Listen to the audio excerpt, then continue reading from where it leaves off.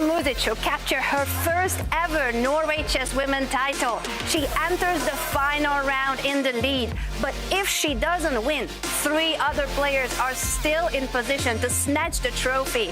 Former tournament leader Humpy Conneru is just behind and faces a must-win clash against the reigning women's world champion Ju Wen-jun. Ju herself can tie for the first place if she takes the full 3 points. And Lei Tingjie, with a victory today, could leap ahead of them all. It's thrilling, and it all comes down to this final round. And the drama doesn't stop there. In Norway Chess, can world number 1 Magnus Carlsen defend his title and claim a historic 7th victory? He is in the lead, and with a classical win, the trophy is his. But if it goes to Armageddon, reigning world champion Gukesh is just half a point behind Magnus and could overtake him with a classical victory and spoil Magnus's party once again. And don't count out world number 2 Hikaru Nakamura and world number 3 Fabiano Caruana, who still have a chance for the top spot. 12 players, 2 fields, 1 final round. Who will emerge victorious? This is the day everything will be decided. Welcome to the final show of Norway Chess 2025.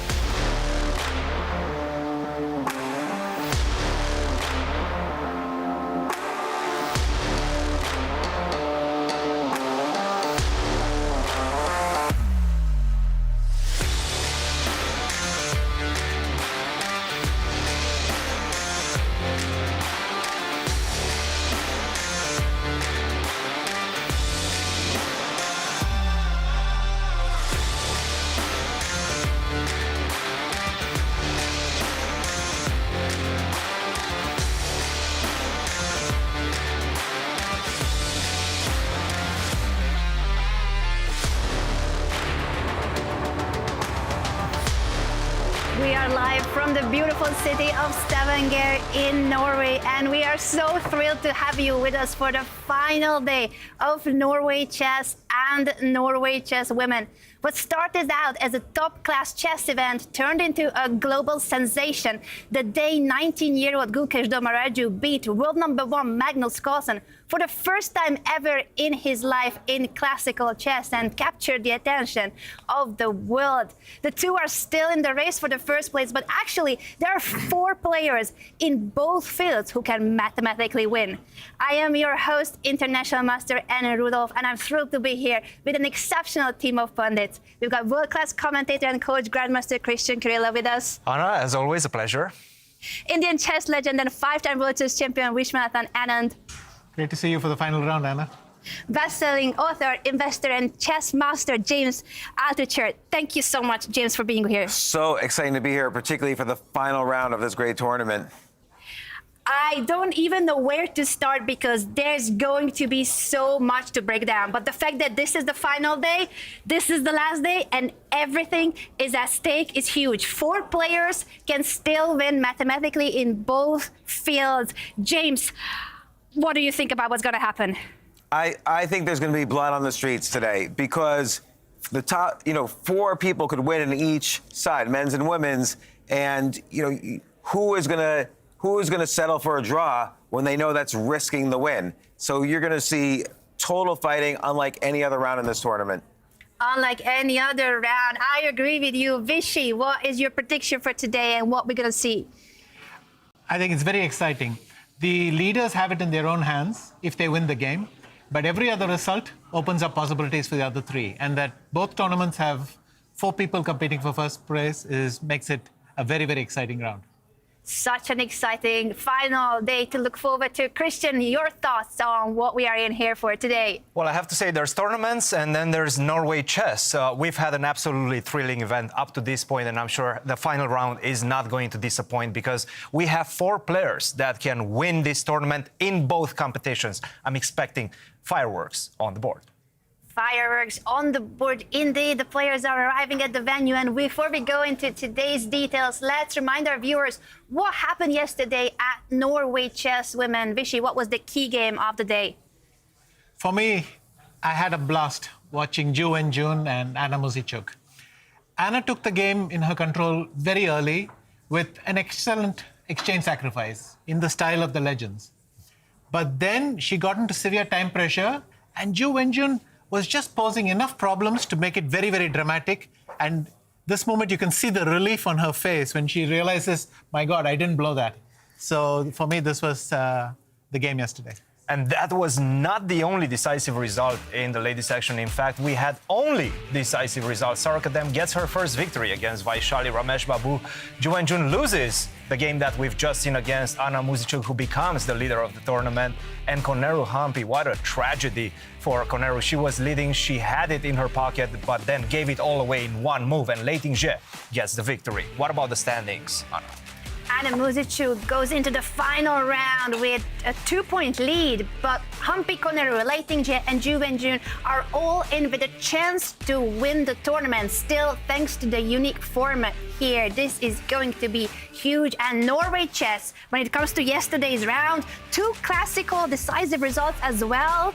Absolutely, always incredible games, but of course the marquee matchup of the day was the big clash between Magnus Carlsen and Fabiano Caruana, and Fabiano got worse out of the opening, but he was hanging on up until this moment when he took that poison pawn on h5, and that allowed those 2 pawns to start marching down the board, and that's exactly what Magnus did. And Magnus simply just does not miss. That's a check right there. He's going to follow that up with a push of the pawns. Fabiano realizes it at this point, and he decides enough is enough. He loses back-to-back games. Magnus wins a crucial game, and he's right now in the lead. And let's take a look at the results of yesterday's round. Hikaru Nakamura defeated Arjun Erigaisi, the madman, in Armageddon, 1.5 to 1 point. Gukesh Maraju and Magnus Carlsen got those very, very important decisive classical victories, 3 points apiece. And how about the standings? That leaves us with Magnus Carlsen, sole leader, but only half a point ahead of Gukesh Maraju. So it really is coming down to this final round, because mathematically, the top 4 players can still clinch the title in both fields. And that is thanks to this very special format here in Stavanger. It's an absolutely trend-setting that I'm sure a lot of tournaments will follow format. Double round-robin tournament, meaning everybody plays everybody with both colors, white and black. The time control is 120 minutes plus 10 seconds bonus, starting from move 41, meaning that you really have to speed things up until you get that bonus. If the game is drawn, then we go straight into an Armageddon. The scoring system is as follows. For a classical victory, you get those important 3 points. No points for a classical loss. Armageddon victory gets you 1.5 points, and an Armageddon loss, 1 point. And what are these players fighting for, Anna? The stakes are so high as 1,690,000 Norwegian crowns in both tournaments. That is Norway Chess and Norway Chess Women. 2 tournaments in the same venue, same format, and exact same prize fund. This is a groundbreaking initiative by Norway Chess to set a new standard in the world of chess and promote gender equality. We do have such a thrilling final round to look forward to. Vishy, when it comes to Norway Chess Women, which one will be our key game of the day? For me, the game between Anna and Vaishali is going to be very interesting, because Anna could clinch the title there. But the other games have participants who will have a chance to join in if Anna stumbles. That is so true, that her fate is in her hands, but it's not easy with the 3-point classical win. We will be so curious to see her strategy going into today's round. And when it comes to this clash, James, I also would love to hear your thoughts on what do you expect from Anna and what approach she will take? Well, I think she has to go for a win, because if she draws and then loses the Armageddon and Hampi wins, then Hampi gets the tournament. And so I think, and Vaishali is such a tactical fighter, and I wonder how it changes the strategy. Maybe you guys would know. How does it change the strategy when you know the other person needs to win and you're out of the running for the tournament? How should Vaishali play?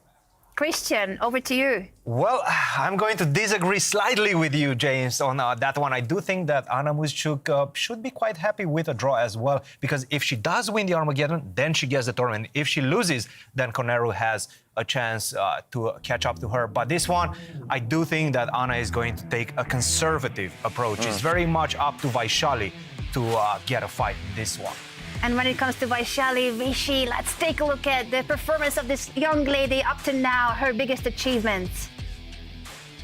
I really like her 2023 Grand Swiss win. It was dramatic. She took a huge lead, won outright. But she's also a double Olympic medalist and the third woman from India to earn the Grandmaster title.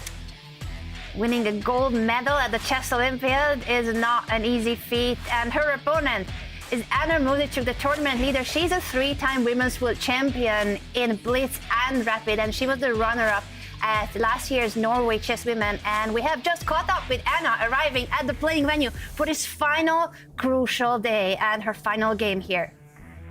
Anna, currently you're leading the tournament. Did you already calculate all kind of scenarios? What do you need to get first, or you just try to focus on the game? Okay, the easiest, if I win the game, yeah, it's like the easiest.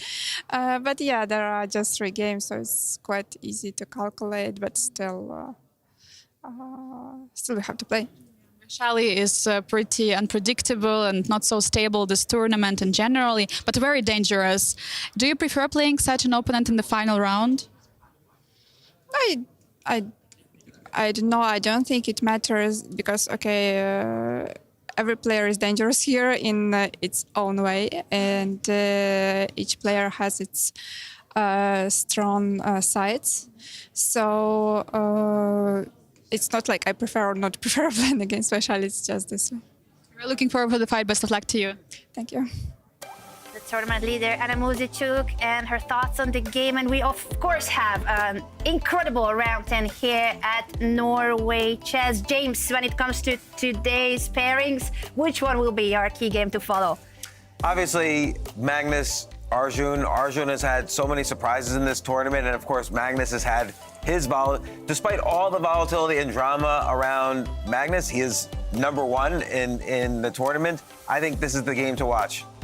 Absolutely, I agree with you, and we do see Arjun arriving at the playing venue. So many fans with boards, books, trying to get pictures as well with the players.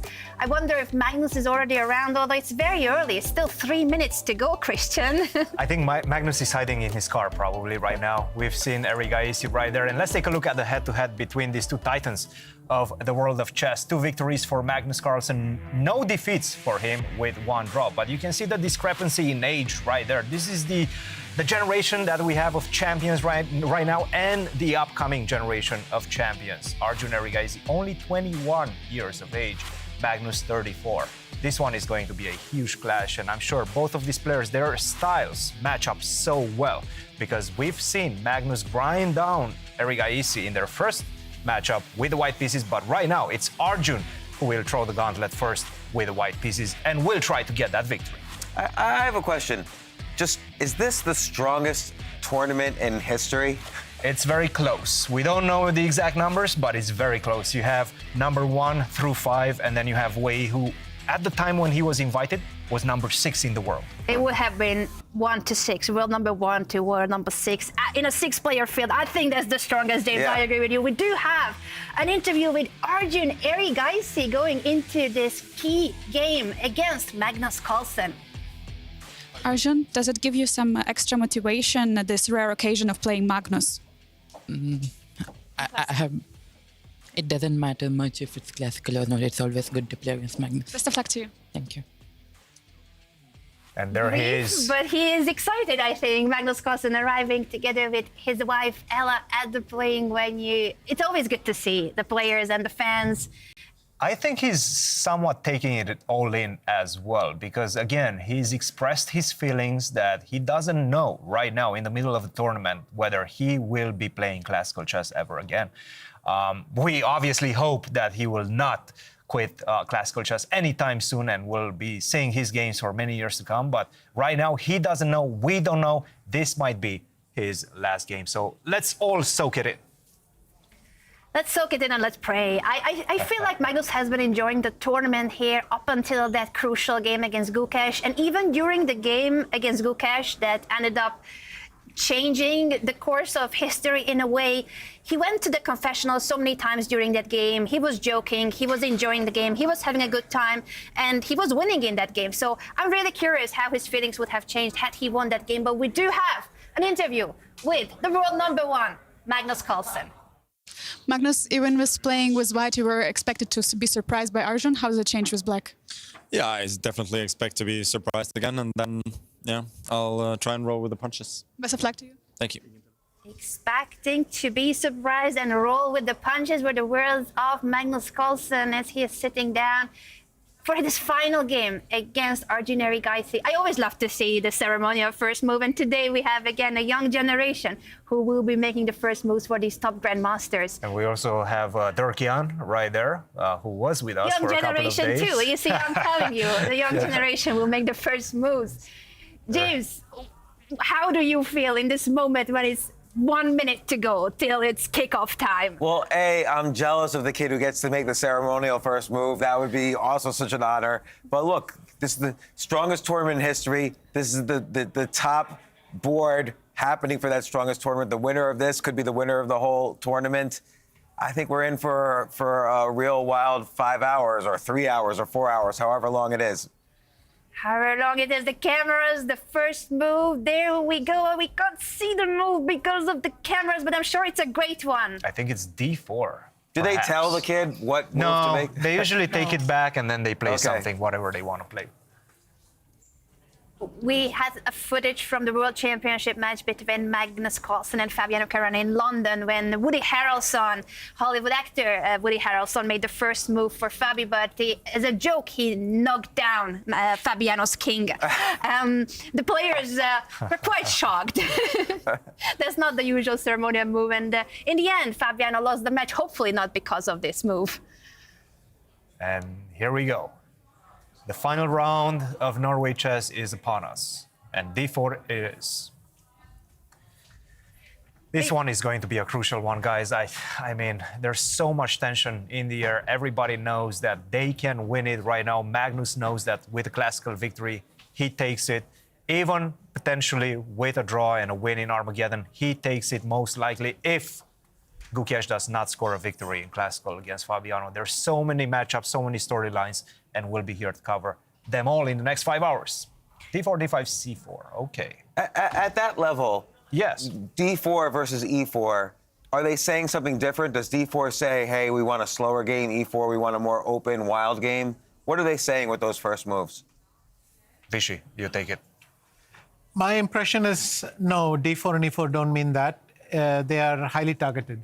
So, for instance, if your opponent plays an opening you look forward to against D4, but one that you dislike against D4, then you'll tend to go for D4. Or if you have noticed something that your opponent does and they're vulnerable in that area, you might switch to that. I think that's the driving factor, simply to optimize your chances. So do you think Arjun is saying maybe he's seen some weakness in D4, D5 from Carlsen, or? Could be, or it could be that Arjun has done some work there recently and he wants to try it out. It's difficult to attach too much significance because nowadays players tend to have broad repertoires. They tend to play 3 or 4 different things against all moves. Whereas before, when people did exactly one thing all the time, then you could say, he's aiming for that. Now it's much harder. I would love to add a few things to this discussion. First of all, where is Magnus Carlsen? It's his turn. He's not sitting at the board. Confession. Has he gone for a Do confession? you think he was already in the confessional? Or did he go to the players' area? There's beverages, snacks that they can grab. This is very early in the game to stand up from the game. It's normal for players to stand up, to walk around, go to the confessional, go to the players' lounge, but it's very early. I wonder what made him leave so soon? What is it that he's doing? And second, of course, the name of this opening, The Queen's Gambit. James, did you watch the series, The Queen's Gambit, Beth Harmon's story? Is it something that that draws your attention to, or are you more of different kinds of shows and films? When I watched The Queen's Gambit Decline, the show, this was in 2020 on Netflix, it inspired me so much that after a 27-year break from tournament chess, I decided to play chess again. And that began this journey where I'm just trying to basically, as an older person now, show that I could be as good as when I was younger, and it started with the Queen's Gambit. No way. No way. I'm a fan of the show as well, and Beth Harmon's story. Well, I thought the show was about you. The funny thing is, that I got some interviews because they kept comparing, a lot of us female players, they kept comparing, they compared me because our hairstyles were similar. So they were like these photo comparisons. Obviously, it was not based on me. It wasn't based on Judith Polgar either, although the closest parallel would be Judith Polgar's career. Bobby Fischer, we think, is the original inspiration behind Beth Harmon's character. But what a show, what a story. Christian, your thoughts on Queen's Gambit and what we have on the board? Oh, Queen's Gambit was amazing. I finally got my fiance at that time to watch it with me, and she loved it. And she was within the chess world for many, many years. She was just getting out of it at that point, but she enjoyed it a lot. And it was one of those, generally, we see a lot of chess movies come out, but not a lot of them are very good. That one was absolutely exceptional. So I had a lot of fun watching it. In terms of what we're seeing right now, in the opening phase, we're seeing a very relaxed Magnus from their body language right now, from him moving around the playing hall. But also he's been looking up, which means he's looking at the other games. And I think this is going to be key for the next few moves. He's trying to hone his strategy based on what the other games are looking like. Again, if he makes a draw and Gukesh with black pieces, let's say, out of the opening, he doesn't seem to be having a lot of chances to win, then he's going to be looking great in this one. He can afford to make a draw. If Gukesh is looking like that's going to be a complex battle where anything can happen, Gukesh could potentially win, then I think this is what he's going to try to achieve as well with black pieces. A complex battle, keep it closed, and maybe get a long game. So this is the dance that we're seeing right now between the players and the contenders for the championship. Should we take a look at the bird's eye view and see what Magnus Carlsen sees, in case there's any information that he already has captured from the other boards? This is a beautiful view, the colorful boards, all 6 games underway, the very first moment of the final round here at Norway Chess. And the other games that he's looking at, of course, is between Caruana and Gukesh, and Wei Nakamura to some extent, but mostly Gukesh is his main rival for the first place. And it is a very intriguing game that is, we see somewhat of a gioco piano. I'm not 100% sure how they got to that particular position, but we see a gioco piano with G6 and H6. I'm a bit surprised about this, Vichy. I was also trying to, if it came from Italian, you go bishop c4, knight f6, d3. Yes. But then what did black play? H6 probably. H6 or D6, yeah. Well, if d6, knight g5. Yeah. At least you have to think about it. Right. So h6. Right. Yes. And then they've made all the usual suspect moves. But this is going to be fun. Now, white can go queen d2 and g4. And I don't think black is going to castle queenside. So it's potentially looking to me like opposite side castling. Gentlemen, I'm sorry to interrupt, but what I see on Anand Muzychuk's board could be a potential draw or heading toward the draw. I want to see. I want to see if is this going to be an early draw, or are we going to see a fight, Christian? Well, let's in fact take a look at that one. Yeah, it's looking like this one is probably going to end quite quickly. Vichy, We are going to see an Armageddon fight. Yes, An Armageddon fight. yes. And we are all in for that. But that will answer some of our questions, whether Anna wants to risk it or go for it in the classical game, or will she secure the draw with the white pieces in classical chess and want to win in Armageddon? Classical chess, I think there's no doubt about it. The way this game is going is most likely going to be over anytime soon, unless Vaishali really tries for something out of the ordinary, which I don't think should be the case. Queen takes e2, we're seeing this dance between the queens on the e-file and the potential exchange of the queens on the e-file. It hasn't happened yet. She played castle. Now, if you are Anna and you've expressed more or less your idea of just exchange the queens, making a draw, I think she's going to take on e6. If she doesn't, then we could be getting a fight. But if she does take on e6, obviously that's just simply going to be a somewhat equal position. Nevertheless, take on e6, maybe take with the f-pawn for black, and who knows? Perhaps you're slightly worse. Yes, exactly. Also the d-pawn, because then I would have a pawn majority and you would have a double thing, double pawn on the queen side. And by majority, we mean 4 pawns Versus on 3. this side versus 3 on this side. And your majority is not very good on the other side. Correct. Yes. I think with this material, it's okay for white. That extra pawn on the king side is going to be hard to push all the way and so on. But it's an imbalance. And Vaishali has two options. So I think queen e6 might not be the move I would want to play. I might want to play queen f3, bring the bishop back to d3, and just develop my pieces. I don't need more symmetry than this to make a draw, so why should I bother? Absolutely. Queen to f3, shy away from that queen trade, get the bishop back to start looking towards the king side, get the other bishop out, make the connection between the rooks, and it does seem like it's a very symmetrical position at this point. Don't take on e6. That's going to create the imbalances. It's an intriguing one, but definitely it does seem like Vaishali wants to keep the game going. That's good news for us. And in terms of Anna's strategy, I think we need to discuss why a draw suits her.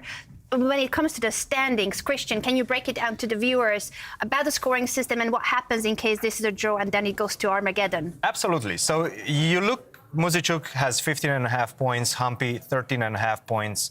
With a draw in Classical, they go to Armageddon, where Muzychuk, if she loses, she's going to get 1 point. If she wins, she's going to get 1.5 points. So if she wins the Armageddon, that's it. She clinches this tournament. If she loses the Armageddon, the only thing that can happen is Humpy to win against the world champion, against Ju Wenjun. And if she wins that, that's going to force an Armageddon or a tie breaks between the two, between Humpy and Muzychuk. So she secures at least a tie for first place, at least a tie for first place, which is a very good outcome. So Christian, you were right in your prediction that this is probably the highest, maybe she thought in advance, this is the highest probability chance to get that win of the whole tournament. Yeah, no, absolutely. And again, Humpy winning against the world champion, against Ju Wenjun, that's not a guarantee. That's an extremely difficult result for Humpy. She's going to try, because I don't think she believes she has other options right now. I don't think she's fighting for second place. She doesn't want to solidify her second place. I think she wants to get the victory as well in the tournament, Humpy that is. So she's definitely going to push against Ju Wenjun. But Ju Wenjun is such a powerful opponent. So I think that's the math that Anna did at home. Vishy, what do you think of her strategy? And do you think it's what also you would have done in her position? I have done it on some occasions when I only needed a draw in the last round. I played something very solid and tried to curse it. And in this case, I think it's very reasonable. Making a draw automatically puts her beyond everyone's reach except Humpy. And why should she take much more of a risk? And she could still clinch it in the Armageddon. So she's giving herself very decent odds. Whereas if she played a full game, that's much harder. So I think she's entitled to do this. That's true. Let's take a look at the other game that matters for the first place in case it will be a draw in the game of Anna against Vaishali. Humpy Conor with the white pieces against the reigning women's world champion Ju Wenjun. And what we are seeing is Humpy trying. Humpy wants to try to win, because if she wins, she still has a chance to win the tournament, even if Anna draws her game. Let's catch up with the current position, Christian, and explain what happened. Yeah, so we've entered an endgame very swiftly, very early on, and it does seem like both of the players know exactly what's happening. Perhaps they've analyzed this at home. It seems to be still within theoretical knowledge. We have this endgame. There's one differentiator, which gives white a slight advantage, and that is black already played this move, king to d8, king takes to d8, which means that she lost the right to castle. She is not allowed to castle anymore once you move the king. The king on e1 for white has the right to castle, either short side on the right side of the board, or maybe even potentially on the other side of the board. If you do castle long, then you bring the rook in one go, in one move on the d file, on the nice central file. So that is why white has a slight advantage in the position. Generally, this is not considered to be much. This is not considered to be one of those big attempts towards advantage for white. What's your take on this? I want to hear your expert opinion, Vishy, because I'm sure you've seen this position before. Yes. Actually, I'm sorry for the interruption, but Hikaru does want to interrupt the show with the confession. Okay. Figured I would come in a little bit earlier today because all the games have reached interesting moments so far, and my opponent is thinking. First things first, I'll talk about the other games, and I'll get to mine. Gukesh, again, showing youth, he is going all in against Fabiano. Normally, these H6, G6 setups, if you look at them with the computers in this Italian opening, that's considered a little bit dubious, but this is definitely an all-in attempt to try and win the game. So Gukesh is going for it. He's not hoping to make a draw, maybe win an Armageddon, something like that. He just wants to try and win outright here in the classical game. So I expect big fireworks between Fabiano and Gukesh. Magnus looks like he's doing the exact opposite approach with the black piece. He's trying to just be a rock solid. They're playing this typical Carlsbad structure in the Queen's Gambit decline. So Magnus is going to try to be very solid, probably hope that Arjun goes insane at some point and just like over pushes or tries to create some kind of attack. But that looks like it's much more on the positional side. And then we get to my game, and in a way, I'm kind of happy that I got this position today against Wei Yi, because I expected him to simply make a draw. Because he's having such a bad tournament. But the reason I'm happy I got this position is before the tournament, I had prepared this exact line, and then I played Gukesh in round 3, and I decided to play one of the other lines that I had looked at as well. This is the knight a5 c5. Of course, it didn't work out very well for me, so I'm kind of happy that I get to at least go back to something I'm familiar with and kind of atone for making that very poor choice earlier in the tournament. So my game's probably pretty boring, but should be interesting. But I think that the game to watch is definitely Fabiano and Gukesh. That is a game where I expect big fireworks. So that's not going to lead to anything simplified anytime soon. So for the fans out there, that's the game to keep an eye on more than anything else right now. All right, see you guys.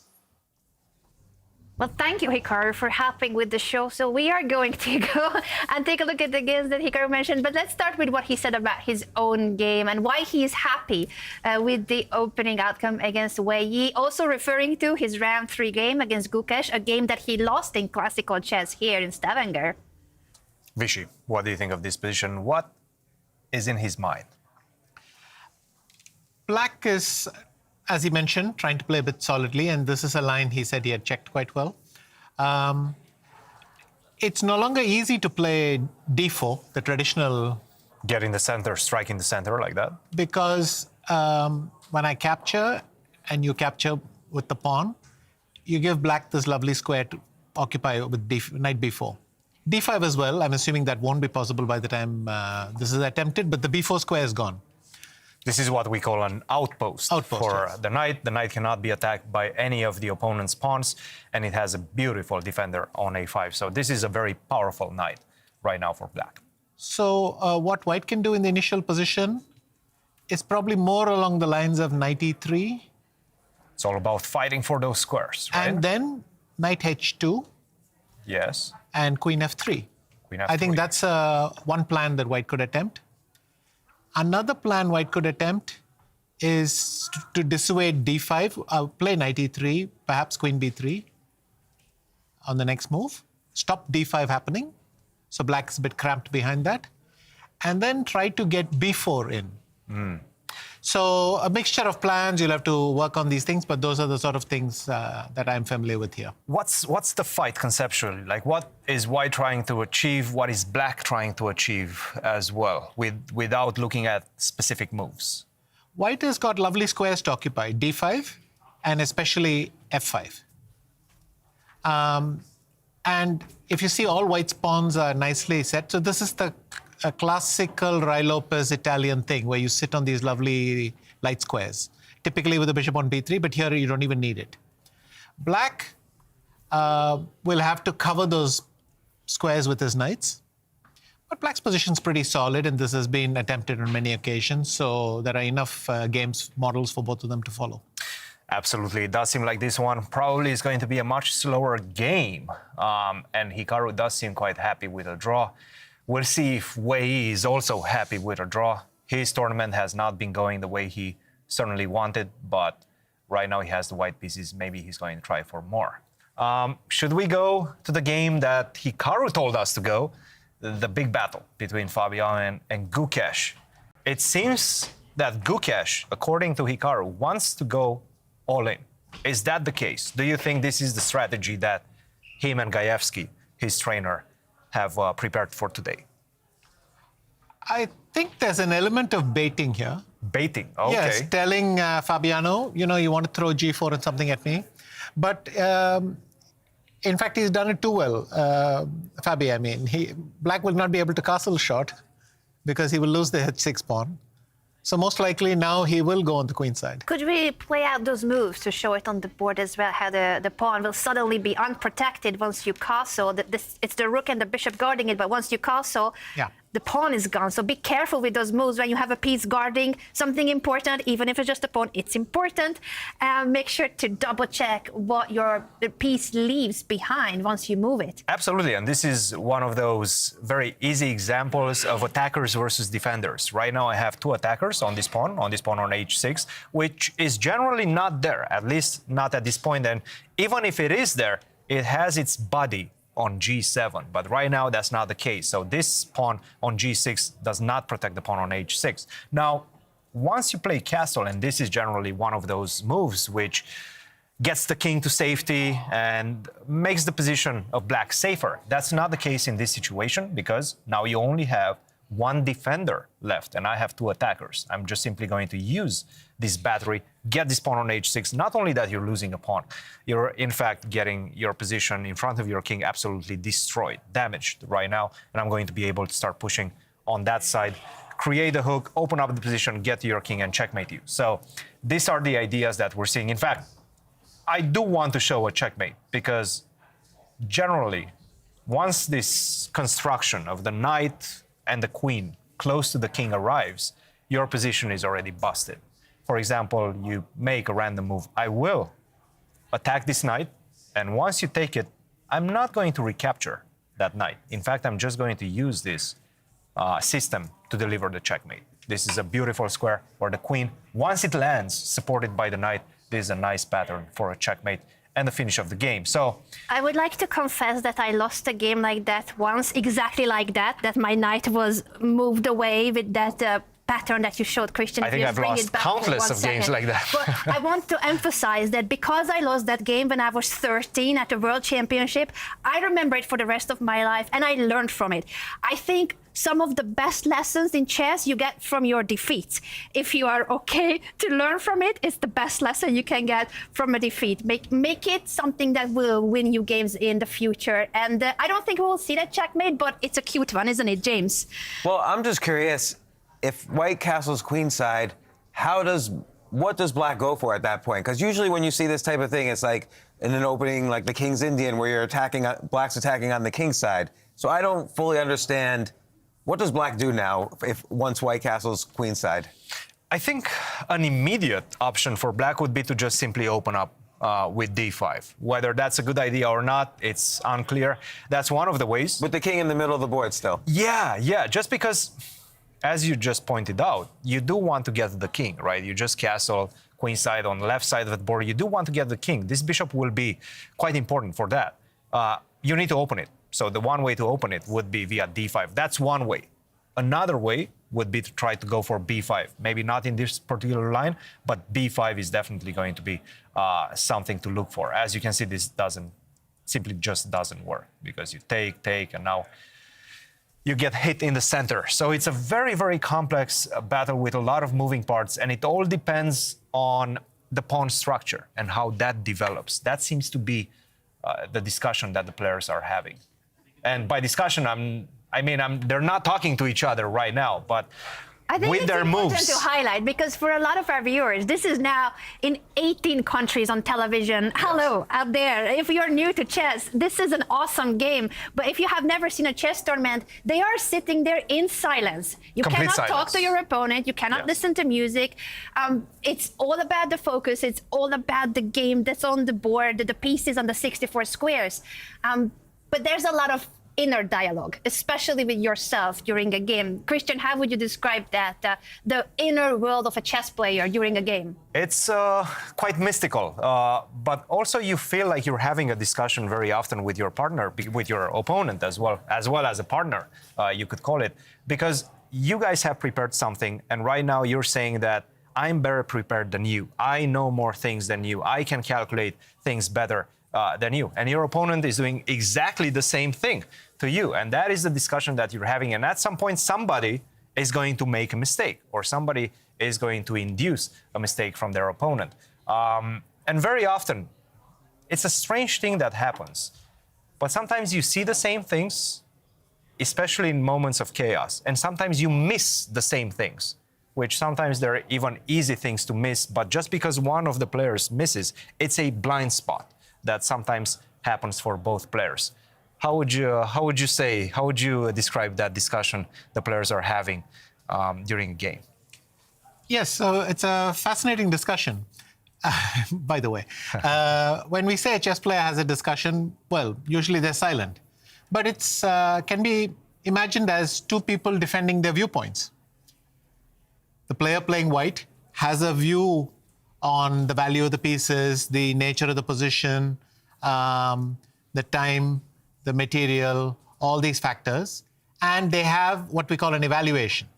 So quite often people disagree. One side believes in one position, whereas the other side believes in the other. On top of that, in many cases, it's allowed, you can have two viewpoints because the position might still be equal and it depends on which one you like to play. So we could say it's similar to two lawyers. But the other nice thing here is that it's a very common phenomenon in chess that the players influence each other. If I look confident, quite often my opponent doubts themselves, and vice versa. That's why it's important to sit there, look confident, be well prepared so you're genuinely confident, and appear like you look forward to the game, appear like you're willing to take risks. All these things affect your opponent as well. So they can influence each other to the extent of the blind spot that you mentioned. That's the thing where both people have the same hallucination. Why would they both have it? Because each one is thinking, the other one has looked at the same position as willingly entered, so there can't be that something obvious there. They couldn't have made a mistake. So a lot of psychology goes into these things.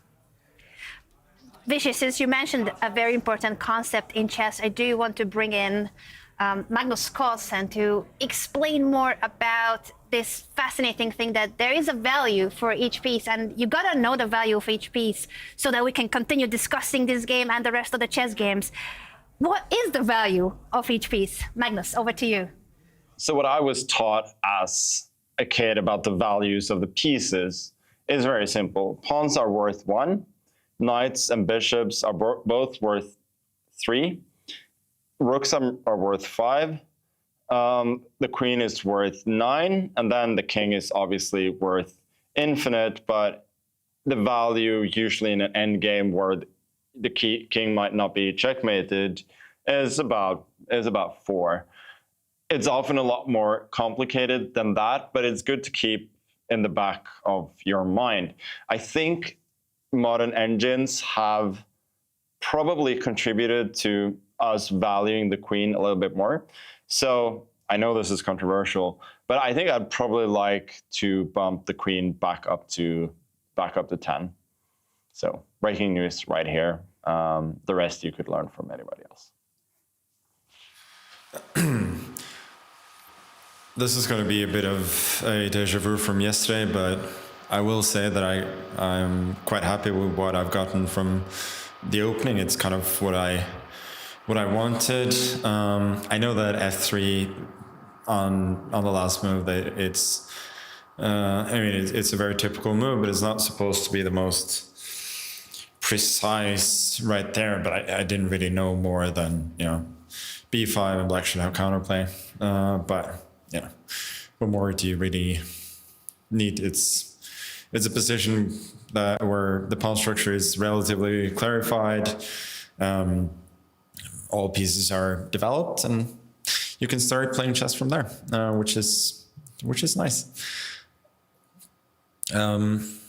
I am not super thrilled with what Fabi has done in the opening. I think Gukesh has made a very clever choice. Also, his last waiting move, a6, provoking queen d2. Now, probably both. Maybe not knight takes e4, but at least d5 is a positional threat, and usually you want to meet this with bishop takes e6,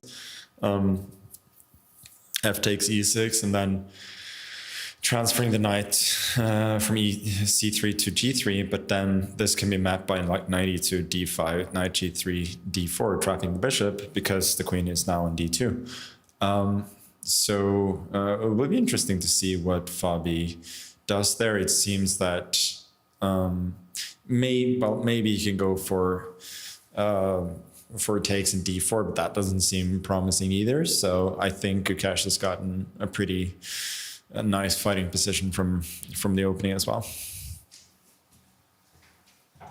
And I just realized what Fabio's idea was. He played knight e2, and now the idea is after d5, then he will go c3.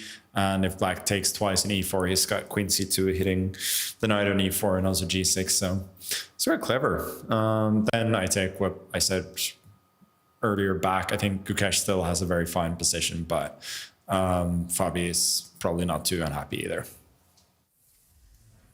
Well, thanks so much to Magnus Carlsen for helping us understand the value of the pieces, and also for the double confession. So much to dive into. Let's start with his game, Christian, and what he said about the opening and how he was describing this f3 move, and that he knows that b5 he has counterplay here.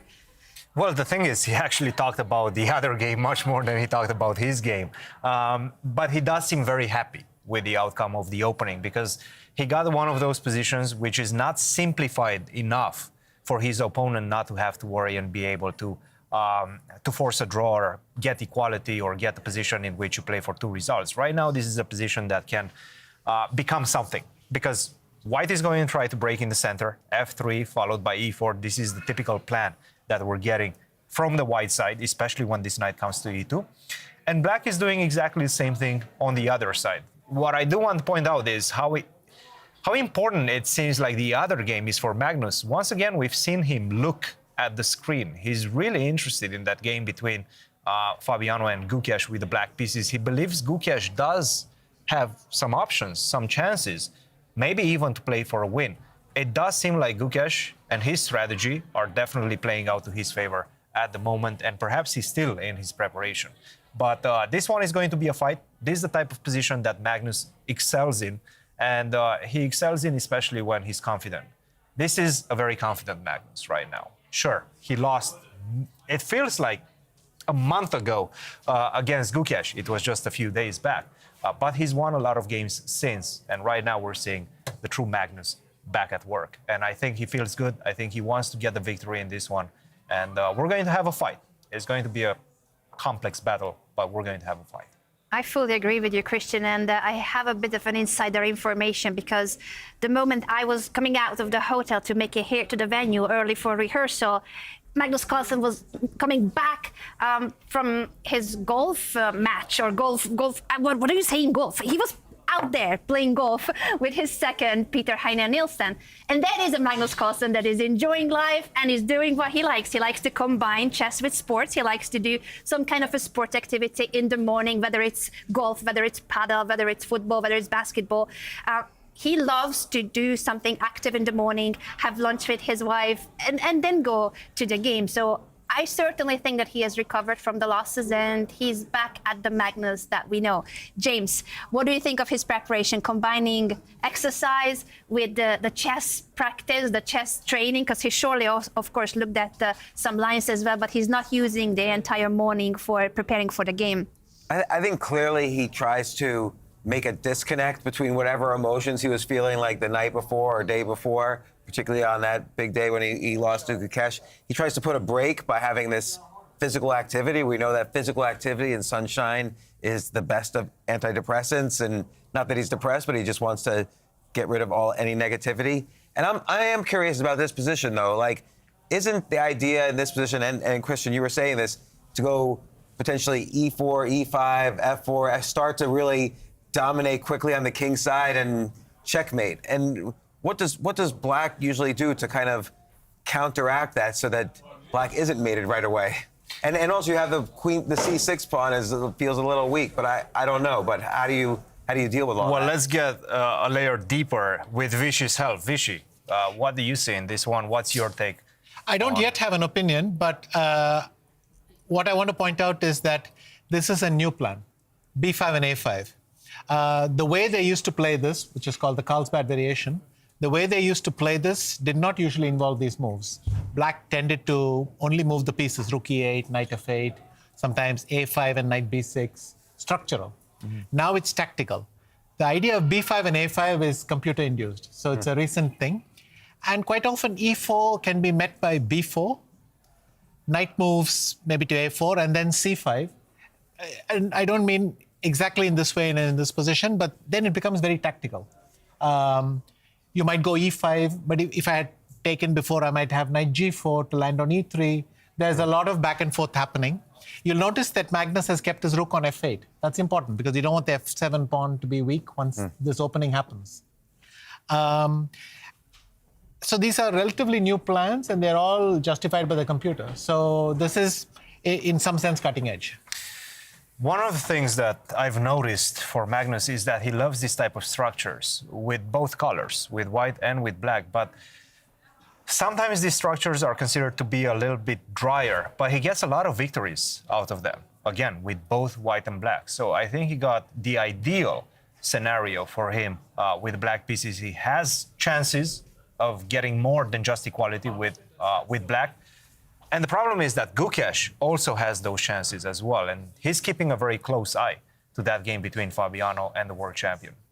Should we bring up the bird's eye view and take a look at the other games parallelly, since this is the final crucial day? 4 players can still win in both fields mathematically. And when it comes to the game that both Magnus and Hikaru talked about in the confessional, that is Caruana Gukesh. They're like, this is going to be fireworks, praising Gukesh's preparation as well. Magnus Carlsen was highlighting how this is very smart. I think it clearly shows that this is a very tense round. Everything is on the line, and there are so many games to look at the same time, and very ambitious players. We love to see the fighting spirit.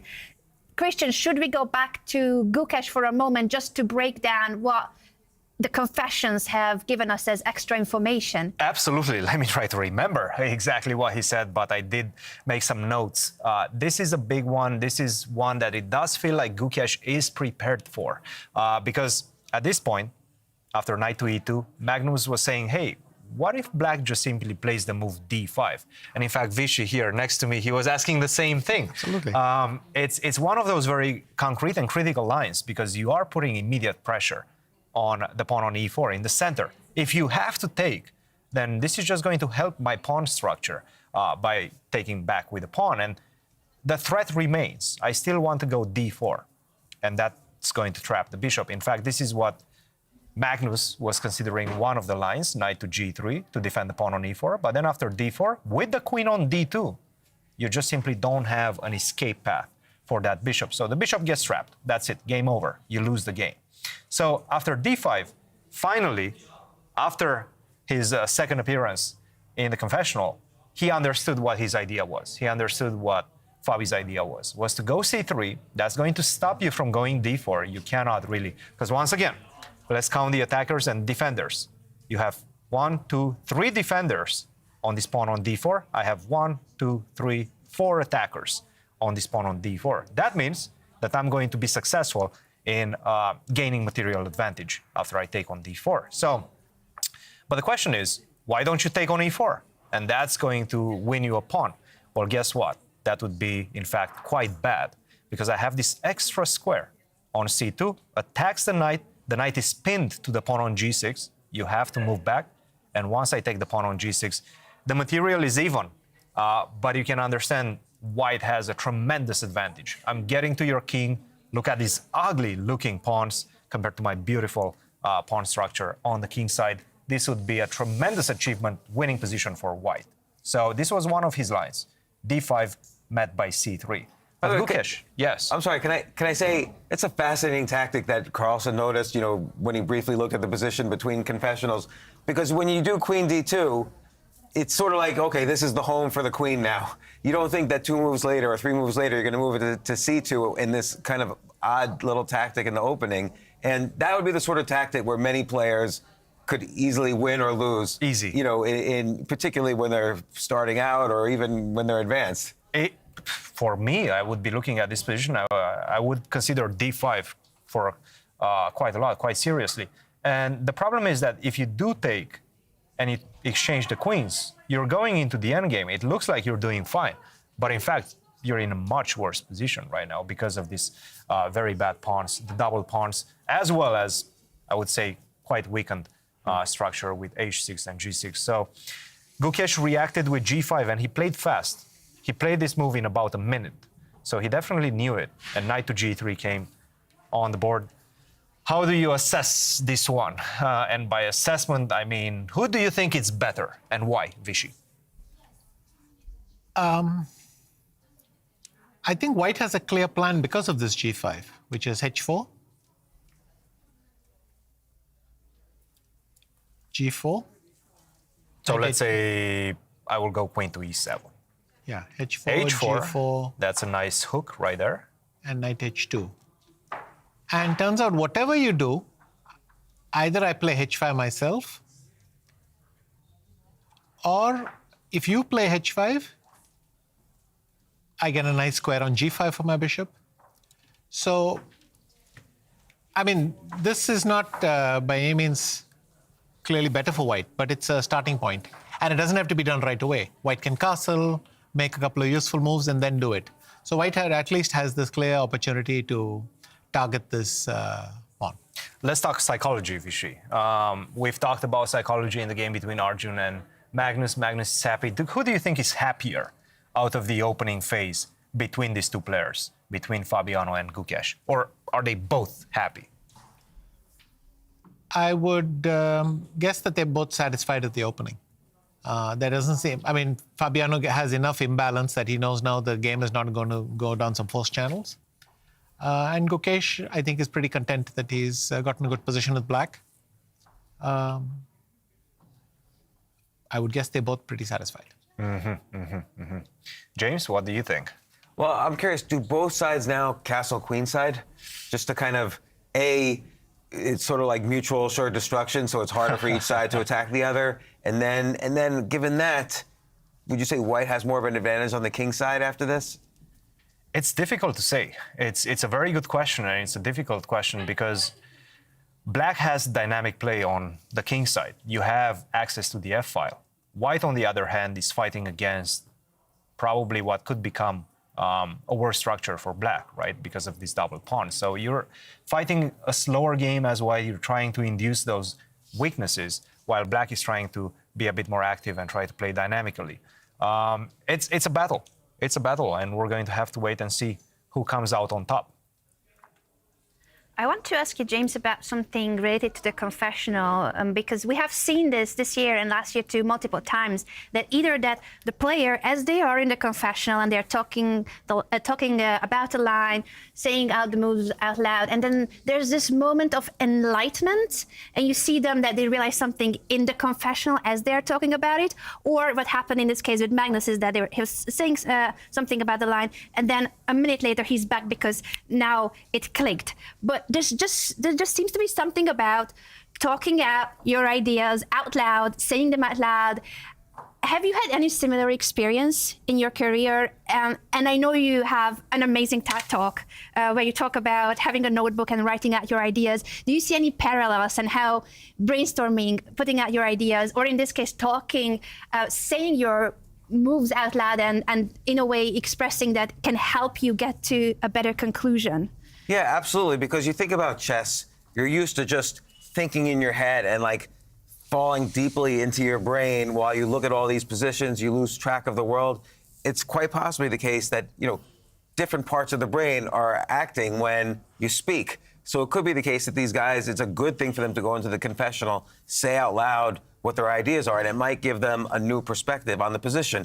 Just like often they recommend, you have an idea, maybe one last thing before you do your move is stand up, look around and then look back at the board, or stand behind your opponent and look at the board, and it gives you a different way of looking at things. So I don't know if that is better or worse, but it seems like having as many perspectives as possible does help these players.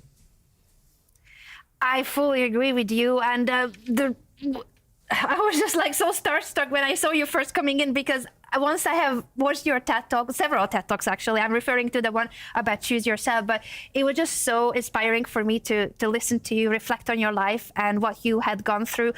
Could you sum it up to the viewers? I know they should pick up one of your 20 books in order to read the full story, but if you were to sum it up to the viewers, what you have learned in your life or some of the life lessons that you have learned throughout your career, what would you say to the viewers? Well, and I would say, and this could apply to chess or it could apply to anything, but in general, often in life, you're waiting for other people to decide your future. It's like when you apply for a job, you're waiting for the potential boss to say, yes, we bless this person with a job, or no, he's banished from our world.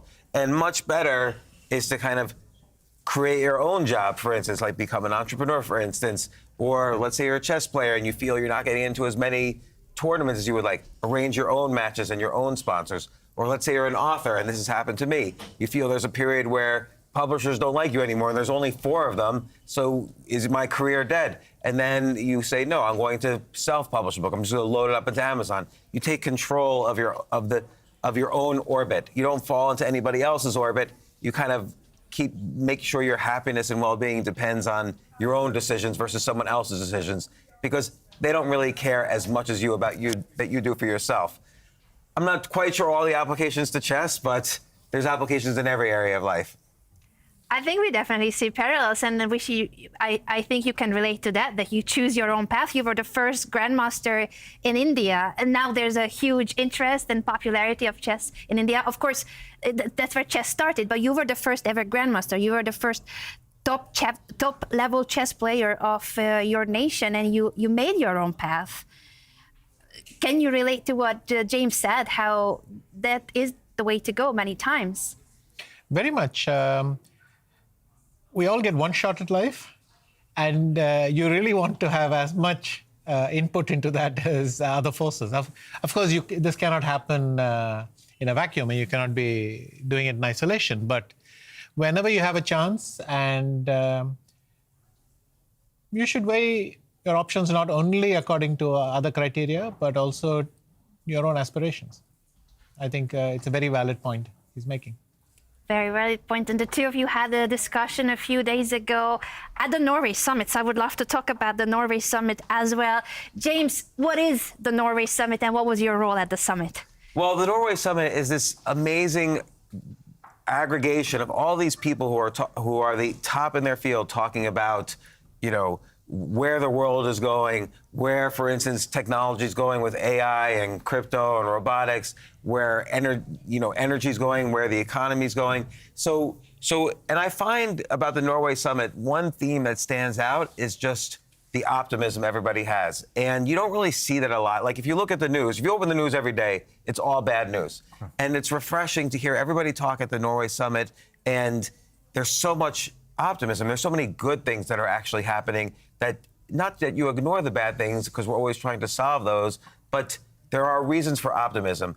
And honestly, there's no upside to being pessimistic about life, but there's a lot of upside to being optimistic, because it shows you opportunities. It helps you make decisions from a point of courage as opposed to a point of fear. And I think it's very valuable. And then talking to someone like Vishy, of course, someone who's remained in the top 20 in chess for 30 years, maybe longer than any other player in history. I don't know. I know you guys were talking about who is the greatest of all time, but what other player in history has remained in the top 10 or top 15 players for 30 years? Is there any other player in history? Vishy's longevity is quite historical, of course. And learning... And he still is. He's still playing his Bundesliga games as Hikaru painted up. And look, trying to get insight into how that's happened. We're talking about Vishy while he's sitting right here, but trying to get insight into how that happened so that other people could benefit. It was quite insightful for me.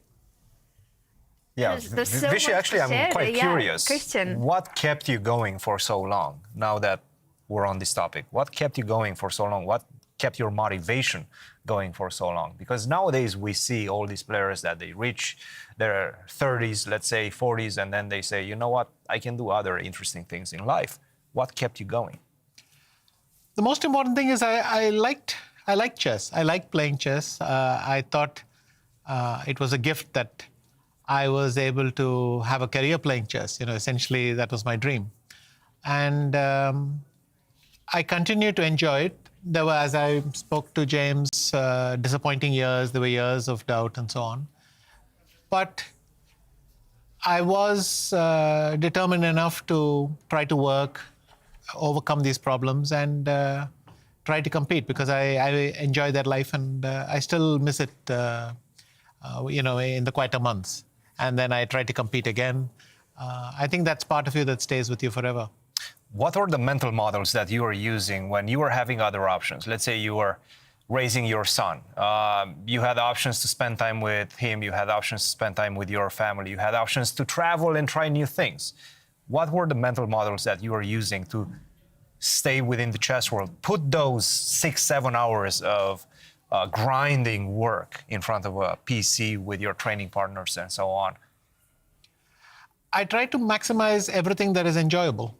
So I always try to find time to spend with my son because that's a gift. That stage of life is a gift. And I could not imagine neglecting that.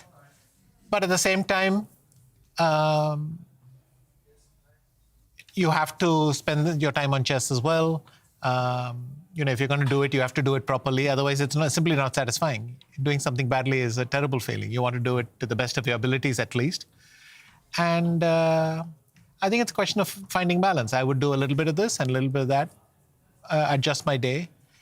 And quite often, the two things reinforced each other. A lot of the moments when I was, let's say, tired of chess over the last 10 years, I have had the pleasure of my family's company. And that counts for a lot of emotional recovery. I think that's a great way to put it. I feel we're having this discussion and we're building up these models and we're understanding a lot of the things that matter, not only in chess, but in life in general. I feel people should be paying us some money for this, right? For the life advice. Especially Vishy, especially James, who are giving us incredible insights into the way they've lived great lives. So. When it comes to what we see on the board, I would love to continue for hours or days over these topics because I find it fascinating and so inspiring. But I don't know if the position is inspiring is the only thing. This is the key game at Norway Chess Women.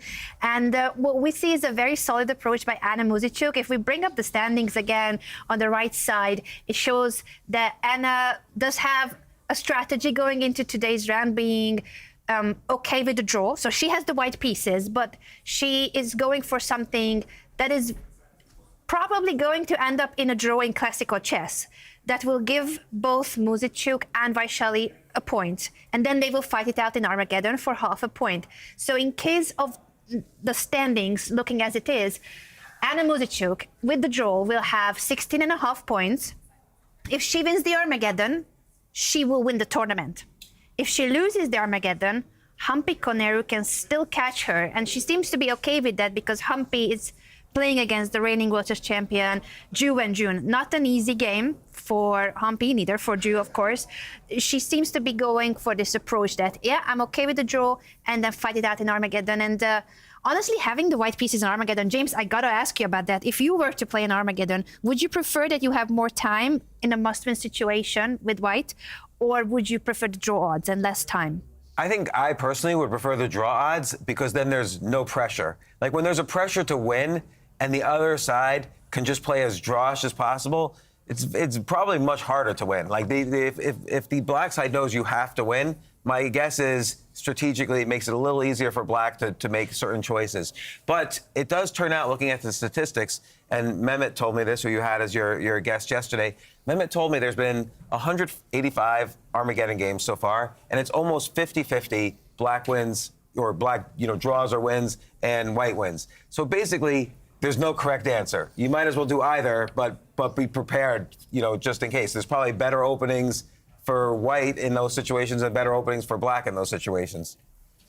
That's a very good point that you brought up, that it's been about 50-50. And Sometimes it feels like a bit of a coin flip as well. Which side would the players prefer? It used to be the case, by the way, here at Norway Chess, that the players could choose which color to play with. But since it's a double round robin and they need to fight it out with both white and black pieces, it makes sense that it's the same color that they have in the classical game. Vaishi, what do you think will be, if it comes down to Armageddon, how do you see the chances of Anna getting the title with an Armageddon win? It's still the same opponent. Probably will be the same opening because it seems to be a solid opening that Vaishali was Will she go for the same opening if it's the Who Armageddon? knows? We'll have to see. Because, again, psychology comes into it. Just because you need a draw doesn't mean you should play for a draw. There are contrarian approaches. You may want to do the opposite. Sometimes not all ways to reach the goal are straight. So in a lot of the choices, but white may switch from e4 to some other line. A good deal will be what they prepared in advance this morning. They might have thought about the scenario and planned a little something for it. Or they may just have to take it from there at the board.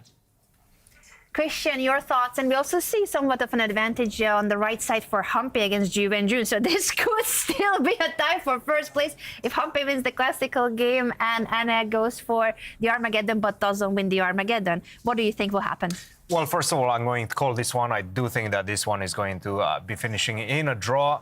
Unless Vaishali tries too hard to imbalance this position, and then she could get herself in trouble. I really don't see how white can get herself in trouble, how Anna can potentially lose this one, because I see an easy plan. You're going to put this pawn on b3. If you give me one more move, maybe I'll even put this pawn on c4. That's going to stop you from going b5. I don't even know if you want to go b5, but I see these two bishops, especially the bishop on f3, putting a lot of pressure on b7. If you do try to cap that pressure with a move c6 followed by d5, first of all, d5 is no longer possible. Now with the rook on b8, you see this pin that's looming large on that diagonal. But also after b3, c4, there's never going to be an opportunity for you to go d5. So I'm seeing this pawn structure as a pawn structure, despite the fact that we're having the double pawns for white, I see it as favorable for white. So I do think that right now she has a slight advantage. And again, if she makes a draw, then we're going to see, by the way, something completely different in Armageddon. We're not going to see the same opening. Maybe from the black side, but I'm sure Anna has some other ideas in mind because she needs to go for a victory in Armageddon. With that being said, again, I'm looking at the balanced bars right there, and I see Conero with a little bit of an advantage, of an edge in that one. Perhaps we can go and move away from this one. I don't think this one is going to be super tough, super difficult. Christian, can I ask you, why would Vaishali want a draw here? Is it she wants to still maybe come in second to last or third to last? What is she aiming for? Because it seems like here she's just trying for b6, bishop b7, trade bishops and settle down. Yeah, and that's the thing. I'm not sure she wants a draw. I think she's trying to somehow find a way to keep the game going, but I don't see it. I really don't see it. Again, for Vaishali, she's playing with the black pieces. How bad can it be to make a draw against a world champion, against a player that's leading the tournament, and she's shown great results so far. So I think Vaishali doesn't have any incentives to not want to draw in this position.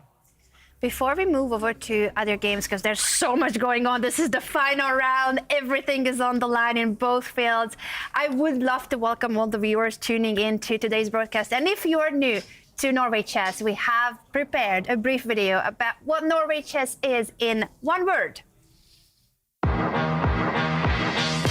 Let's ask people how they would describe Norway Chess in only one word. How would you describe Norway Chess in one word? Suspense. Innovative. Exciting. Expect the unexpected. Norwegian. Fair play. Beautiful. Amazing. Fantastic. Incredible. Excitement. Dramatic. Renovational. Exhilarating. Prestige. Fun. In one word, how would you describe Norway Chess? One big family. I think family is the word. Now, was that one word? Family. Raining. Amazing. Awesome. Special. Nail biting. Ooh, unpredictable. Interesting. Fantastic, excellent. Too many one words for them. Crazy. And what a tournament this has been, Norway Chess and Norway Chess Women. James, what is your one word for Norway Chess? Well, this is my third year here, and I have to say it's very much a reunion because I see familiar faces. I've made friends here. I see them here every year now, and it's such a pleasure to come here. I really look forward to coming here all year, every year. As soon as this tournament ends, I'll be looking forward to next year coming back here. So reunion has been the word for me. I think that's a great choice. I'm already sad about the fact that this is the last day. We have been here for 2 weeks for this event, and I will be also looking forward to next year already. You're gonna mark it on your calendar because Norway Chess every year is just the most exciting classical chess event on the calendar. Reunion, seeing familiar faces. There's also an open tournament for anyone who wants to participate. You can play in a Norway Chess Open, and there's a children's tournament as well as the conference, of course. Christian, what we see in this game now that we are bringing back the board, and of course the tournament leader in Norway Chess is called Magnus Carlsen. He's half a point ahead of the reigning world champion Gukesh. How is it looking, the current position against Erigaisi? Well, we actually brought this game in at the right moment because he just played this move e4. This is a big decision. He did not have to do this. He did not have to strike immediately in the center. What he could have done was get that ready with rook a to d1, get these rooks, maybe not this one on f1 because this one could potentially open up and eye the pawn on f7. That's in the cards as well. But he decided, you know what, I don't have any time to waste. I'm going to strike in the center with a move e4, and this is a big decision, very committal decision at the same time, and black has a couple of options. That's why we're seeing Magnus right now realizing the fact that this is very concrete. He has to make a big decision. Does he take on e4 first? Or, as Vichy many minutes ago has painted a nice picture, you know what, maybe he should strike on the other side, on the left side, with a move b4. Not only that you're attacking the knight, you're forcing it to relocate, but you're also softening up this square e4, the pawn on e4. Vichy, what's happening in this one? This one is exploding. This move e4, what's the impact in the position and who does it favor? In the positions with the pawn on b7, e4 is very stable. But here, that's the extra option. But in the meantime, I realized that black doesn't need to do this right away either. He can take on e4. Yes. White would take with the pawn. Let's say I take with the pawn. And then I can play knight b6. Knight to b6, okay. So now I'm taking control of the a4 square. So that when I play b4, you don't have knight a4 easily. Yes. And I was thinking along the lines of e5, knight g4. These are big calculations right now. We've seen this knight land on g4 quite a few times with the idea to go bishop g3. takes e7. And I was trying to make it work because there's a good danger of my knight getting trapped. But I was trying queen takes e7, queen d2 to cover the e3 square. But then rook d8 started to bother me a little bit. But I suspect that both sides can improve. So I've just been plotting out some other ideas for black. But I'm curious which line Magnus will choose. Maybe he will just play capture twice and go knight g4. What's the alternative? So we've seen take and then knight to b6 with the idea of b4. What is the alternative? Well, let's try take, b4, and c5. I don't know how that works. I mean, always the problem is f7 here, because Magnus finally did play rook e8. So something might happen on that very soft square. We see ideas of bishop to c4, enhance the pressure on that square f7, and then e5. This is the key move in the position. At some point, I will want to displace this knight from f6 by force. So one common theme is instead of c5, yes, bishop a6. This is a reasonable move. Can you take maybe queen to c4? Do we get that double attack? Yes. Ooh. Oh, looking at the rook and the pawn. Still, e5 is met by knight d5. So I don't know if queen a8 or queen c8. I don't know, one of the two. That is the problem. You're putting the plug on d5 like this. So it's a complicated perhaps position. black plays bishop a6 without b4, so that. But then e5 is an issue. If I go bishop a6 without b4, then e5 is unpleasant. Yes. So It's so interesting. We've seen, first of all, we have the freedom to actually make all of these That's moves true. without a lot of consequences. But you see how complex this position is, how many options both of the sides have. And that's due in large part because of this volatile pawn structure in the center that we're seeing right now, which Arjun just blew up with his last move, e4. This is a big moment. I have a question, and this might be a completely naive question, and all you guys will see my mistake instantly. But is there a tactic here with b4, knight a4, pawn takes, and then knight takes pawn? Oh, that's a very good question. That's a very valid That is a very idea. good question, yes.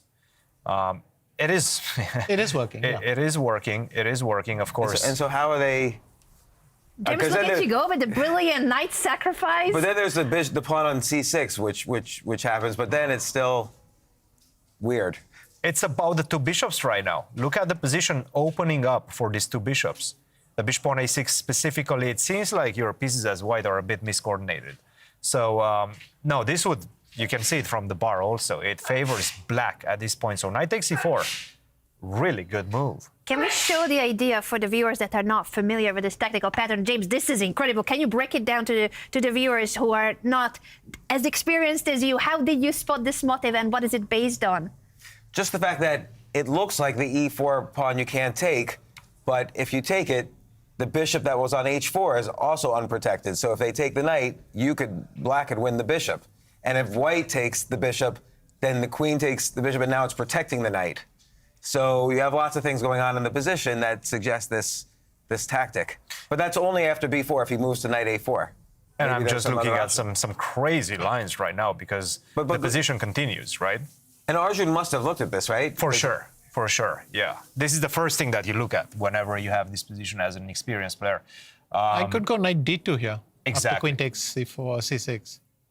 The position Just continues. to come in, yeah. And the idea Maybe. being that we give a check. You move on h1 Rook or f2, I maybe rook thought. to f2. Queen takes Queen takes d3.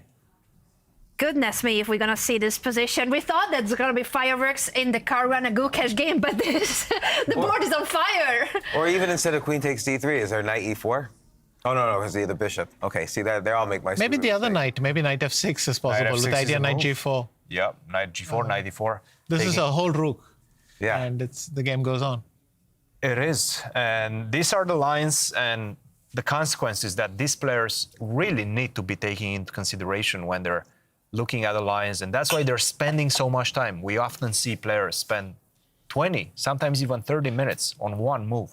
That's because everything is so complicated, and all of these lines bring about a lot of nuance and a lot of consequences. So this is the position. b4 is an option, kick the knight away. Taking on e4 twice is an option as well, capturing that pawn, but that opens up the possibility for a lot of craziness. And you saw Magnus Anything Carlsen, else? we saw him raising his eyebrows for a second there, so he's certainly calculating these lines, and it's just so hard to assess it without the computer and without the ability to take your move back, of course. He's deep in thought right now. He is deep in thought right now. I mean, if b4 is there e5? Certainly an option, yes. Certainly an option. Probably not what white will do, but it's a move, yes. It is a move, and we're getting this type of position. This seems to be one and a sort of exchange of pawn structure that favors black. But So what are big the moment. candidate moves here for Magnus? What are the main moves he's considering? 1, 2, and I'm not sure if there's a third one, because e5 is coming. Like, you don't do anything, e5 is coming. Vishu, do you think there is a third one? No, but knight takes e4 seems to work very well. After taking twice. Correct. Yes, yes. So take on e4 first, knight takes e4, that's a big moment. Sorry, with the inclusion of b4. b4 first. Yeah. By the way, maybe I can, since you've been showing me these ideas with queen to e3, maybe I can play the move knight to d1. But here I will take on e4. You take, I take, you have to take with the queen once again to defend this knight on e4, and then I continue with this queen takes e6. And perhaps rook b8. Are you ready for it, Vishy? Goodness me, what's going on? Are you ready for it? What's happening, Christian? I'm having fun. I'm having fun, and that's because I see the engine. So,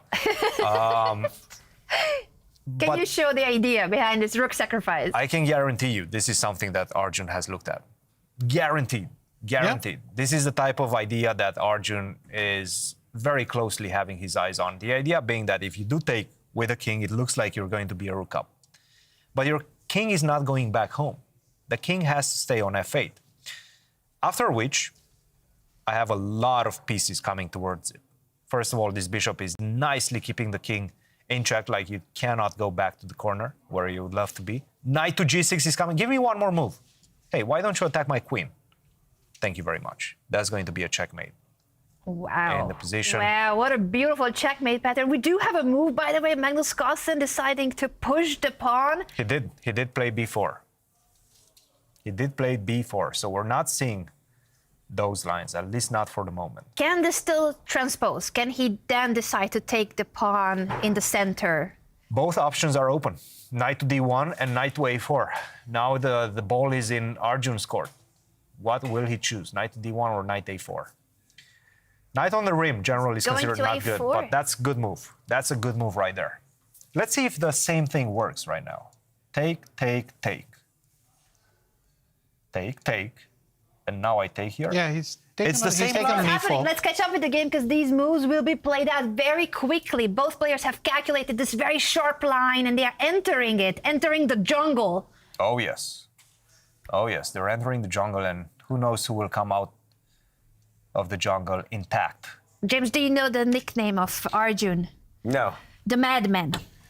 What does that tell us about his approach? The madman with the white pieces here? I mean, he clearly did e4 with this position in mind where it just seems really hard to figure out. Absolutely. And as you pointed out, too, that f7 has this odd weakness, like, that could come out of nowhere. It could indeed. It could indeed. And I'm trying, let's say you go rook to b8. Does rook takes f7 once again works? I think it does, guys. I think it does. It's happening. Magnus Carlsen is taking the pawn. We are going to go for this super interesting fireworks everywhere position. Everything is hanging. Everything is hanging indeed. And I do believe that we're going to speed up a little bit right now because bishop takes c7 followed by queen takes c6 seems to be the right approach and what should be done in the position. James, how does it make you feel that the world number one is playing your idea? You literally asked us here, guys, what happens if we capture this pawn? I get the move. How does it make you feel? Well, you know, it's to be expected, but no, I don't know. I definitely feel like I got lucky thinking of this line, so. Vishy has some ideas because I think he just maybe saw queen a line. c6, maybe even knight ef6. Knight ef6, knight back. Yeah. And if I take your, look. Yeah, the computer jumps a lot. I'll take it, yes. And this is the question. How is this position, right? One more try, knight d6 instead of knight ef6. Knight d6, yes. That defense, f7. This is even worse. It seems like it's worse, yes. It's unclear why, but... I thought I could start with bishop b7 and then take the bishop. Bishop to b7. Queen takes a5 and take the bishop. But apparently this is just not... Only one enough. move. Knight f4, yeah. Knight to f4 seems to be keeping everything under control. This knight on f4 defending one of your big weak spots in the position, the pawn on g2. And that seems to be enough. Lots of madness. The madman has induced lots of madness on the board in the position right now. We'll have to wait and see how this one plays out. I'm curious if he saw your suggestion of rook takes f7 after the queen takes c6. Yeah, that one. Again, this position, if we get to this position, there are so many ways in which both players can play. It would take us hours to dissect absolutely every single one of them. I do think that we should probably wait for the players to see what they decide to go for. Yes, let's catch up with the game. Okay. It's exactly what you described. We have analyzed this variation. It could still very well go to the rook sacrifice position. So here we are. It's on the board. It's on the board right now. It's happening. Okay, so Magnus's rook is hanging. You're going to do something about that. I have a feeling this is going to be one of those moments in which Magnus probably spends some time. Just because you have those options. The one that Vishy said, knight f6, knight d6, knight d2, This was the idea that we were getting, that we started off with, knight to d2. Rook to b8 as well, just to get the rook out of dodge of this attack. There's so many options. I do think Magnus is going to spend 10-15 minutes on his decision. Can you just remind everyone again about why, even though Magnus's rook is hanging, there are also options with just moving the knight? What's the idea? The idea is to just simply open up this queen. Open up this queen towards the attack, towards the white king. And you can combine ideas to make that more potent, to make that more useful for your attack. So you can get the knight back d6, you can get the knight forward to d2. And that seems, that this is one of those critical moves that I'm sure Magnus is considering, because immediately it creates an attack. You're attacking the rook on f1. But there's so much to calculate. Queen takes a8, queen to e3. One of those high consequence position, you miss a thing, you miss a bit, you miss one small tactic, and you lose. That's it. You lose the game on the spot. So this is why I think it's such an important position. I think Magnus is going to spend a lot of time trying to understand, trying to calculate, trying to be precise. Precision is required right now. It needs to be very precise because there's so much on the line. We have the predictions going into today's round from our game theory corner that he is the favorite to win the tournament. Huge, 72.3% chances, according to Dr. Mehmet Mars 7. But if he doesn't win this game, or in case of even losing the game, not going for an Armageddon, everything can change. Gukesh, Caruana, and Nakamura still have mathematical chances to win the trophy and take the title from Magnus Carlsen. This is the other key game, of course. Fabiano Caruana with the white pieces against the reigning world champion Gukesh Domraju. Gukesh is just half a point behind Magnus, and if Magnus gets into that crazy position against Arjun that is happening, anything can happen on that board. Before we analyze the games again, let's just take a quick look at Norway Chess Women, because also in the women's tournament, there are 4 players that can still clinch the title. Depending on Anna's game, Anna is ahead of the field with 2 points, but she's the heavy favorite with 84.5% chance. But Koneru, Lei Tingjie, and Ju Wenjun still have mathematical chances too. James, when you see these graphs, the probabilities, and then you compare it with what we have on the board, what do you think? What will happen today? Is it as easy as, oh yeah, I'm the favorite, I'm winning the tournament? Like in case of Magnus, for instance, he has this crazy position against Arjun. Yeah, I think when you're right in the middle of things, statistics don't matter. It all boils down to 50-50. Like, am I gonna make it or am I gonna blow it? And who knows? But, you could start to look at when things settle down, I guess. But I think statistics don't matter as much right in the thick of things. But I also have to say, looking at those statistics, that Dr. Mehmet Mars 7 has the greatest name for an evil Bond villain. Yes. So that is just the perfect name. Yes. We fully agree with you on that, James. And let's dive into this game. Of course, we have another crucial game to follow, because in case Magnus doesn't win in classical chess today, Gukesh can overtake him in the standings. Take a look. Magnus Carlsen's lead is half a point. And if you win in classical chess here in Stavanger, that means 3 points. Now that we have the standings on our right side, I do want to point out that Fabi is still in it. It's all about that Erigaisi versus Magnus. If Magnus loses that game, imagine the optionality of those other players, right? I mean, everything blows up in terms of standings. If Magnus loses that, of course, that's a big if. But with the position that we're having, anything can happen. It's a 3-result game in that one. And right now, it does feel like Fabi is getting something out of the opening. This last few moves, the sequence starting with d4, take on d4, and bishop to d2, it feels like I'm ready. I'm ready to attack you on that side. I'm ready to open the position on that side. Maybe I'm even ready at some point to get this knight on h5 via e5. Nevertheless, that's going to be a big if, because once I play e5, I leave a lot of squares behind me. Vishy, how do you see this one? I think this particular push of playing d4 has not been good for black. I I would have preferred, even with the pawn on d6 2 moves ago, to try to rotate knight e7, g6, knight f4 maybe. Get the knight to f4, play it a bit more quietly. I don't know. This particular line after d4 takes twice. What is Black's plan? Maybe Black has to play g4. G4, and now the big question arises. Do you take on g4? And it's very tempting to take it because you have such a beautiful, compact structure after that. And you're fighting against this pawn. Maybe knight h5 Knight is h5, pleasant, yeah. And if Black does not go for g4, where is your counterplay? Where is your play in the position? What's the plan if not for g4? I guess queen f7 and knight h5, or queen f7 and then knight d7 or knight h5. But even rook c1 seems very unpleasant to me. Rook to c1. Because I'm going to sacrifice the exchange. Ooh, let's see that. So, let's see that, because I'm curious about this. Take. Nope, the computer doesn't like it at all. But then again, the computer is the computer, and we'll leave the computer be. I can castle, play rook c1. I thought it looks like a very decent... It looks very tempting. Yeah. It looks very tempting, especially I can see a knight potentially rerouting after e5, knight e4, knight c5, getting close to the king. So many possibilities in this one. Bishop to d2.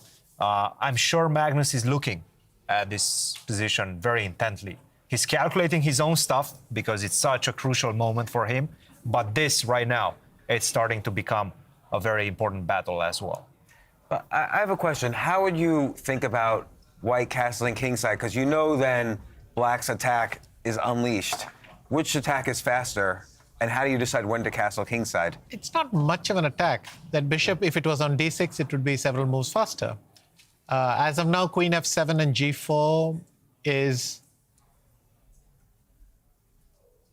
as they have plans, it's a hint of an attack by 2040. It's not going to happen yet.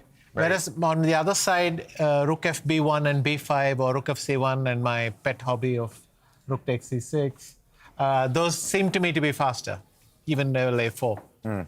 That's why I was hoping to rescue this by bringing a knight to e5, but that has got its own issues, because I can capture, you capture, and f4 is available. If I want. Yeah, no, this looks beautiful. Yeah. Not only f4, but you get b5. The bishop on d2 is perfectly placed. Yeah. So maybe the idea was simply a4 and b5, nothing else. It's a good idea, especially I think if you go queen f7, you move the queen away.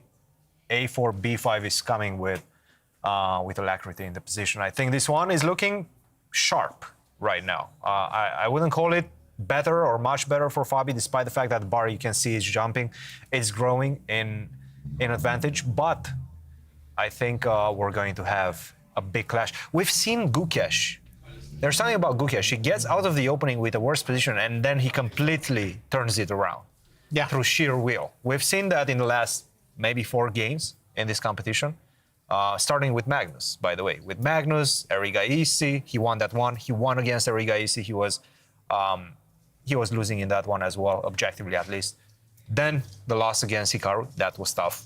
He didn't have too many chances. But even yesterday against Wei, he got worse out of the opening and then completely turned it around. So anything can happen in this one. I have a question. Do you think there's something about Gukesh's style which sort of inspires maybe blunders or mistakes, later on? Because again, against Carlsen, against Arjun, it seemed like they had the position under control, and then something about Gukesh's play, people collapse. In my opinion, it's the fact that he's able to find resources which allow him not to resign. He's got a very bad position, but he poses practical problems. Look, it must be very stressful for him as well, defending those positions. But if you have the energy to hang in there, you never win a game by resigning. That's a very good point. He's such a good defender, and there's so much on the line today, so many exciting games to follow. We will take a short break, but before we do so, please take a look at this very, I think, in-depth and interesting video about how to create a fair play atmosphere in chess, since there have been, of course, the headline news about cheating scandals and such. Top chess level events, they make sure that the players are safe and confident that there is no computer information involved during chess games. We will introduce you to this world now, the fair play measures, and then come back after a short break with today's action. 4 players can still win both Norway Chess and Norway Chess Women. Chess is not only strategy and skills, it is also respect and fair play. Fair play means no cheating, no engines, no outside help, and no distractions. Whether you are playing online or over the board, the rules are simple. Win with honor, lose with grace. Respect your opponent. Always follow the rules. And in case of suspicious behavior, report to the arbiter. At Norway Chess, we do have fair play measures. Each player have to walk through this security to be checked.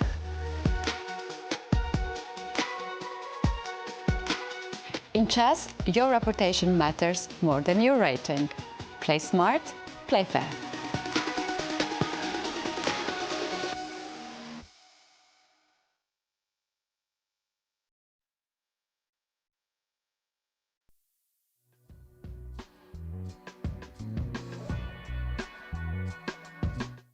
Vaishali, welcome to Norway Chess. How do you feel? Yeah, I'm very happy to be here. Finally arrived and excited for the tournament. How do you handle being compared to your brother most of the times and being called sister of Prague? I think by now I'm used to it, and okay, it doesn't make much difference. Like at this point, I'm not thinking about those things so much. I think it got affected a bit in the childhood, like many years ago. I was not like earlier. Of course, I played chess first, and it used to be like Vaishali's brother, of course, and then he became very stronger. And I think when it changed, like I was finding it difficult to adapt and things, but I think slowly I understood, and okay, of course, he's very strong now, and now those things are not affecting me so much. Like I'm just enjoying playing chess. Like those the things outside, like it's not affecting me. So Right. He's not here this year for this edition. Will he somehow support you or help you with the prep? What will be the...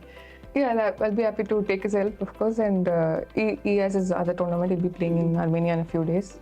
So I think for first few games, I'll take his help. Then he'll have his games to focus on. You and Prague are the strongest Grandmaster siblings in the chess world. Are you guys playing a lot at home? We don't really play at home, but we discuss a lot about the game, about the tournaments happening around the world, about all the things. Yeah, very rarely we play like on some online games for fun, but otherwise it's more about discussing. And this year he has a very packed schedule, like he's been playing back-to-back events, and we haven't spent that much time at home like this year. But of course we discuss a lot about the game. What has been the most defining moment for your chess career? The most important moment? I think winning the Grand Swiss in 23 and qualifying for the candidates and made my GM norm getting closer to the Grandmaster title. I think that was definitely the most important moment of my career. And what's your goal now at this point to achieve? Yeah, I want to improve my game. I crossed 2500 briefly for a few months, and then again it dropped. I think I have to improve my game a lot to get my rating up. That's my focus. What part of your game, or let's say chess achievement, are you the most proud of you? Sometimes I'm aggressive, like on the board. Sometimes I can come up with some creative ideas. Sometimes it works, sometimes it doesn't. But sometimes the computer doesn't really approve. But I'm very happy with the way I think sometimes. Yeah. Work on your mental health before the very strong tournament like Norway Chess, let's say, or the long tournament, to keep yourself in the shape. Probably I have not spent much time in working on it. I think that's probably very crucial that I start after this tournament or something. Like it's very important, I feel.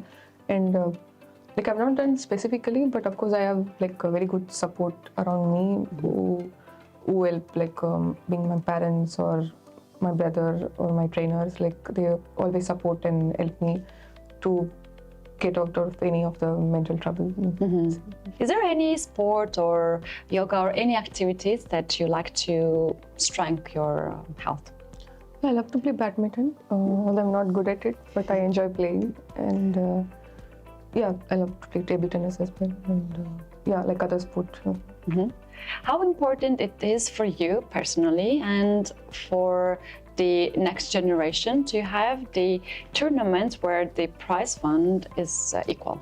Yeah, this is a great event, like great addition. I also played the last year and my second edition, and yeah, thanks to the organizers for inviting me again this year.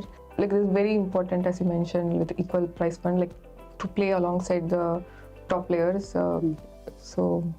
Like we can observe how they're playing, and I think there will be more tournaments as Norway Chess. I hope like there'll be more tournament for women's, like such tournaments. I just hope like there'll be more tournaments like this. What is your goal here, if you have any goal to achieve? Because you played the first edition, now it's the second edition. You know how it goes with the Armageddon twist? Yeah. What's your goal this edition? Yeah, last year I started off well. I was leading after the first half of the event, but in the second half I lost a couple of games, and yeah, the format is in a way like you can always get back. I mean, come back, give a strong comeback in the tournament, and you can still catch up the leader. And yeah, from the first, I think I finished fourth last year, and yeah, I hope to improve my play this year and yeah, to play some good games. You might be a chess player, never had a chance to play Armageddon in your whole life, but now you are very certain you're going to play. Did you prepare in any way? Yeah, until last year Norway, I've never played Armageddon in, anywhere, and yeah, last year it was a good experience for me to play Armageddon, and yeah, this time I could not make any special preparation. I played a WIN Grand Prix 1 week back, so didn't have much time to prepare especially, but of course I've been working on chess I've been working on chess, so I hope those work will help me play here. Right. And the final question is, if someone wants to start to play chess and become a chess player from zero, what should be the path? How would you advise? It's very difficult to say. I think everyone has their own way to play, like learn and play chess. And I think for anyone beginning to play chess, it's important they spend a lot of time on the board. I think these days, any kid like starting to play chess, they spend a lot online. I think first it's important to spend like prepare, or whether solving, it's very important they put pieces on the board and solve, like to get that board view, like it's very important, I think, in the beginning stage. To touch the pieces and yeah, understand. And feel the board and pieces, you know, and I think it will really help in the long run. Thank you so much. Thanks. What if I told you that chess is actually 3 games in one? Every chess game has 3 acts: opening, middle game, and end game. Here is how to tell them apart. The opening is where it all begins. Develop your pieces, control the center, and castle your king. The middle game is where strategy kicks in. Planning attacks, defending, and finding the right plan. The end game, well, it's about precision, king's activity, pawn's push, and every move could decide the result. Each phase has its own secrets. Mastering all of them is the key to success in chess. A chess game doesn't always end with a checkmate. Here are all the ways it can finish. The classic, checkmate, and the game is over. Resignation. One player sees no way out and stops the clock. Timeout. If your clock runs out, you lose. Draws happen too, by stalemate, repetition, insufficient material, the 50-move rule, or by players' agreement. Chess games end in many ways, but every ending tells a story.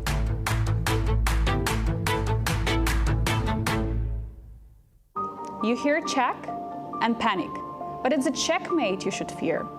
What's the difference? Let's break it down. Check means the king is attacked. You must respond by blocking, running, or capturing. Checkmate ends the game. The king is trapped and there is no escape.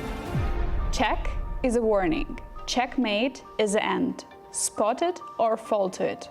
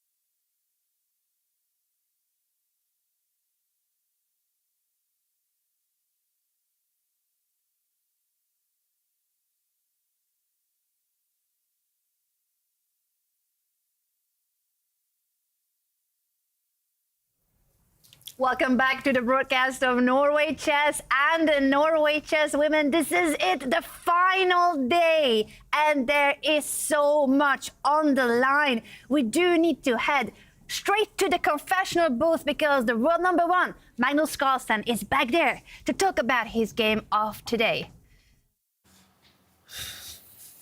So the thing is, I could have prevented this whole thing with playing bishop a6 instead of rook e8, which was my original intention. And then I ended up thinking, well, rook e8 is a little bit more flexible, and I kind of wanted to provoke e4.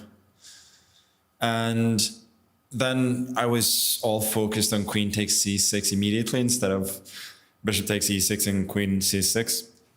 And I thought I would just be fine after rook moves, but then, yeah, of course he has rook takes f7. So I'm a little lucky that I'm not just losing on the spot. But since I'm not, or I'm pretty sure I'm not, yeah, the game goes on and it's actually very interesting. I think he is a bit better with like some very difficult moves. Well, not that difficult moves, but I think he has to go take the rook. Then I give a check, king h1, I take the bishop, knight g3, queen b5, knight c5, takes, bishop b7, queen a7. It looks very promising for black, but I couldn't, yeah, maybe there is some knight g4. Actually, knight g4, yeah, queen b6 though, I'm not sure. Queen b6, queen d7, queen d6, I don't know.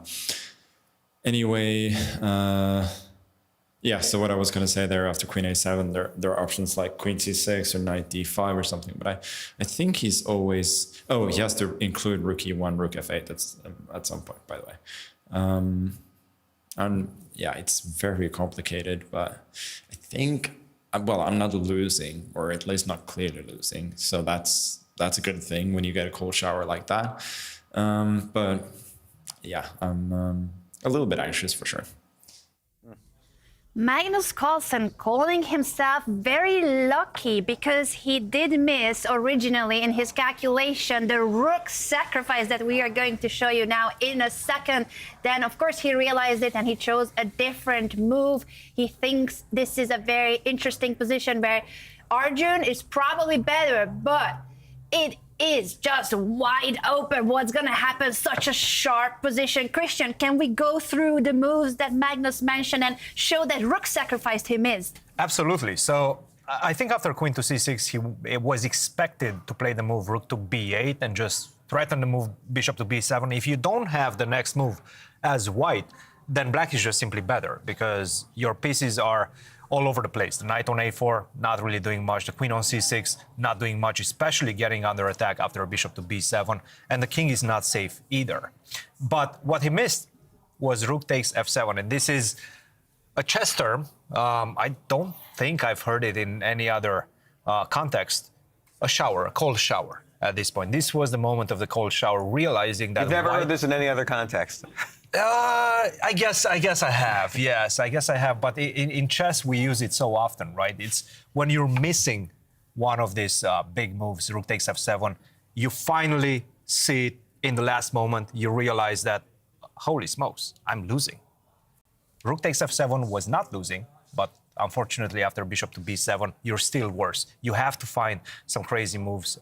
Bishop to b7, rook takes e7, bishop takes e6, but obviously, he does not want to defend this endgame with a pawn down. He decided to go for something completely different, which is knight ef6 and a question mark. Vishy, want to jump in? Yes, I first want to deal with that important English word. Yes. English expression. Cold shower.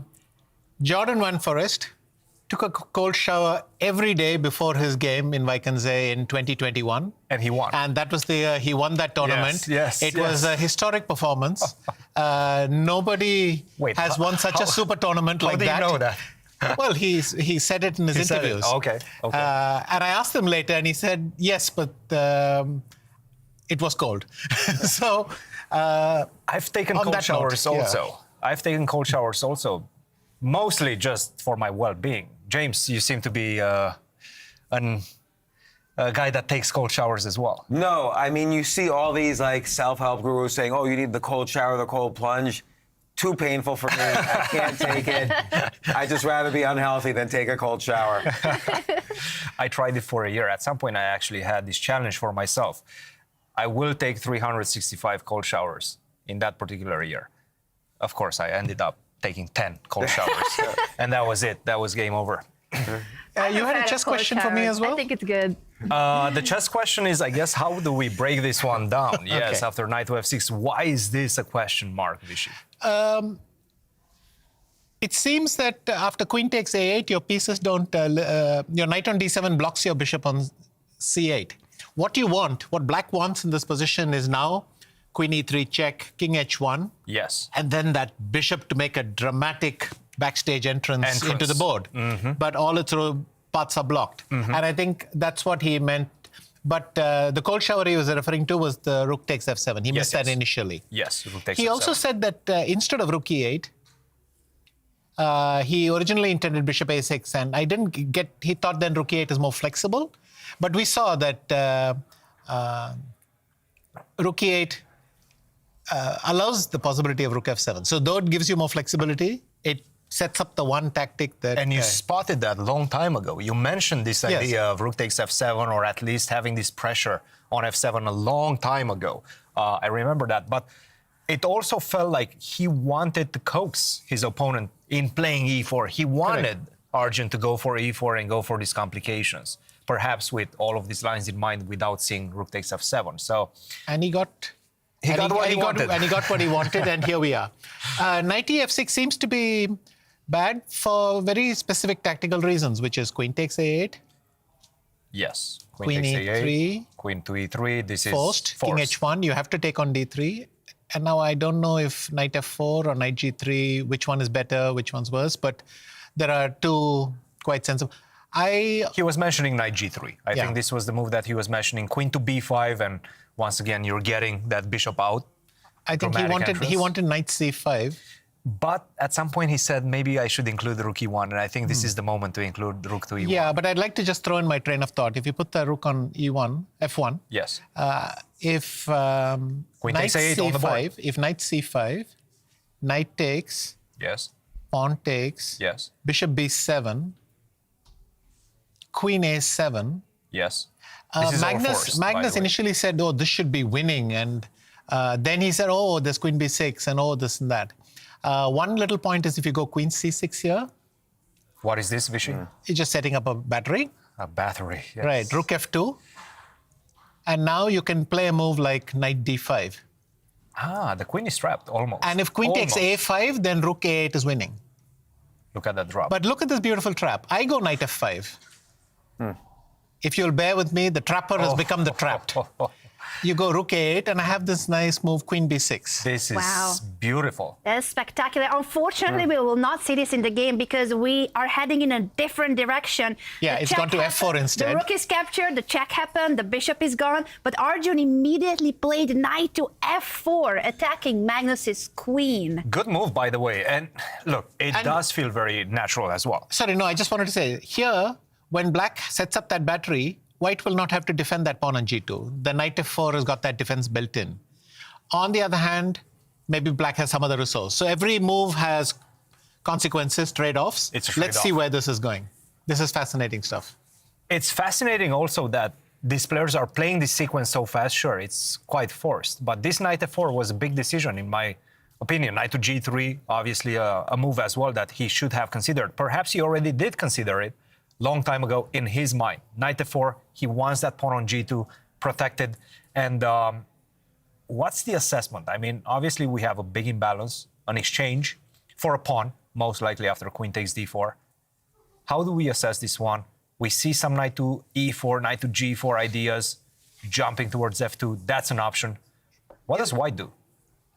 What about rook a d1?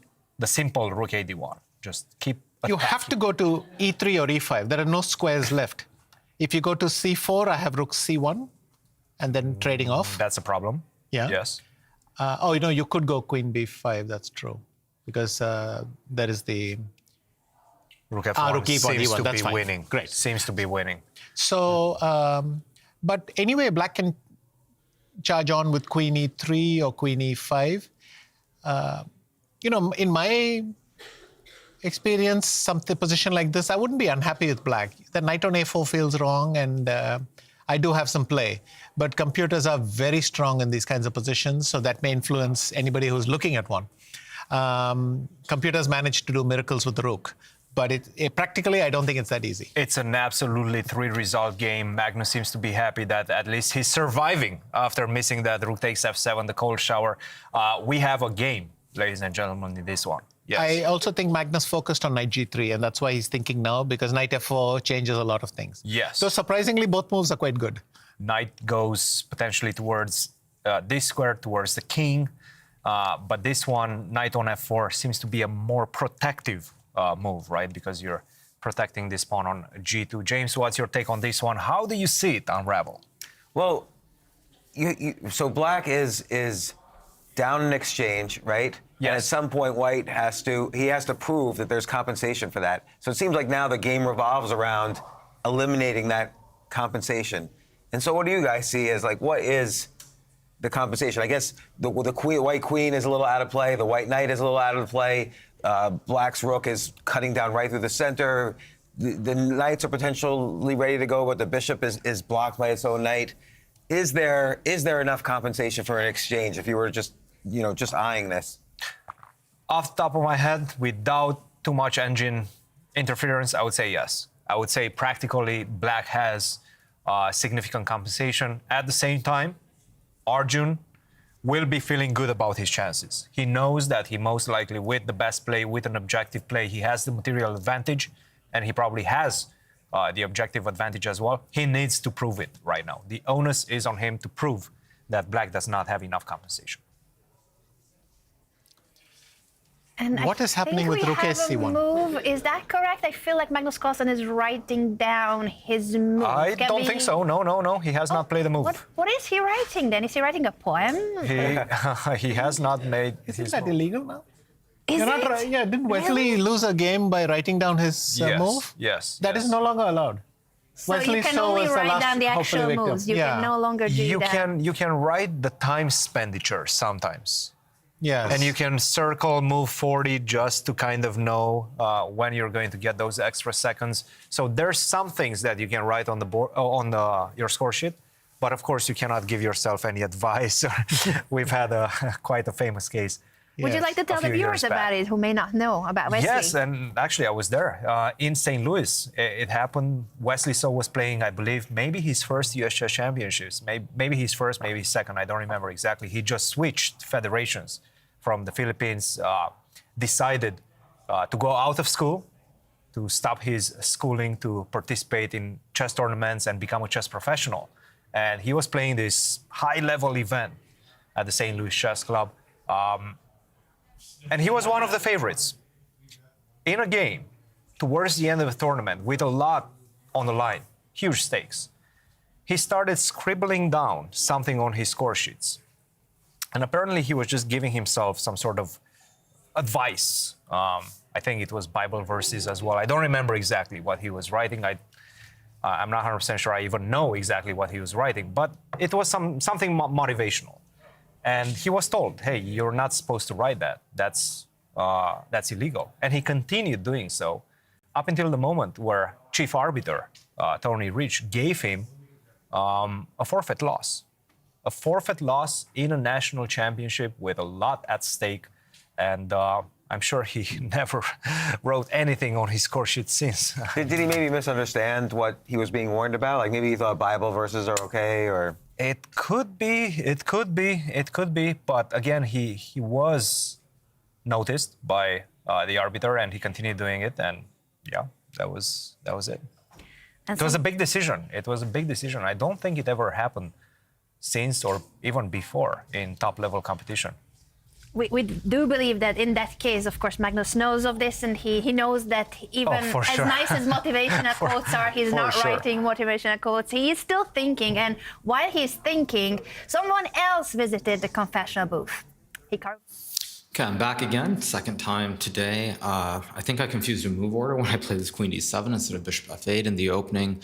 Don't know it was necessarily bad, but as soon as I played Queen D7 away, he started blitzing out moves. So I have a feeling that I inadvertently ended up back in a variation he had looked at, maybe through a transposition. And I really wasn't sure what I was doing. I basically had the choice of maybe suffering, trying to create some counterplay, or going for this line that I went for in the game where I'm either completely lost or I'm completely fine.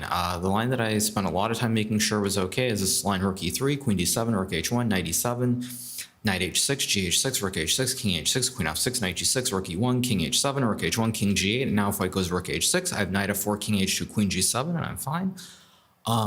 So I spent a lot of time looking at this line, and ultimately I figured either I'm getting completely cooked here and I'm just losing somehow, or I'm just more than okay, and I shouldn't be in any danger. So it's been a little bit of uncomfort in this game so far, but I think the next couple of moves, it'll be very clear-cut what's going on. And actually, especially as the tournament gets towards the end, one of the things I like is when you have these situations where there isn't really much to think about. You either play the moves and you lose, or your opponent has nothing. I think I've mentioned it many times on my stream. It's like show me the money is the saying. And like if it's winning, but I just play the next couple of moves. And if I don't see the win, I go for it. If I miss something, that's life. You move on. But I think we'll find out pretty soon what's going on in my game. I think I'm fine, but again, we'll see how it goes. So, Vishy, what was the line there? Because I got lost very early on, just because I didn't know where he started. Okay, I think I got it. So okay. we'll just I'll set you up for that. I will follow you. Yeah. So knight f5, knight, and the knight is on c6. Yeah. So yeah, knight g4. Yeah, just go through the next few moves. And we bishop have e3 takes, yes. takes. Yeah, now, no, sorry, rook takes e3 was what he saw. Okay. Queen d7. Yes. Rook h1. He's setting up for knight some e7. Mm-hmm. Knight takes h6. Yes. G takes h6. Rook takes h6. King takes h6. Queen takes f6. Knight g6. Rook e1. Setting up for King mate. h7, yes. Mm-hmm. Rook h1. King g8. Rook h6, because if you go queen g6, you block with queen g7, and now knight f4. Mind-boggling stuff. Yeah. Yes. But after rook h6, you go knight f4 check, and I think I'm winning, but maybe I'm not winning. And if I'm not winning, then I'm lost, and that's okay because it's life. But he's done this 3 or 4 times in this tournament. I love this speech of his. Yes. He calculates his amazing sequence, perfect probably.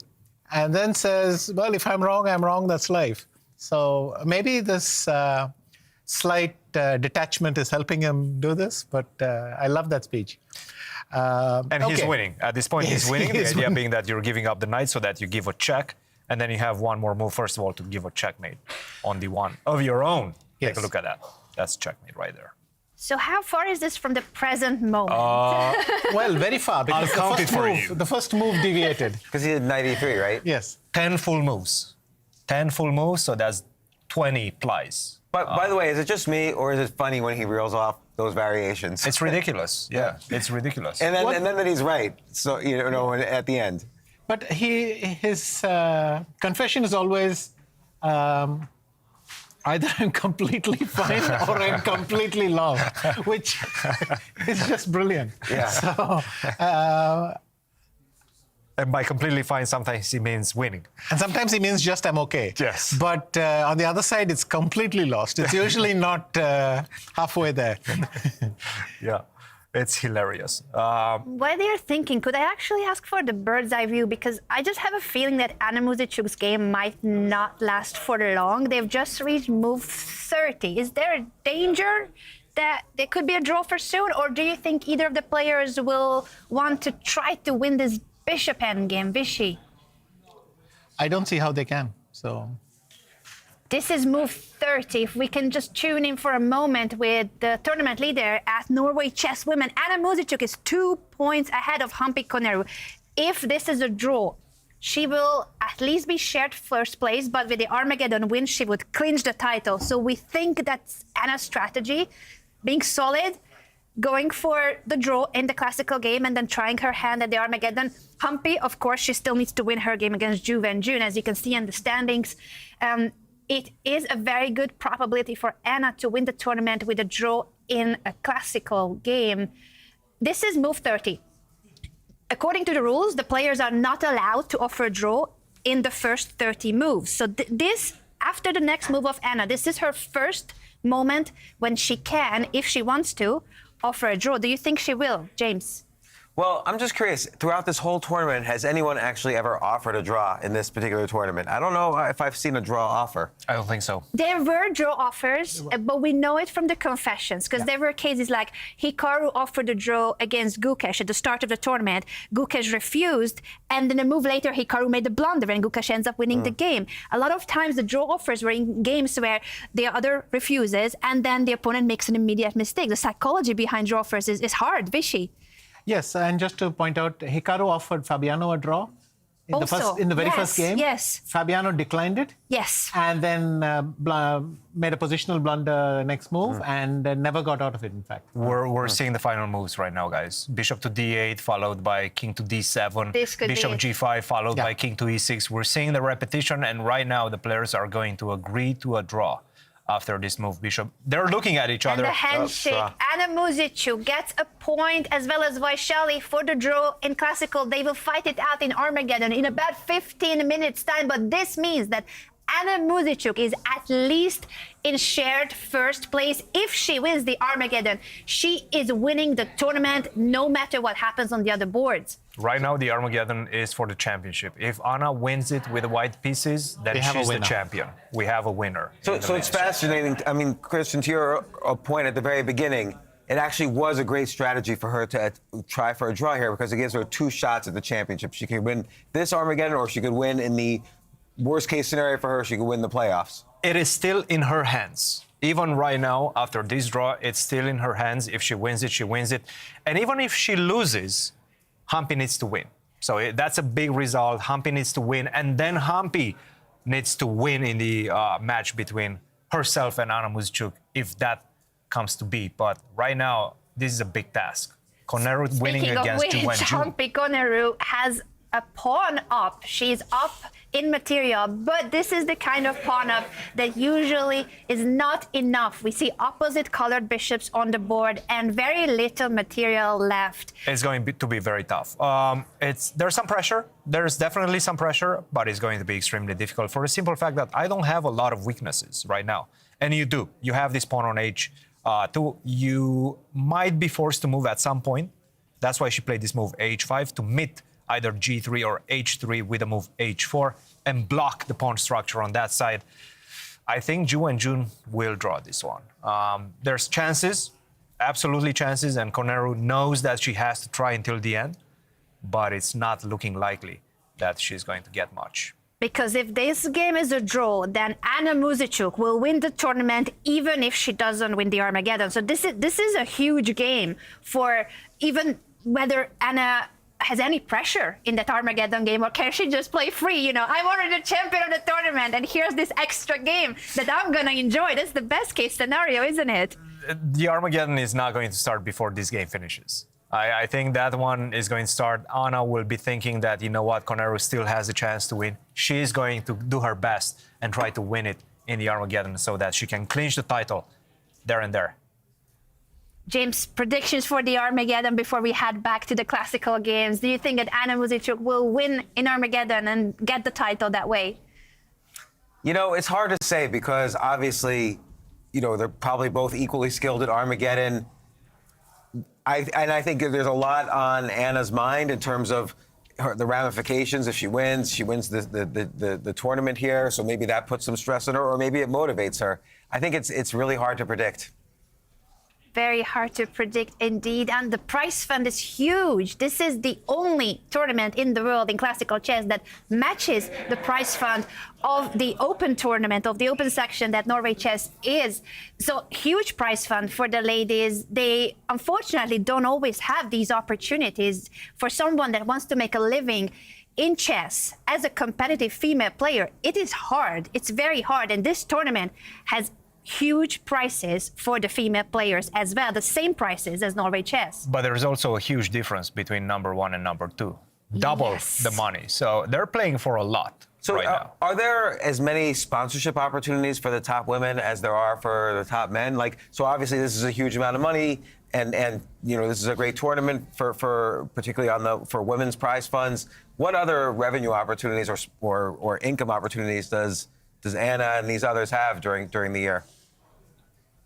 That's a great question. Vishy, you know very well the competitive scene and what are the opportunities both for competitive male players and female players. What are the revenues in chess? Okay, so events like Norway Chess, FIDE has raised the prices in a lot of the Grand Prix events, the women's Rapid and Blitz championships, multiple events. And it is improving, and a lot of the women are able to do much better now than some years ago. Of course, long way to go. So Norway's, let's say, trend-setting example is, well, I hope more tournaments will follow that. And on top of that, many players get support in their countries, sponsorship, support for a title or some achievement, rewards, like Olympic medals get rewarded in various countries. That varies a bit from country to country in place, but roughly those are the opportunities that you have. Yeah, absolutely. And we hope that there will be more tournaments like Norway Chess that sets this new standard for chess to promote gender equality. In terms of this game, what we see on the camera of Sarah Kadam against Lei Tingjie is just to mention that Lei Tingjie started today's round having some chances for the first place, but now that Anna's game ended in a draw, the mathematical chances for Lei Tingjie are gone. Of course, she's still fighting because the other places matter as well. For the prizes, the second place is better than third, third is better than fourth, so this game matters for both of the players, of course, but it no longer matters for the title. Let's go back to Norway Chess and the key game of the day, Arjun Erigaisi with the white pieces against the world number one Magnus Carlsen. And this game, this is on fire. What is that question mark? Before we get into the specifics of the move, I do want to see Dr. Mehmet's probabilities going into today's round. Probabilities of winning, because it's kind of mad what's happening right now. We will get there in just a second with all the games that could potentially swing it one way or the other. But I do want to start with that graphic. There you see it, 72.3%. Gukesh, 20.5%. Fabiano, 4.4%. Now let's go back to the games. Arjun is looking great. Arjun is looking great right now. Queen to e5 seems to be a mistake. You're not really getting that bishop out that easily as black. I'm not going to say he's winning, but he has great chances. Fabiano also has great chances right now. He started off the day with 4.4%. If these assessments stand as they are right now, Fabi wins his game against Gukesh. We see the bar in his favor. Obviously, still plenty to go until then. and Magnus loses this one, then Fabiano is the champion. Yeah, Fabiano let's wins see it. the standings and how the points are looking in that case. As you mentioned, Christian, anything can still happen. If Magnus goes down, that leaves it wide open, both for Gukesh and for Fabiano. They are facing each other and Caruana in the better position. So if we look at the current assessment of the computer and Caruana wins his game, Magnus does not win his game, that would mean that Fabiano will be on 15.5 points, half a point ahead of Magnus if Magnus loses. There's a lot of ifs in our sentences, but it just goes to show that even someone who is currently number 4 in the standings can still win the tournament. And these are chances on the board. These are higher chances than the probabilities. It would be somewhat poetic, right? Because Fabiano in 2023 was 2 points ahead in the lead and got leapfrogged by losing to his main contender, Nakamura, who was 2 points behind him, got 3 points, won that one. If he comes from number 4 to number 1 like this, let's take into account that probably Hikaru is not going to win his game. Nevertheless, that one is playing out as well.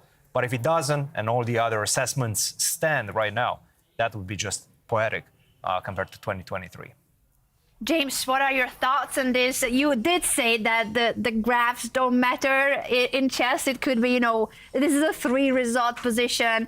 And well, now after a few mistakes, the bar, we have, of course, the help of the computer helping us understand that White's position should be quite a good advantage, but it's still 2 human beings playing it out with all the tension and the nerves. That's right. Like the statistics only matter before the game. Like if you're gambling, for instance, on the game, you look at the statistics and you make your decision. But once the game starts, all the statistics are out the window.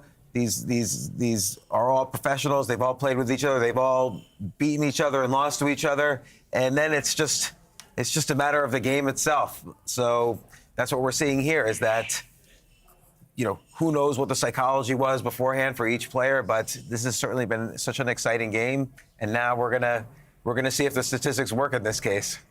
Let's see. And Christian, please show us the moves you are analyzing. What is the current position, just so that we show where we are and what are the options for Magnus Carlsen, who is still thinking. Right, so this was the last move, rook c1. Now there's a big threat in the position, rook takes c8. You have to do something about it. And I was just trying to figure out ways to defend against that.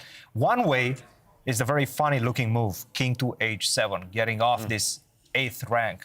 After rook takes c8, you can take the knight on f4, and now we're going to see some back rank checkmates.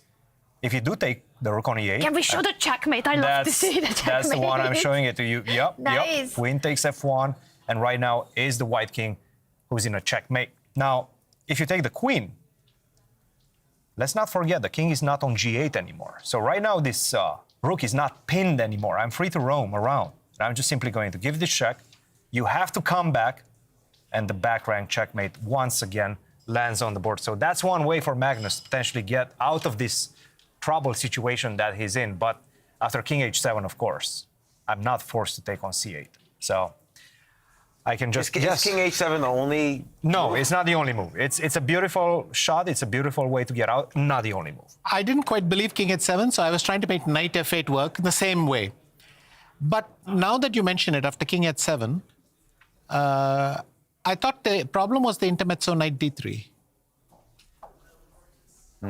Nope, it doesn't like this. It seems because of queen to d4. Ah, okay. Now you take, I take on d3, and in fact, this is one of those moments when the pendulum swings in black's favor, just for the simple fact that you have ideas of knight to g4, knight to e4, getting to the square f2 very swiftly. You don't have time as white, take on e8, because once again, you get checkmated after queen takes f1. Okay. What a crazy game where there's so many only moves every single move. It is. And they're hard only moves. It's not like just recapturing a piece. No. It's like complicated only moves. It's a very, very complex battle right now. You can see the players are very tense right now. But Vishy, you had some other ideas in mind. Yes, and the line you showed, king h7. Yes. Rook takes c8. Queen takes Queen f4. takes f4, queen a6. That is the key move. I thought queen takes f1 check. Queen takes f1, rook c8 must be very decent compensation. Because if my rook comes to the 7th, I'll have to step out either with the king or shift to a different file. We can explain why in a second. Here, rook c2 would be a blunder because of queen f5 or queen d3 for That's king. a double attack right there. Check to the king, and I pick up the rook on c2. Yes. Also, queen d3 has the same effect. So, but if I can step back to g8 and later bring the rook to c2. Let's say knight to b2. I'm trying to redirect this knight, but guess what? You're getting in just in time. And now knight e5, knight c5, and some knight to e4. My chances are, I think, quite reasonable to hold this. Your pieces are definitely connecting to each other very nicely. So, I mean, with knight f8, my king would have saved a tempo, but my knight would be worse off. But anyway, roughly the same idea. Once again, a big trade-off. And of course, rook takes c8 is not forced. Anna.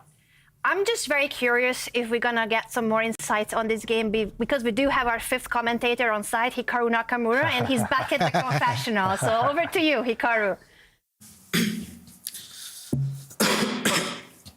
Okay, you guys, so made it back for a third time. My game has completely petered out, I think. Wei's spending a lot of time here, so I see no danger in my game. I assume it'll be a draw pretty soon, but have to be careful because anytime you think a game is going to end very soon, that's usually when you're at the most risk of just moving, being lazy, and blundering the game away. So definitely want to still pay some attention. I am a little bit confused by the other games. Optically, when I look at Magnus' game, I feel like he's in a lot of trouble. Maybe it's still okay, but it looks really, really bad for him. So I'm really confused by that. It looks to me like Fabiano has a great position. I think his attack on the queen side must be a lot quicker than whatever Gukesh is trying to do on the king side. So as it stands right now, I mean, I think Fabiano might win the tournament. I think there's probably a pretty decent chance he's going to win the tournament based on the current positions. But of course, everything depends on Magnus's game. But just looking at it, I think he's in trouble. So Fabiano's probably the favorite right now to win the whole thing, I would say, based on what I see in the game. So should be an exciting finish. Hikaru calling Fabiano Caruana the favorite as it stands. And just as he said it, it also looks like Fabiano might have made a mistake or at least an inaccurate move. Let's head over to that game as well, since the title at Norway Chess now depends on so many factors. Will Magnus Carlsen manage to escape in this very He doesn't look happy, by the way. In a way, he does not look happy right now. Yeah, the computer really likes Arjun's position. Of course, it's still chaotic and crazy, so there could be still other factors, and we will dive into those. But for now, Fabiano Caruana with the white pieces against the reigning world champion, Gukesh Domaraju. Let's catch up with the last moves. I believe b5, the pawn push, was somewhat criticized by the computer. It is, but I feel this one should be dissected from a human's perspective, because even after b5 take, rook takes b5, I'm looking at the position. It does feel very dangerous for black. It seems like queen takes a3 is the best move, but there are so many things hanging in the air, even after you do take this pawn. And taking this pawn is going to have long-term consequences because you're opening up the a file. I'm going to go rook to c1. I'm going to maybe go at the right moment, queen to d1, rook to a1, and suddenly you're close to getting checkmated. So you have to be very careful. He's probably going to take that pawn. My guess is that he's going to bite the bullet. He's going to say, you know what? If I let you do whatever you want, if I let you go with the rook on b1, put a lot of pressure on b7, this pawn is going to matter. So I might as well take it off the board and see what happens next. And Christian, can I ask you, after queen takes pawn... Oh, it's happening, actually. He's just about to capture. Yeah. Why do you suggest rook c1 instead of rook b1, immediately threatening to take rook on, the pawn on b7?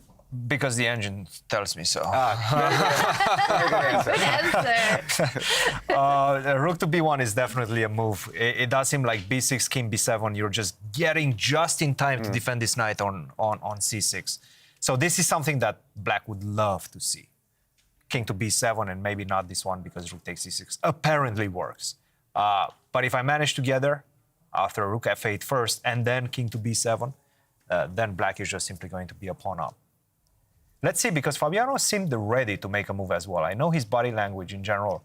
He's just about to make a move, just about to extend his hand and make a move. This is a big moment right now. And also, when the computer put a question mark on b5, would a4, preparing it first, be a little better, and then also avoiding that queen takes a3? That's a great question, James. Yes, we'd love to understand why b5 is a mistake or inaccuracy. a4 seems to have been better, yes. a4 seems to have been better. Do you think, why didn't he I mean, why didn't he prepare it a little bit more, given that it's hard for Black to really have immediate counterplay? That's a very good question, and to be honest, he must have seen something that makes him believe that his attack is going to be decisive. That's why he decided to go. And rook to c1 is on the board. Best move. That's without the engine. Fabiano cannot see what we see here. Pretty decent. That boy is good. That boy is good. Pretty decent, yes. Rook to c1. Another thing that you're getting after rook to c1, this king sometimes wants to run away, right, to b8, especially when you couple these ideas of rook to c1 with queen g4, put this queen on this diagonal, it starts becoming a dangerous square for the king. So sometimes you want to go king to b8. The problem is, now we see the pin. This rook pins the pawn on b7, and I can just simply pick up the knight on c6. Vishy, what do you see right now? Can we just And show... one more thing. White is also threatening that... it's not an overload, really, but that knight on c6 is defending a bishop on e5. So White is threatening to capture it anyway. Let's just make a move. Let's just make a random-looking move like this. I take on c6. That's a very good point. And I take on e5. That's a very good point. So there are two threats in the position right now. So this is the big one. Rook takes c6. Gukesh needs to be on his toes because he is in some immediate danger. He needs to react to this one. One more point. If you go something queen a4, queen a6, let's say queen a4, suddenly I come back with the rook to b1, and I'm ready to play rook a1. I'm not sure this is much better, but I think it's keeping with the trend of putting a lot of pressure. And once the rooks occupy the a file, the queen can return and join the pack.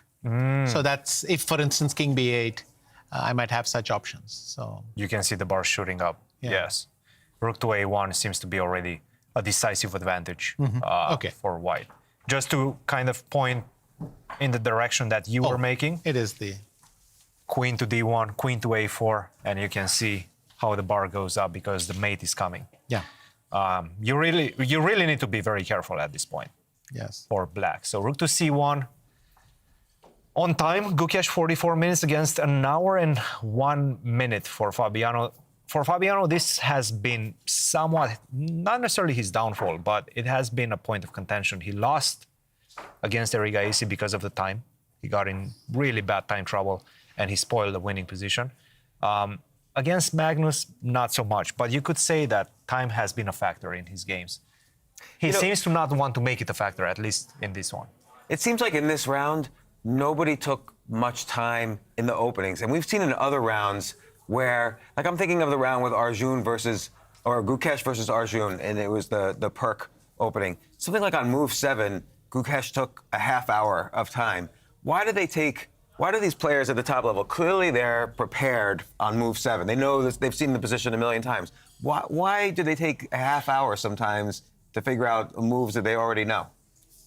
Vishy. That's a great question. I think Vishy is the best one to respond. Because the current state of theory may not give an advantage. You may be thinking, my opponent knows the same things I do. Why is he choosing this field of battle? And they then think, should I challenge him exactly where he's waiting for me? Would he have checked it thoroughly? Is he bluffing? If he has prepared, if he is waiting for me, can I switch to another line, perhaps, that I keep in reserve, which he is not expecting, and that changes the nature of the battle? It's almost like this meta game at that point. Correct. So for Gukesh, the very fact that Arjun was giving him an invitation to the pitch, he tried to find an offbeat system to return the favor.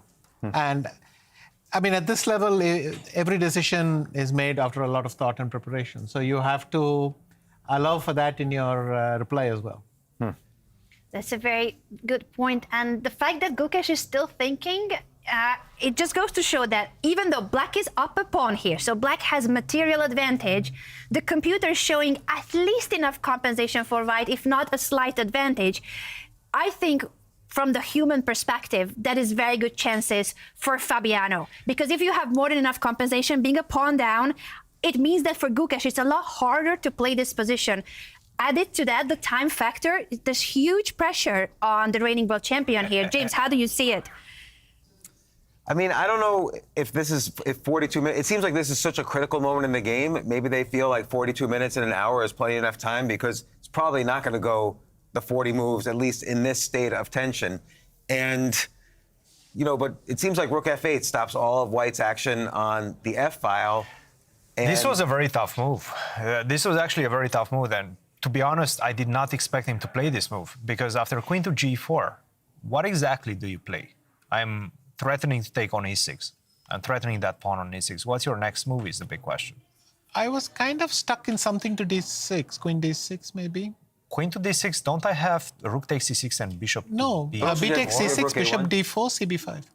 Oh. Gentlemen, I would love to analyze this further, but there's a lady who might be about to win the title at Norway Chess Women. Her Armageddon game has just started against Vaishali. Actually, they already threw the opening phase, and we need to zoom in on what is happening. Anand Muzychuk, if she wins this Armageddon game, she is the champion of Norway Chess Women 2025. It's a huge game for her. And I love her position, by the way. I do like her position right now. She has the majority. We've seen this majority quite a lot. Castle, she's putting a lot of pressure. This bishop does not have a way out right now, unless you want to play bishop e6 and allow me to take it off the board. It just feels like I'm playing with an extra pawn right now. This is like the mirror of her pawn structure, of the pawn structure in their first game.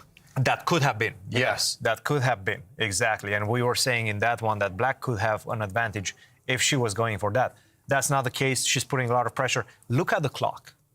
4 minutes, 22 seconds against 7 minutes, 40. She's maintaining her lead. The pressure is really mounting right now on Vaishali. She could be winning the championship right here, right now. Indeed, and that's a reminder there on the right side about the Armageddon format. White starts with 3 extra minutes, but in case of a draw, black wins the Armageddon. So draws for Vaishali, but Anna's just speeding through these opening moves and continues playing very confidently. I think we could have a champion right here in this game. Anna Muzychuk, very confident, and she has had such a stellar performance here in Stavanger. She just played this move, bishop to e6, but what's the follow-up exactly? Because if you do go with the most natural move, you lose a pawn and you pretty much lose the game at this point. I take on d8, this is a very somewhat straightforward tactic. I take, and then I just simply jump with the knight. That's a fork. You rook on h8, no longer.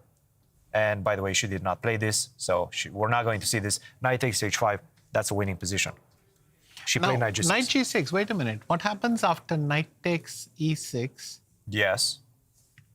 And knight d4? Yes. And knight f5, something like along those lines? Or knight b3, not really. These are the ideas that, again, they're not easy to meet. You want to go knight a5? No, well, this I don't like. But, well, we can explain why. I think it's just knight f8 is quite passive. Yes, it's true. Knight b3 might be a decent try. You're still keeping an eye on this pawn on h4, so maybe just rook to d8 at this point. Again, it's... But then after knight a5, you'll have to go to b8. I will take first. You have to take with the king. Right? Because of my own h-pawn, right? Yes, yes. The idea being that if you take with the rook, you lose your own h-pawn. Correct. This is one pawn you don't want to lose. No. Because this h5 pawn... It's about the only pawn I don't want to lose. Suddenly becomes aggressive. Big moment right now, knight to g6. She takes the knight. Okay. This is also very advantageous because now the second knight comes to f4 and black has no more knights. That's exactly what she's doing. So perhaps even rook d1 followed by e5, just to fight for some dark squares. Big opportunities. Just bringing the king maybe in the center. It's an option as well. I have a question about what you say, just to kind of understand it more deeply. Yes. You say fighting for dark squares.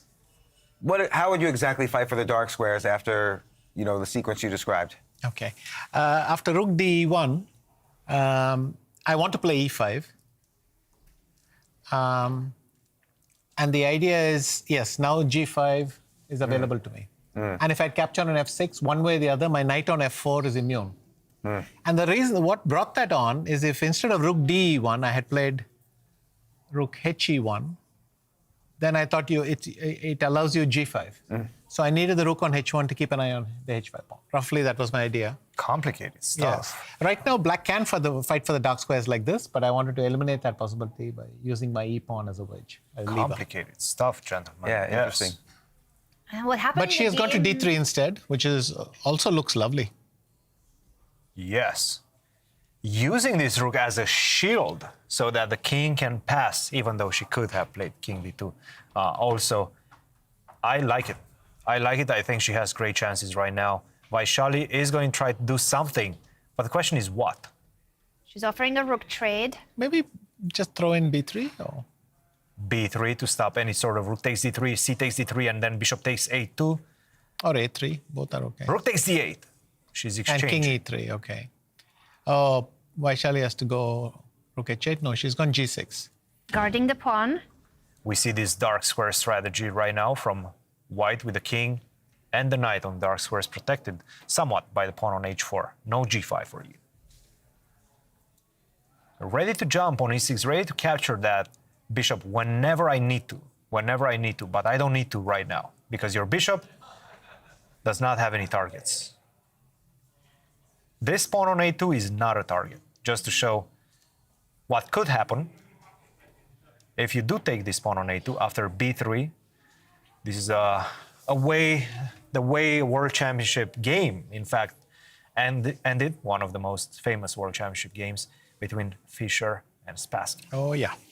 Can you play it out till the end, how the bishop will be captured? So the bishop Yes. now has no way going back. No way to go out. You're not in time to hook this pawn on b3. And right now you're just losing this bishop. There is no way out. You have to sacrifice it. But that's just simply a lost position. Very famous trick, and I'm sure both players, actually, every strong player nowadays knows this type of trick. You as well know it right now. The position is looking pretty decent for white. She's capturing the bishop, so we're entering a rook endgame. Wait a minute. And g4. What do we think of this transition? Vishy, I'll start with you. Is this enough? To win, I'm skeptical. To win, she needs to win. That's the problem. I thought it's a bit early. I didn't want to jump the gun yet. Yes. She does not have an alternative right now. Yeah. She needs to win. If Vaishali makes a draw, she wins the match. And then Koneru could potentially catch but wait, Anand. now I thought Vaishali should go rook h8 instead. If this, then we're starting to see some action on the h file, maybe. White will be able to create a passed pawn, and she's maintaining her time advantage, which is crucial. There is no increment until move 40. Rook h8 was played. Do not go king f4 because of g5 ideas. That would be bad. h5, push the pawn. It's starting to look devastating right now. Yeah, to your point, Vishy, if she had just done rook h8 and not allowed Anna to create a passed pawn, would that have been more, like, what chances would white have had to muster something up? I guess still decent, but I would rather face a pass pawn on the e file than the h file. Oh, this is terrible. Now rook f1 and e5 is going to be winning. Rook f1, rook f5, followed by e5. This is the, rook to d1. Which is also Good quite enough. nice, just to stop any counterplay. Now she can build up on the queen side. Even push your pawns if you really want to on the queen side. b6. Once again, rook f1, this is the plan. Rook f1, you move. Rook f5, you continue. And then e5 finally comes in the position. Yeah. Breaks your pawn structure, you have to take back, and then connected pass pawns. That's going to win the game. Will she find it, though? It's not such a trivial plan. But she has the time, and she has a big opportunity. Right now, objectively, Anna Muzychuk is winning, and if she wins this one, she's the Norway Chess Women's 2025 champion. I think she will find it. But she also must be very nervous in this moment because she knows that if she wins this game, she is the champion. The thing is, she has all the time in the world.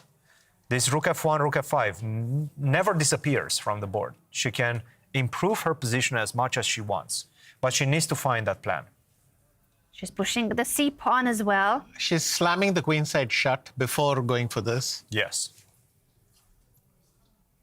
And she's hoping, hey, why don't you play c5 yourself?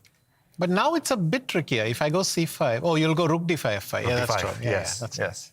And there's no way for the, like if rook f1, there's no way for the king to get into the action on the queen side. There's no way for the king just because you're too slow and you're losing all of your pawns. And my pawns are ready for promotion. They're ready. And you can't ever trade rooks now either for black. No. Trading That's a rooks very would good mean point, it's over. James. Very good point. So, for example, if you do something like this and try to trade the rooks, first of all, this pawn just promotes by itself. h6, and you're not in time. Oh, we do have c5 on the borderline. Oh, Rook to that's a d5. blunder. Yeah. Now rook f5. Rook f5 followed by e5, yeah. and king to e4. And she's doing it. Anna Muzychuk about to win Norway Chess Women. This is the game that can give her the title, and she's going for the right idea. Rook to f5. Oh, she spotted it. She spotted it. Right now, I don't think Vaishali will be able to defend this, and she has 35 seconds on the clock. All she can do is sit and wait. e5 is the crucial move, and it finishes the game. Let's see if she plays it. And she does so. e5. Excellent move, and the king goes to e4. She's gonna capture the central pawn. Anna Muzychuk so close to getting that half a point that she needs to win the tournament. Rook f5, just go back. Just go back there. And then just waste some time. Maybe at the right moment, Actually, go h6. Yes, rook f1 and h6 and just put the rook behind, right? We can show that idea maybe. Rook f1, you sit because you don't have anything else to do. And after rook to h1, it's a draw. Actually, the bar drops, so there are ways to mess this up. She still needs to be precise. Oh, because I don't have an entry square while you're waiting, right? No entry squares for the king. She needs to be careful. Oh, okay, so... I like this move, rook to d5. I truly like this move. The pawn attacks the rook. She goes back. Rook g7, rook f8. Yeah. And king d6, rook f6. You're Black in has run out of moves. And you're threatening rook b8 as well, collecting the house over there. Yeah. Rook g7, rook and f8. now rook f8, yes. Rook b8. But rook f8, rook d7, black is going to seek out some counterplay of her own. But I guess rook g8 should be winning. Yes. Going for the g pawn and creating the connected pass pawns on the right side of the board. Tuk Tuang is a chess term when you have to make a move, even though you don't want to, but it's your turn. And you gotta make a move. Every move will worsen your position, and that was the case for Vaishali. Rook to f8. A minute against 18 seconds.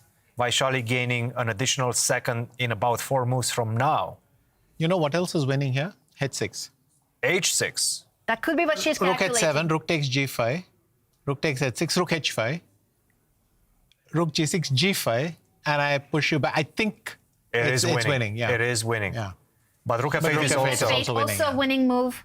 Rook d7, she's going for it. She's going for the counter. And h6. h6 is risky. h6 is risky, guys. With rook g8. Oh, no. No, she's a tempo too slow because she had to play rook h5 She needs to after go rook capturing. b8, rook c8. No! Anna Muzychuk might have spoiled her advantage. She was winning. It's still very tough, but she spoiled it right now. It's still very tough to hold, but she spoiled it. Let's see if Vaishali manages to survive. The tension, the nerves, and it got to her as well. She was about to win the tournament. b3 potentially right now. Save that pawn. Rook takes g5. Okay, rook takes b2 and check. Go for it.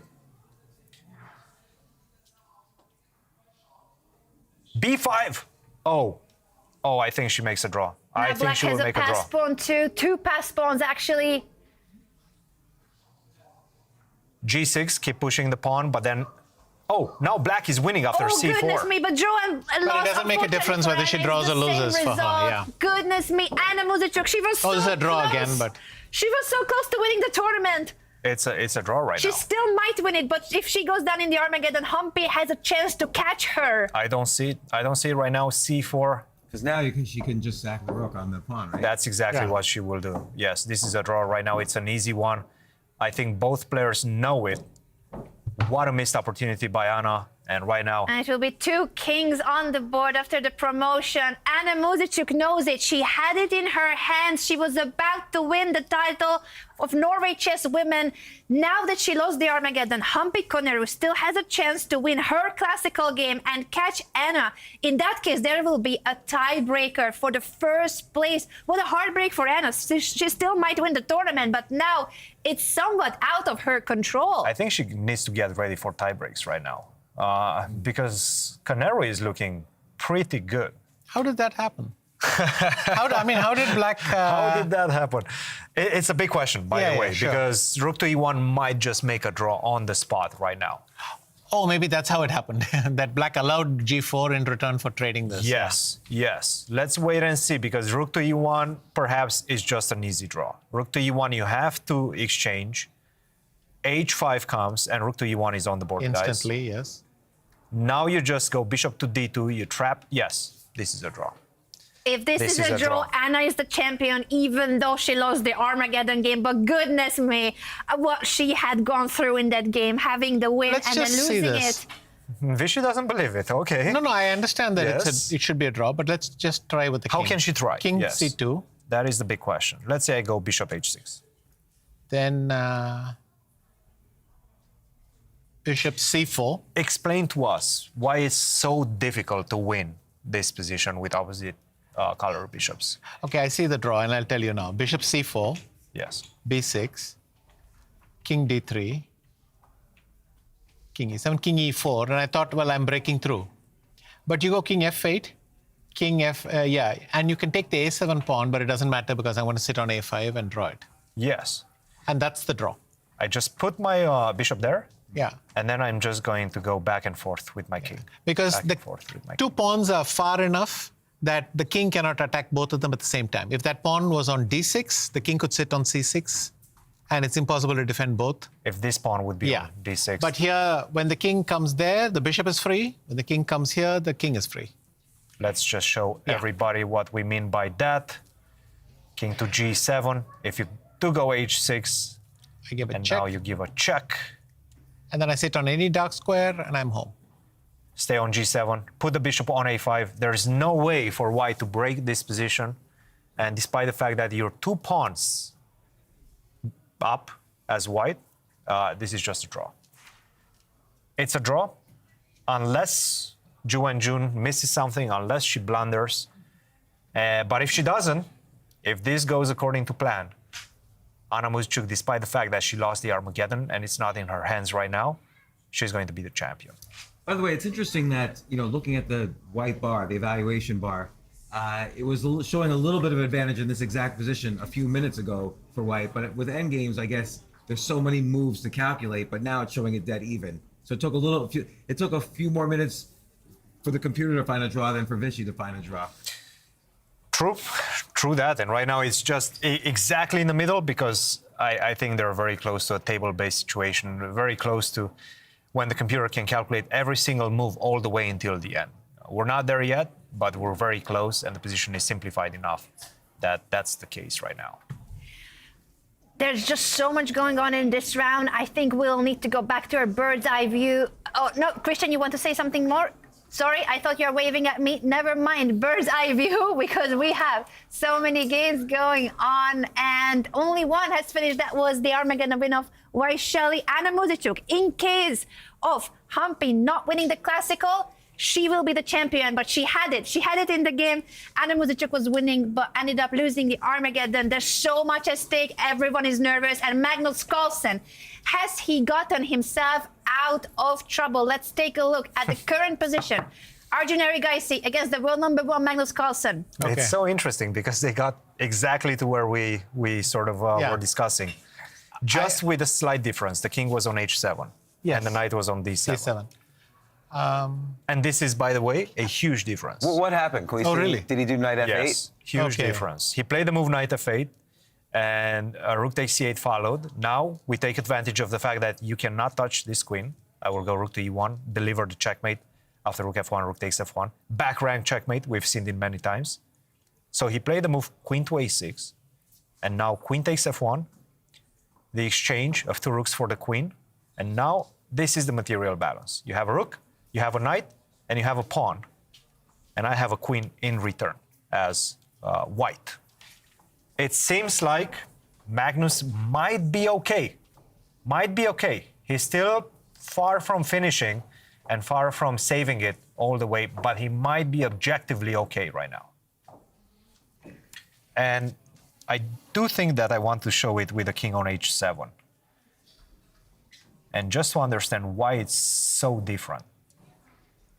Apparently after h3 in this position, you just simply don't have a good way to defend against queen f5, followed by queen takes a5. With the king on h7, there is a double attack situation. And it's very difficult to get out of it. So Magnus has gotten the better version of this position. Very similar, but it's a somewhat better version for Magnus Carlsen. Everything is tied down to tactics at this point. If you go g6, I have this beautiful idea of going knight to b6. If you take it, boom. It's a fork. Fork, double attack, fork, and you lose the pawn. And that's it. I get to the king. Not only that you're losing a pawn, you're in fact losing much more than that. You're losing another pawn. So Magnus calculated all of this very precisely, and he played knight f8 first. And now we got to this position after h3. He needs to find a way. How do you defend against queen f5, queen takes a5? Rook d8, maybe? Try to meet queen f5 or something with rook d5. Rook d8. Excellent move. Excellent The move. other plan I saw was knight e6. Queen b5. I think probably queen f5 because it controls c2, but if queen b5, then I thought rook c2. It's all about getting to that pawn, yes. And queen a5, knight f4, maybe I thought my counterplay was starting. Though he's not happy about this either. It's one of those positions which is really difficult to assess. Can you do queen d8 check, king h7, and then g3, and then the queen check fork? You could. I will start giving you checks. Yes. Yeah, no, I think the point was queen f5. That's what it doesn't like. But anyway, the knights are loose. I think that's the point we illustrate. So perhaps rook d8, rook d5 is the way to go. Big moment right now, guys. Big moment right now. The pressure is obviously on Magnus. It does seem like it's one of those situations where Arjun is playing for a win or a draw. It's very difficult for Arjun to lose this one. Nevertheless, Magnus is getting closer and closer to potentially making that draw. I find it so interesting, by the way, that today is the day when we play a video by Magnus Carlsen explaining the value of the pieces. So let's do the maths that he did. White has a queen. He said that is worth 9 points. Nowadays 10. Yeah, he said 10. Oh gosh. Okay. Nowadays 10. He said it's controversial. Let's go first with the 9, then with the 10. We're gonna debate that. But what black has to compensate for the queen is a rook. Magnus said that's 5 points. He also has a knight. He said it's 3 points. And he has a pawn. So if you add up 5 plus 3 plus 1, it's the same as a queen, even though you don't see the same pieces on the board. It's material imbalance, but the value of the pieces, they add up to be the same. But now the queen is worth 10. Now that Magnus says that the queen is 10, Vishy, what are your thoughts on that? What is the value of the queen? It's a bit controversial, yes. I think the tendency is both that the exchange favors the stronger piece, and all these multi-piece combinations against the queen favors the queen. Maybe it's a coordination thing. It's one piece worth 9, which is moving around, whereas you're trying to coordinate 3 different components there. But my feeling as well is that computers generally give the queen more of an edge on average. Not always, of course, but in most situations, the queen does tend to come out ahead. And it does seem like right now, at least from the body language of the players, it feels like Magnus feels the pressure. It feels like Magnus is not happy with what just happened. He's fighting. He knows he needs to fight right now. He knows he needs to pull everything he has to be able to find that path to a draw. So how do you psychologically maintain your motivation? This game might last either way, 20 moves, 30 moves, who knows? But you're slightly down that entire time. How do you kind of not tell yourself, oh gosh, I'm going to be fighting this depressing battle for the next 20 moves? Probably by not telling yourself. But that's the hard part. That's the hard part, not telling yourself that. Self-talk is too easy. Sure. I think, well, you come to terms with it. I mean, after 3 moves with this material, you realize that's where I am at, and you get on with it. But defense also, it's unpleasant, but it's got its advantages. Sometimes when the difficult choices come to your opponent, then you have a chance to relax a bit. And then when you have to play with more precision, it falls to you. It tends to be an even process. I mean, white will have to make precise moves with the queen, and white still has to coordinate that knight in there. So yeah. This is not the worst position people have defended. There are ones which are much more depressing, where you just say, look, I'm going to try to annoy my opponent, or you shift the thing from the board to the opponent, something like that maybe. And the reason why he needs to defend this is because there's another key game going on, and if Magnus doesn't win in Classical today, which seems to be the case, so if we think that this is 2 results position, Arjun either wins or makes a draw. In that case, if we bring up the standings on the right side, Magnus Carlsen will get either 1 point or 1.5 points in case of drawing this and going to the Armageddon, meaning that there are other players that can overtake him if they win their Classical games. So let's take a look at the other games that matter for the standings, because we have been talking about Caruana against Gukesh, where Fabiano seems to have really good chances, and Hikaru himself is still in the race for the first place. Christian, when it comes to the world number 3 Fabiano Caruana against the reigning world chess champion Gukesh Damraju, what is the current position? And goodness me, what is going on the board? It's a bit of a wild affair between these 2 players. Let's catch up with what they did. After rook to f8, this is where we left it, and we were discussing ideas of queen to g4 to put in media pressure on e6. He decided against that. He played the move queen to e2, which in fact is the best move in the position. Bishop to d6, and an opportunity right now for Fabiano arose. There's a couple of ways in which you can take the bull by its horns in the position. One of them is knight g7. That's a big question, and I'm, in fact, not 100% sure what Gukesh wanted to do after this. What do you think he wanted after this move, knight g7? Queen a2, perhaps? Queen to a2. So, again, you're facing a big problem on this side. If you allow me to take on e6 and not get any compensation, I'm not only taking a pawn, but I'm getting to your rooks as well. So queen to a2, that defense. What happens on rook b1, and then b6, and then rook b2? No, the other rook. The other one. Yeah. Like this. Yeah, and then b6, and then maybe rook 5 to b2. Is it possible? Oh, now I'm just simply going to go king d7. Which is I think we do need to go back to Norway Chess Women. About to finish perhaps the title, and Norway Chess Women will most likely belong to Anand Muzichuk, because we have an endgame here between Hampi Koneru and Ju Wenjun that is heading toward a handshake. These are the final moments in the game. And it's a draw. Hampi Koneru and Ju Wenjun draw their game, which means that the champion of Norway Chess Women 2025, she's about to hear the news. She's about to hear the news that she has won without managing to win her Armageddon game. But the champion is Anna Muzychuk. She must know by now, by the way. Like, how come we don't see her? I think we might be a few seconds behind. Our footage might not be exactly live, but she does not know yet. I'm yet. so curious if she will figure it out as we have the camera on her. She was following the game of Hampi, of course. That's the game that mattered for the title. Does she realize? Does she realize? Yes.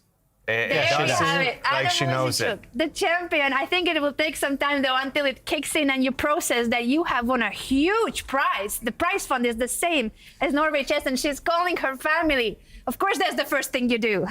Absolutely, and what an incredible performance all throughout this tournament. She was fighting in the Armageddons, she was fighting in Classicals, and managing to find those victories. I have to say, she's played the best chess in this tournament, and the crucial victory yesterday with the black pieces against Ju Wenjun, that put her over the edge. That was the big one, that she managed to outplay the world champion Ju Wenjun.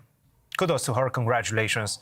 Anna, just an incredible performance. And of course, the other games will still matter for the prizes, for the podium, and there's a lot of money at stake. Humpy and Jun will play it out in Armageddon in about 15 minutes' time. But we need to head back to the game that we were analyzing, Caruana against Gukesh, because that matters at Norway Chess for the title. Both of these players can still win the trophy ahead of Magnus Carlsen if Magnus doesn't win his classical game. What do you play? What's your move right now after this move, F5, E5? Very enterprising idea by Fabi. He wants, after the very natural bishop to E7, to go F4. Oh, F4. I think this is what he wants. He wants to free up his knight. Free up the knight and try to get to E6. Or, which one was your move? I was looking at Queen E4. Queen E4. That's maybe something that he wants as well. Rook to D5 seems to be... that spoils everything. Very strong. I thought I could. But I wanted to come back to B1, but he just takes on A5. This is tough. This is tough, and it's not easy to calculate because you can easily start seeing some checks, and you get the king. You get very close to the black king, but that's not the case. Black gets compensation. So bishop E7, knight G7, is that it? Knight G7 or F4. These are the two moves. But knight G7 is also very tempting. And maybe the best. The same idea. If you go queen to A2, now there's no more queen takes D3, so all I have to do is queen D1, is get a rook to A1, and I'm delivering the checkmate.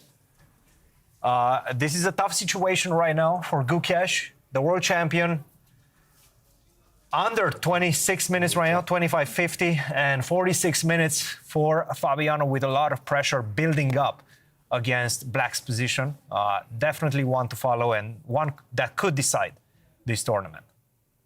And that is huge. And that's all because the format here in Stavanger is so exciting. You get 3 points for a classical win. So anyone out of the top 4 players at Norway Chess can still win the tournament. And Magnus Carlsen's game is just wild, absolutely wild. And it doesn't look like he will have a chance to win it in classical chess. What has just happened, Christian? Let's catch up with the current position. Is this what we have on the board? In fact, rook to F5 was played. Rook to F5, basically saying, you know what, I'm taking on D6. I take on B5. And you don't have enough. The position explodes at this moment in time. I can take on E6. It does not matter because my king runs and I have enough material advantage as black. Rook F5, very enterprising way. It seems like rook takes C6 right now might be a very good option for white. This one is exploding.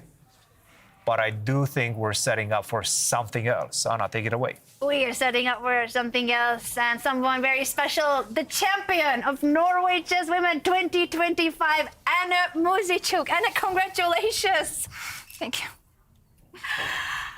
How does it feel? You've basically heard the news a few seconds ago that Humpy's game ended, and that was the game that mattered, whether she will catch you in the first place and you need to play a tiebreaker. Were you preparing mentally for a playoff, or what were your feelings after the Armageddon didn't go your way?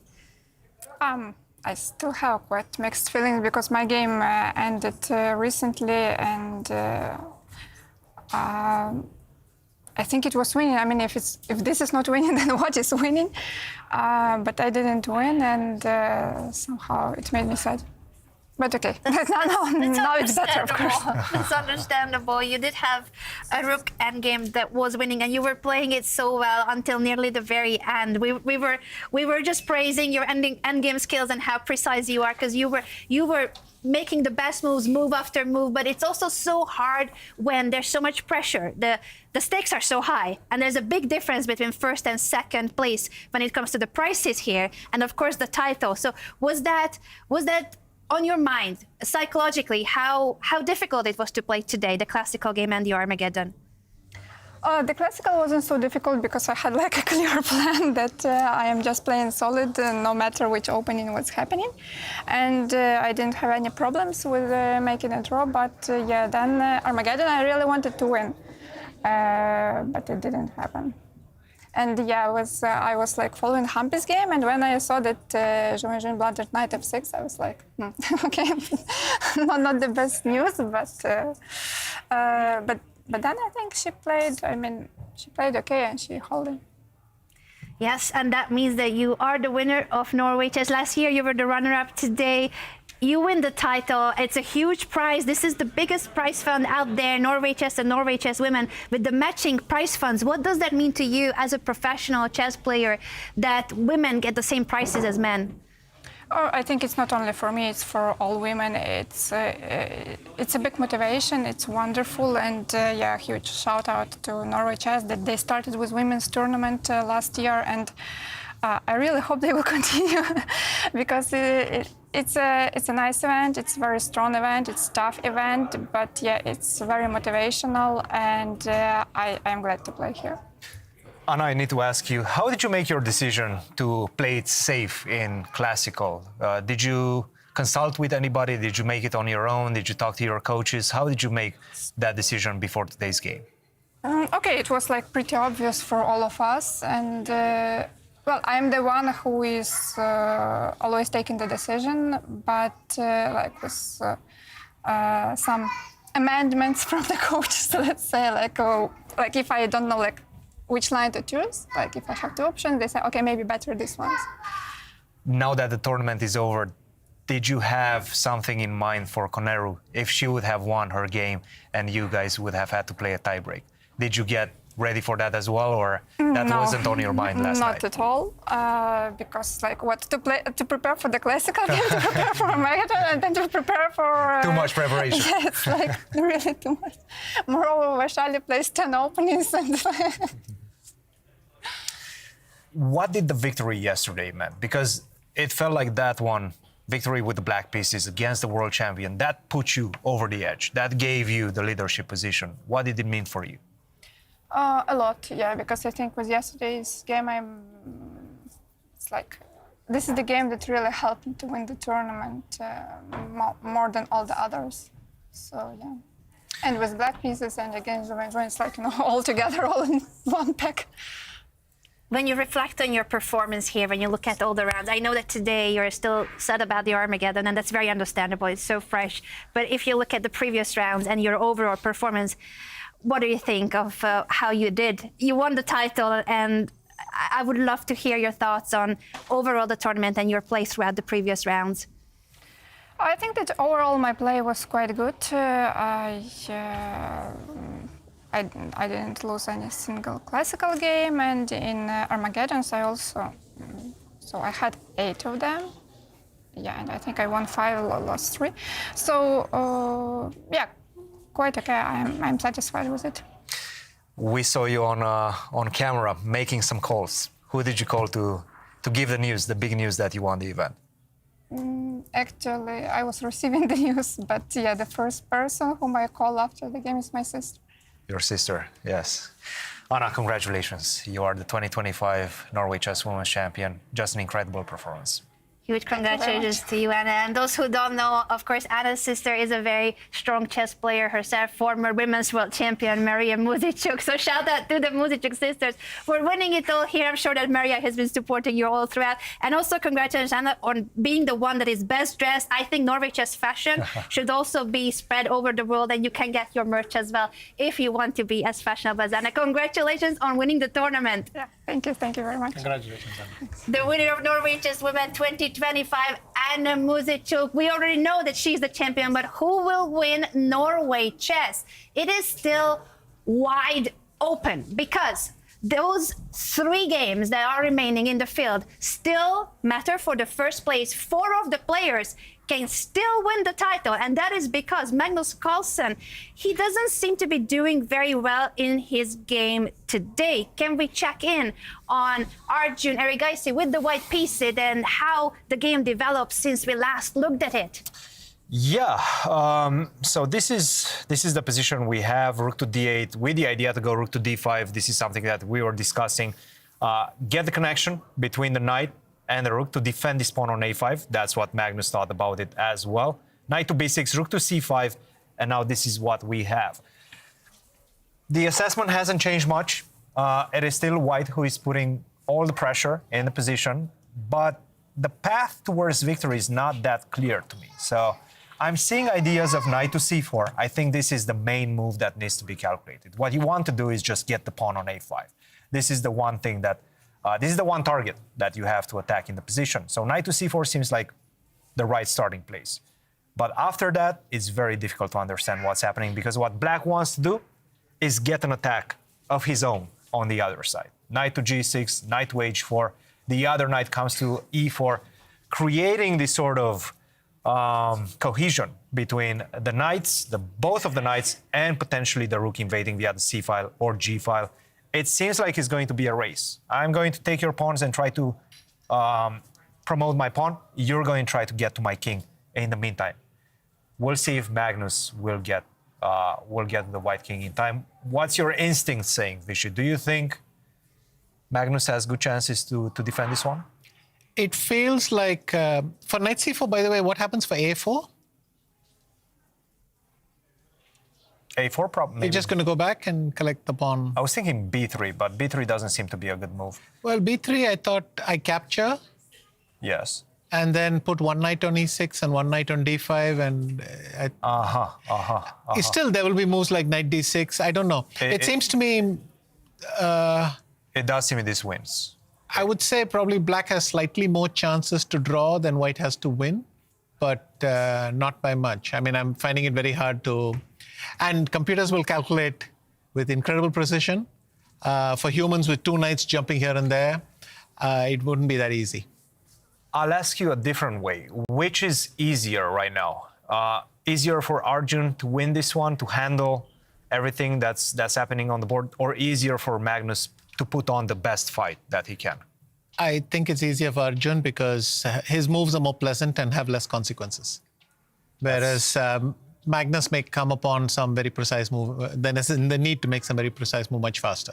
Consequences. I think that's a very good point that you just made there. And I wish we could know what the Norway bar tells us right now. I don't know if we have that information, but the Norway bar is definitely an intriguing one. Anna, take it away.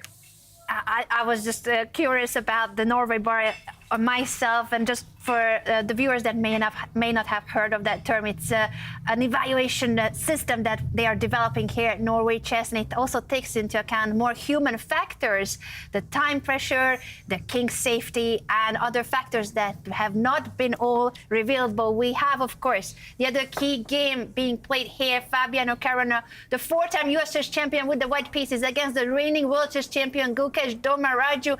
Both of them can still win the tournament because Magnus is not winning his classical game. That means that for the standings, both Fabiano and Gukesh can catch or overtake Magnus. You get 3 points for winning your classical game. So take a look at the standings and take a look at how tight the field is when 3 points are at stake in this game. And Magnus Carlsen might only get 1 point or 1.5 points if he wins in Armageddon. And we seem to somewhat overlook Hikaru, who is only 2 points behind Magnus, but that is because Hikaru has a very drawish position right now. So we don't think that Hikaru will be able to win that one. But that could happen as well. Who knows? In time trouble, anything can happen in the driest of positions. But right now, this is the position that we have. Rook to f5, just to catch everybody up with what's been happening. Rook to f5, a nice way to try to defend against e takes d6, defend the bishop on d6. Responded with a double exclamation sacrifice. Rook takes c6, b takes c6, and rook to a5. That's an intermezzo move. Get the rook on a square that is protected by the bishop. And then next move, when you move the queen, you have to move the queen. I will take on d6. This is the position. It's very tactical. You have to be precise with both colors, but it does seem to be simplifying. After queen to b3, I take on d6. You do want to keep an eye on this pawn on e6 as well. Take. We expect these moves. And how do we assess this one right now? Because of knight f6, I think this is nice for white. Knight to f6, with the idea to go, I would assume, to e4. But sometimes, if I can play queen e5, I can threaten bishop takes c7. I'm not able to make the idea work yet, but things like that. But knight e4 mainly. Let's show it. If you do go something like this. Yeah. So. We focus on this pawn. We focus on that weakness in your camp, and it does look quite good. This is the only way for black. I don't see any alternatives. Fabiano seems confident right now. Because the problem is if rook takes e5, which is a nice intermezzo, you actually have queen takes e5, and both queens are under attack. This is something that he might have missed, actually. Gukesh, right? Gukesh, when he played rook to f5. Maybe he did not spot this. This is so beautiful because you would love to have an intermezzo as well, either with a check on a1 or with a check on c1, and then pick up the queen. But both of those squares are protected. He has gone to b2. He has gone to b2, okay. But now ed6. And it's rook a5 can't be the move. Somewhat worse because of queen takes e6.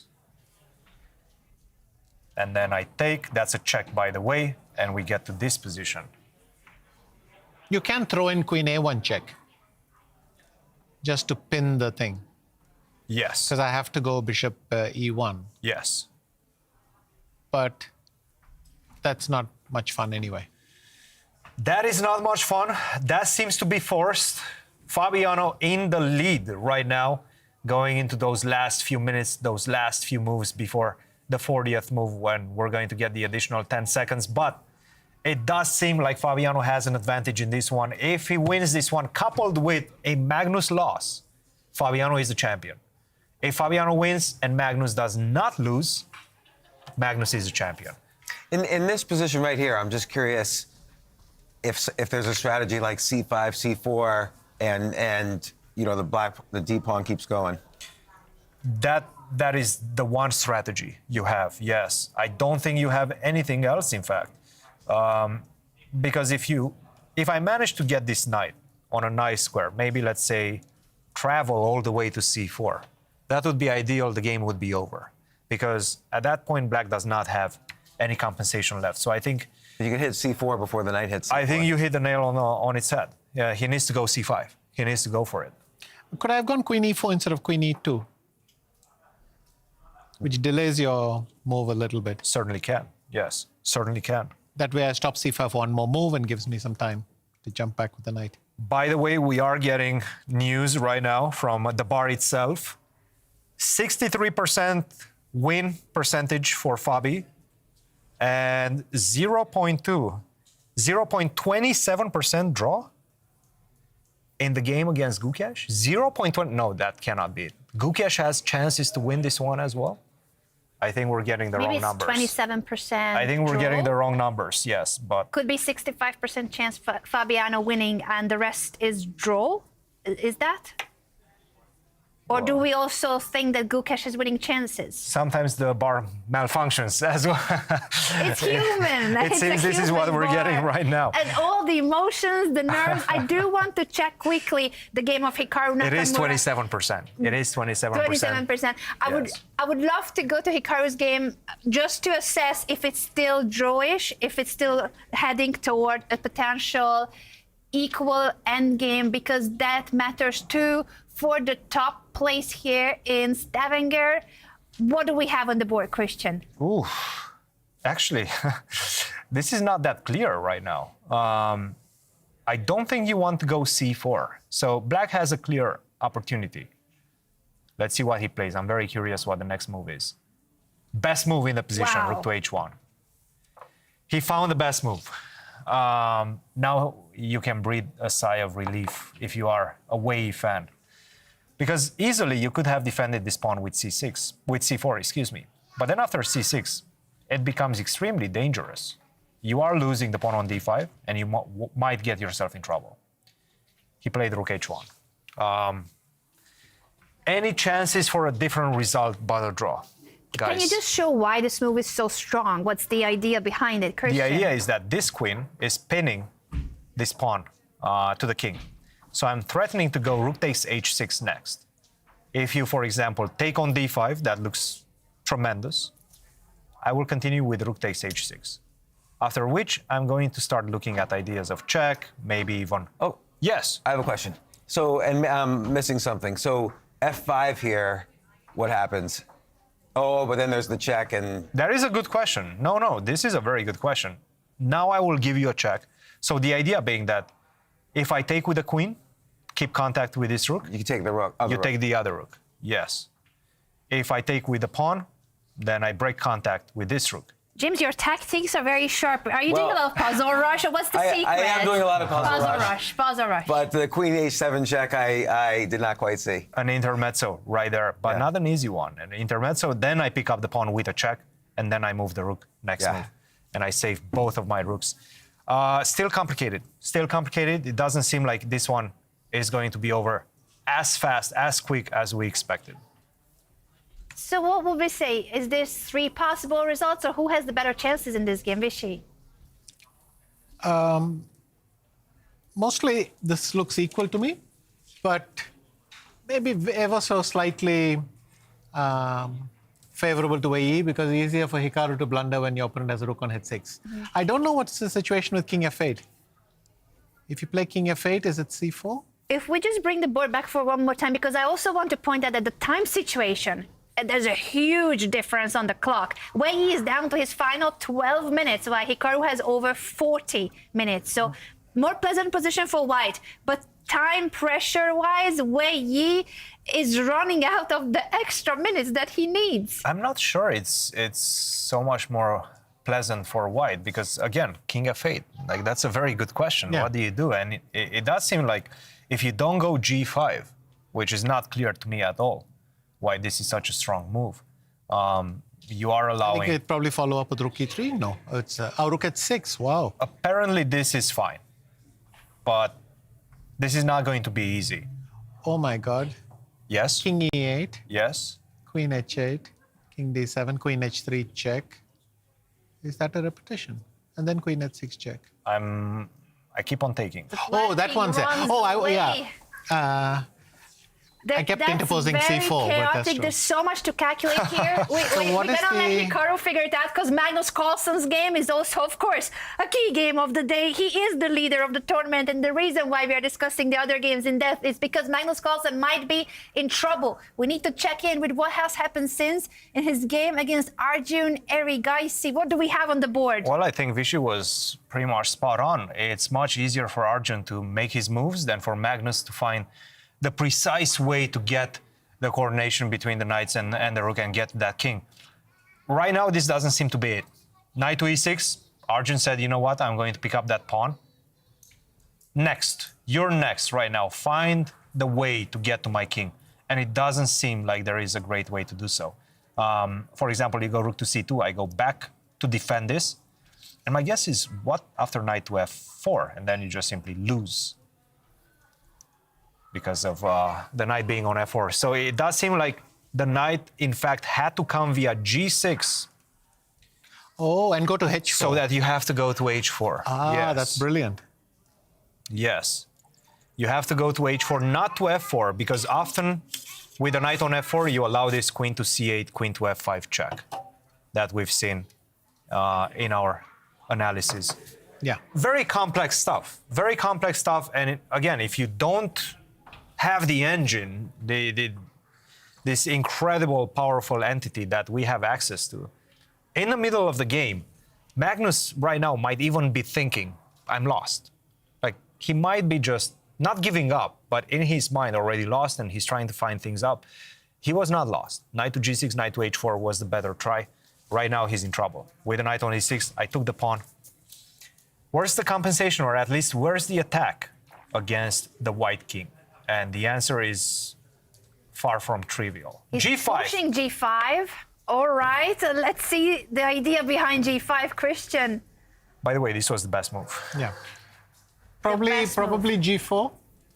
If I put the pawn on g3, then the king is in a back rank situation. Though here I would probably get away with queen a8 and queen f3. It's some wild stuff. Probably you shouldn't allow this pawn to get all the way to g3. But on the other hand, if now you go king g1 and I play knight e6 to f4, suddenly everybody's connected again. So even though it's hard to coordinate, knights coordinate beautifully when they finally get around to it. Yep. So do have to be careful. White could have maybe somewhere just taken on g4. I don't know, but we'll have Allowing this pawn on g3 might be Yeah. a little bit dangerous. Yeah, just take on g4, maybe king to h2 at this point. That's true. But g4 is the move that poses the biggest problems for What happens if I play knight white. c6? That is the best move. Because I want to keep my queen pointing at some key squares like d3, e2, and all that. That is the best move. Knight c6 good, yeah. Not only that, you're attacking this pawn, you're also looking at ideas of knight e7, knight f5 if you start moving the rook away. But what happens after g4 here? King h2 or knight takes b4? Both work. You even have a nice tactic right now, taking advantage of the fact that these two knights. Knight d4. Knight to d4. Yes, yes, which somewhat simplifies But the position. g3? No, maybe g3 here. G3 and knight to e2. No rook to c1. So this would be something that would end anybody's chances but Magnus's. That's checkmate on the spot. So be careful, especially when a pawn is so close to promotion. It also takes away this exit square for the knight, for the king. So you have to go knight to e2. Seems to be winning. It's a technical task. Objectively, right now, Arjun Erigaisi has a winning position. He played knight c4. g4 is coming. There's almost no doubt about that. You know, in terms of styles, is this the type of position Arjun should have no problem with? Like, is he, you call him the madman, so is he good with these wild tactical positions and figuring it out? And by the way, the madman, I think he got that nickname from Magnus himself. So he said, okay, that's a compliment if Magnus says that about me. Sure. Rishi, what do you think? Does this suit Arjun's style? People aren't called madmen in the technical phase of the game. It's usually for their openings and middle game skills. But Arjun, I mean, you don't get to number 3 in the world only by being mad. You have good technical skills, you're all round, he can play some amazing endgames. He's got all the necessary bits. But certainly he has a wild side, but a very courageous side. I mean, today he took on Magnus and took the battle to him, so.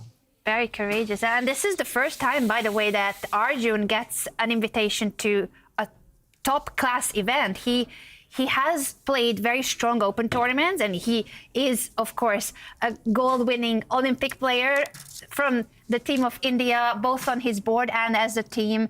They won the gold medal, and he has had some incredible results. Past 2,800 rating, was the second Indian player after Vishy to cross that rating barrier. But this is the first ever time that he plays an invitational, isn't it? He's played 2 times Tata Steel. Tata Steel. Okay, sorry, I'm confusing among the other players. It just feels like the rest of the field, they have been around for a long time. And even for Gukesh, he has gotten, of course, a lot of invitations, especially since he won the World Championship match. For Arjun, there has been somewhat of a less opportunity earlier, but he is clearly, this is where he belongs. He's the world number 3 for a reason, as you said, and he might be taking down Magnus Carlsen, and he might be spoiling the party for him. Magnus is the tournament leader, but he is not going to defend his title if he loses this game. Is that guaranteed? That is guaranteed, yes. Yes, because either Caruana or Gukesh will pass him if he loses. Yes. That is mathematically certain. If he loses this one, it's guaranteed that he doesn't defend either against Gukesh or Caruana or Nakamura as well. G4.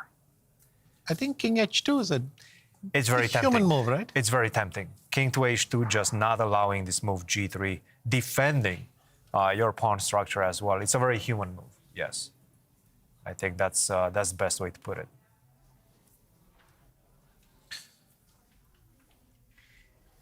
Should we take a look at the bird's eye view just to take in the full picture? This is the final day.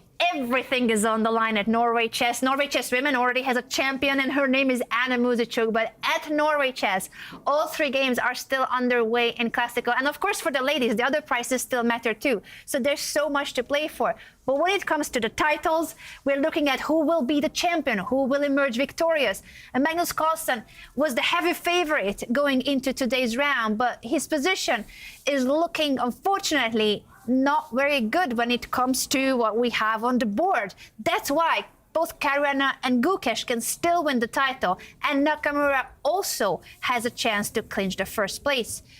Vichy, what do you see when you look at those beautiful colors? Who would you pick as the winner of Norway Chess? Ooh, huge celebration. What happened? Have we missed something? I don't think we've missed anything. I hope we haven't missed anything. There is a lot of celebrations in the building right now. It does seem like Caruana is still thinking after that move queen to b2, so we haven't missed a thing in that one. And a big move by Wei.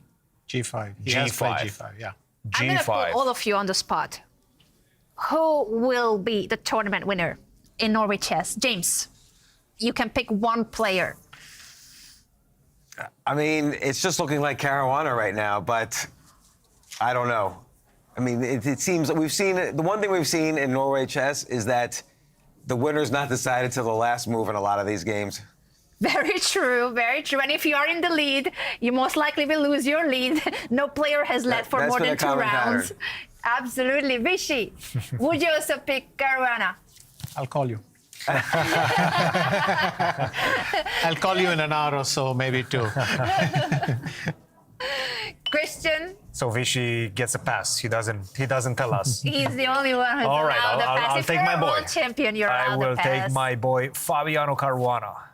I think Fabi has great chances, but it's just so wide to see that the top row at Norway Chess, 4 of those players can still win the tournament. We are seeing the last few moves. I do believe in Wei versus Let's Nakamura. go back there. Let's go to Absolutely. Let's go back to Wei Nakamura, because this could end in a draw in a few moves. If it's a draw, I have Hikaru finally is figured out out of the draw, contention. so I can show you that if you want. And look at Hikaru. Hikaru doesn't believe it.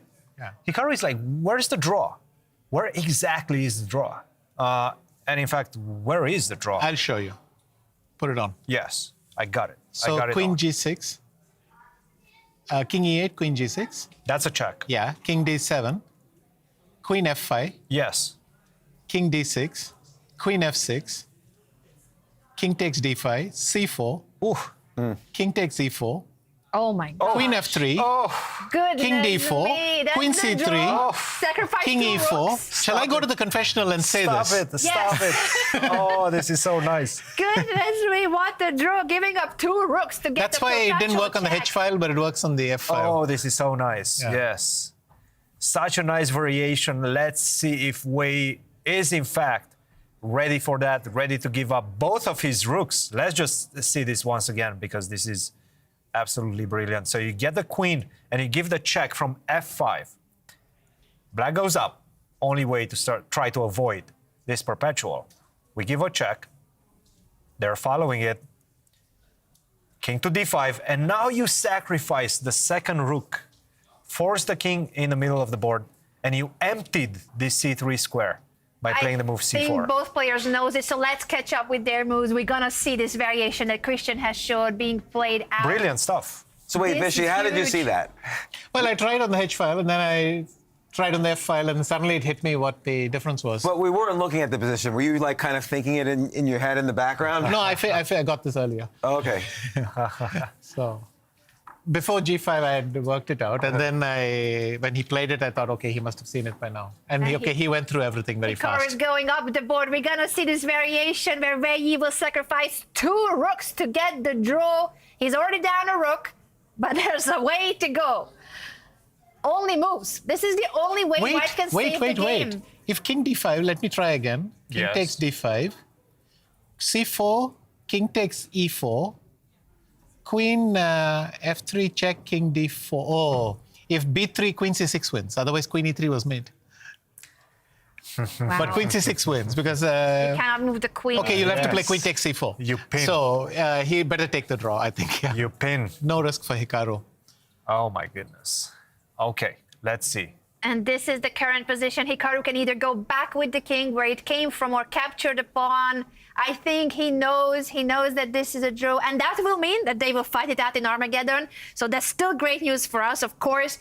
Not great news for Hikaru when it comes to the first place, because he can no longer win the tournament if this is a draw. The thing is, at this point, I can guarantee you that Hikaru, about 5 moves ago, he started having hopes. Look at the smile. Look at the smile on Hikaru's face. He was hoping that maybe Wei will make a mistake, for good reason, by the way, because the position was becoming a bit imbalanced. And you see what he had to do to get to this draw, to this forced draw. And he was dropping on the clock as well. Hikaru thought that he has a chance to win this one. And with Magnus in a very dire situation, he thought that maybe he can win this one.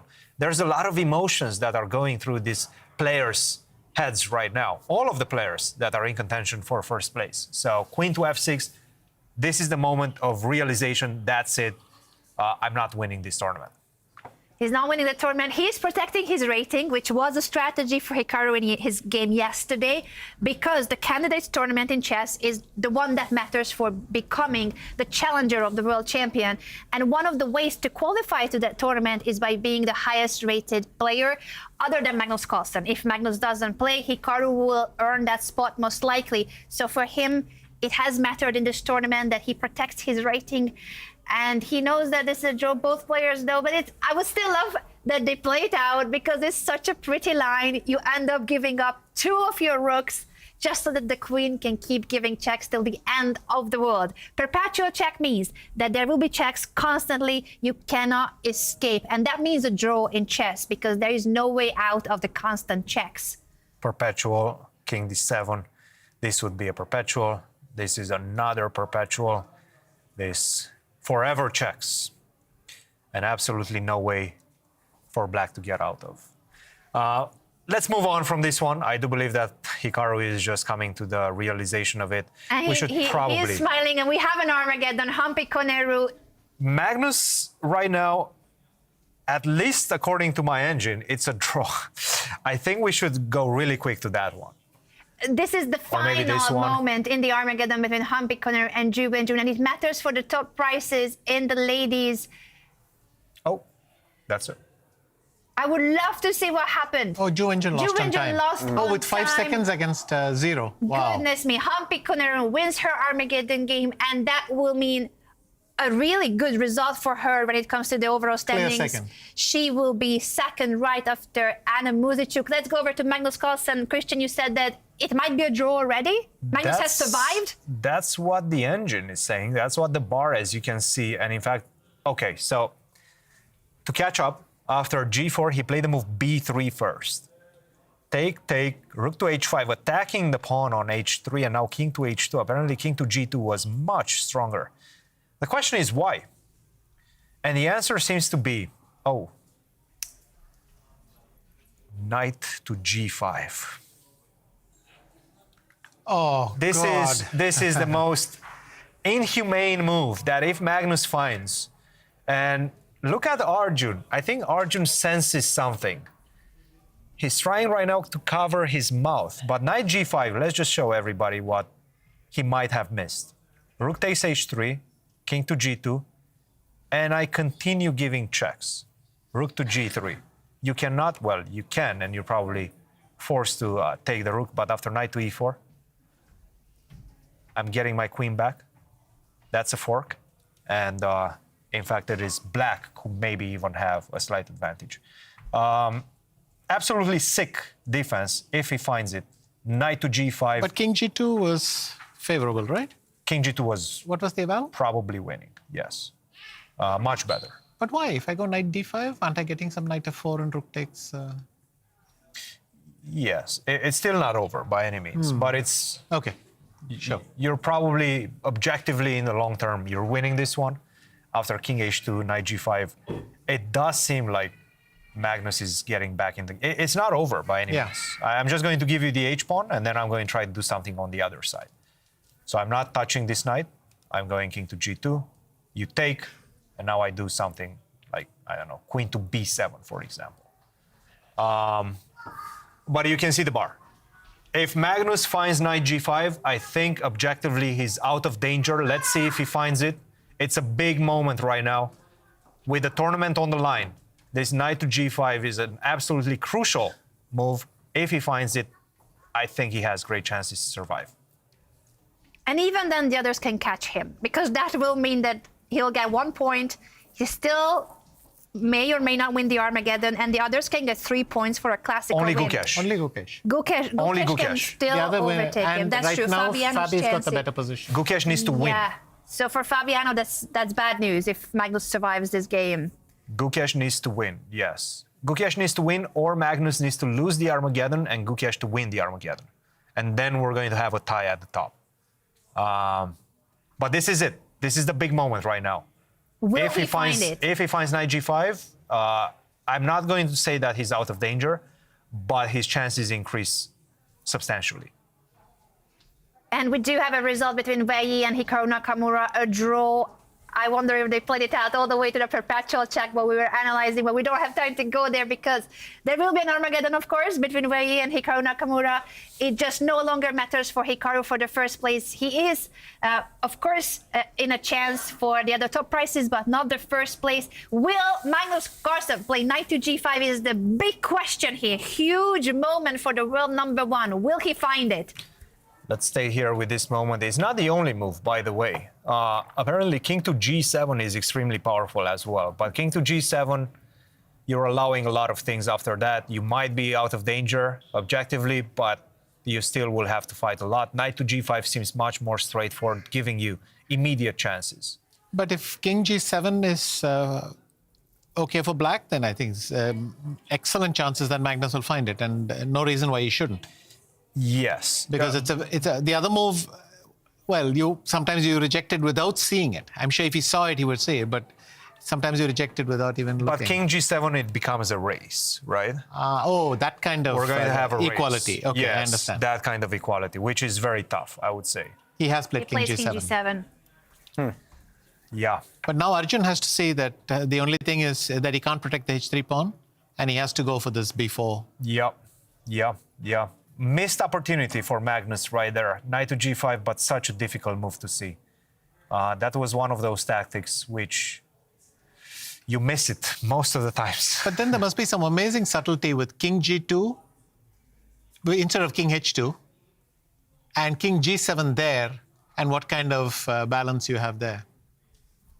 It's just an extra tempo. Oh, when the king running to queenside. Okay. When the king is running, it's just an extra tempo. So what doesn't seem like a question of tempi at all turns out to turn on a Supposedly it is, yeah. Wow. Which is sort of crazy right now. So is b4 undefendable for black? Soon to be. Soon to be. Because if knight d5... You can go knight d5, yes. You can go knight d5. But then knight, what am I doing? But then at least I'm knight saving e5? my h-pawn. Oh, that's not easy to see. I will have to be play saving, h4 and all. I will be saving my h-pawn, yes. Where is Arjun? Is he looking at us? What is he calculating? I'm so curious if these are the lines that are crossing his mind right now. What are the candidate moves here for white? Just to see the scope of options for white. Is this the main line? Let's see. Let's let him answer that. He played queen b7. A different move, but still the Not too same bad, idea, right? targeting the pawn. Same thing, right? Same idea, to capture that pawn, and then white has the passed pawns on the left side of the board to be pushed. To my eyes right now, this is a big moment. Another big moment. Because it is very easy to play knight to d5. Even though knight to d5, knight to d6, I think this is just game over. So you probably, at this point, you have to go for knight g5. Nothing else. Knight to g5, and we're going to have to see what the race has in store for us. Yeah. Wild position. Those two knights in coordination with a rook on h3 and the pawns coming down the board will be trying to be fast enough. Let's go back to the live board because he has just played knight to g5, the key move for the defense for Magnus Carlsen to survive this game. Yes. 13 minutes against 16 minutes. That's also going to be a crucial factor in the upcoming tactical melee. that we're going to see. So knight fe4 or then knight e5 maybe, right? No, that spoils it. Knight e5 seems to be spoiling it. Knight to d2? d6. Oh, knight d2 is a blunder because rook h2 check. Ooh, let's just show that. Yeah. In fact, this is a beautiful one. You lose. Exactly. Because of rook to h2.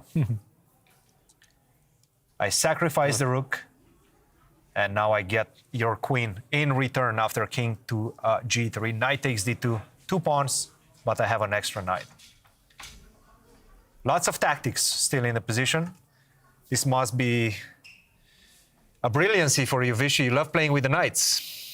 Well, there's one missing. There is one for white missing, yes. But how do you see his chances right now? And in fact, maybe Mehmet also from our production can tell us what the Norway bar thinks about this position right now. Things have changed, definitely in Magnus's favor. And Yes, since I things think- have changed, I'm sorry to interrupt you, Vishy, but the other game, things have changed too for Gukesh and Fabiano, but probably in favor of Fabiano. Let's catch up with the current position. Gukesh, if he wins this game in classical, he has a chance to overtake Magnus if Magnus doesn't win his game. But what we see is a lot of advantage for white. The bar is saying, hey, Fabiano is winning this game and spoiling it for Gukesh. Yeah, this is huge. This is huge for the standings. This is huge for Magnus right now. This is huge for Norway Chess because it could produce a winner if Fabiano wins and Magnus loses. But that's a big if because Magnus is getting closer and closer to surviving that one. Knight to g3. It looks like this pin is very unpleasant, but you cannot bring the rook to attack the bishop pawn e1. He played the rook to c6. It's very clear what he wants. He wants to go c4. c4 is next move. Now, the best thing white can do is get the king off the first rank and finally liberate the bishop on e1. Now, if you go c4, I'm going to take. And if you continue taking after knight to e4, this is the type of calculation that generally Fabiano finds. It's very straightforward. You are looking at knight d6. You are looking at knight c5.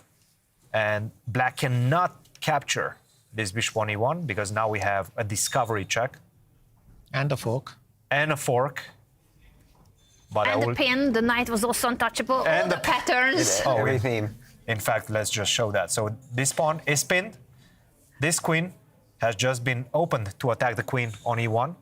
And you cannot capture my queen because that's illegal move. Your king is in check. So you have to react to that. And then I pick up the queen. Big moment right now. King to h2. Doesn't seal it immediately, but Fabiano is getting very close to getting a decisive advantage after king to h2. What's wrong with queen e2, for instance? Queen to e2 is a move, yes. Queen to e2 is definitely a move. I will go c4, and I will go d3. And that's the... And we will play this one. We will play this one with slightly better chances. Still losing for black. Yeah. King to h2 is just more clinical. Sure. Best move in the position. Somewhat natural because you are getting the king off that first rank, off the pin. Let's see if he goes for it. He has 14 minutes to find it, 12 minutes for Gukesh. There is no increment until they complete move 40, but I think we are about to see the king move. Fabi reaching for the king. King to h2. Yeah, king h2. Fabiano right now understands the assignment. He knows he's winning. He also understands that he cannot afford going down to his last 2 minutes, 1 minute, because that's when the panic starts. No matter what the position looks like, the panic starts when you only have 1 minute on the clock. Stay ahead on the clock, maintain your lead, and the position will be winning. Keep precision, maintain the lead on the clock, and win this one. And if Magnus loses, and perhaps Fabiano is having an eye on that game as well, then he's the champion. But Magnus has saved it, right? Magnus is back, yes. Magnus is back right now. It does seem like Magnus, in fact, is completely balanced. As you can see, the bar somewhere around here. You can see that bar. Arjun versus Magnus. The bar is right in the middle, meaning Magnus might have saved it. Big moment, big sequence right now. James. So here, if queen in the Fabiano game, if queen a2, is that anything? You know, kind of looking at rook e6 a little? I like that. I like that. The big question is, what do we do after knight to e4? And this is a nice way to illustrate what the problem is once the knight gets involved into the attack. There's a lot of sacrifices and a lot of forks. Knights are very powerful. So, and this is what he's dreaming about. In fact, even with the queen on a1, looking at the bishop, knight e4 is probably my next move. Knight to e4 right now. That is the threat in the position. The boards are on fire. It's Norway Chess 2025 going into this final crucial round. We're going to take a very short break, but when we are back, it's all going to be decided between these two games, Caruana against Gukesh and Arjun against Carlsen. Everything is still on the line. See you in a few minutes.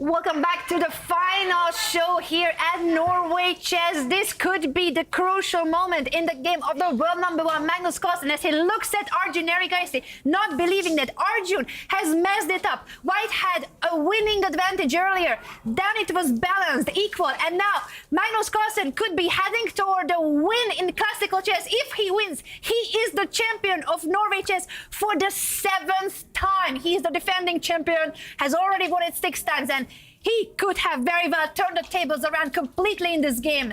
Vishy, your thoughts? Turn around, but it was already getting very unpleasant. I think when Arjun lost his way with trying to combine with the knight and queen to attack f7, what's the use? Because there's a knight on g5.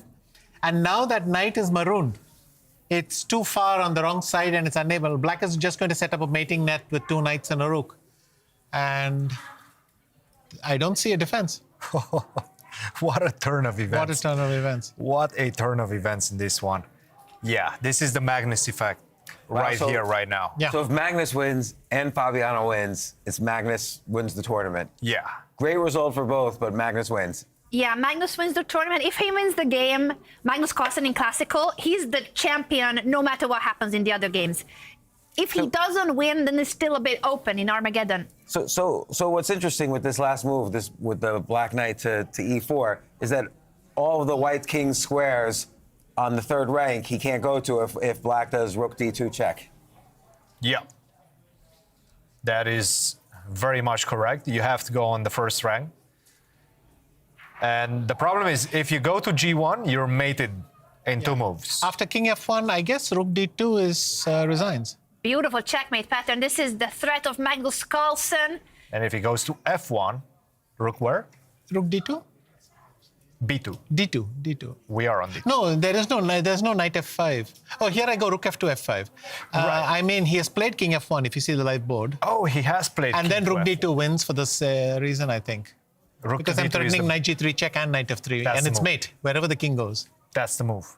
And that's what Magnus is about to move. I think he was about to reach toward the rook. He is reaching for that piece. Wow, what a checkmate pattern. Magnus Carlsen could be moments away from winning the tournament.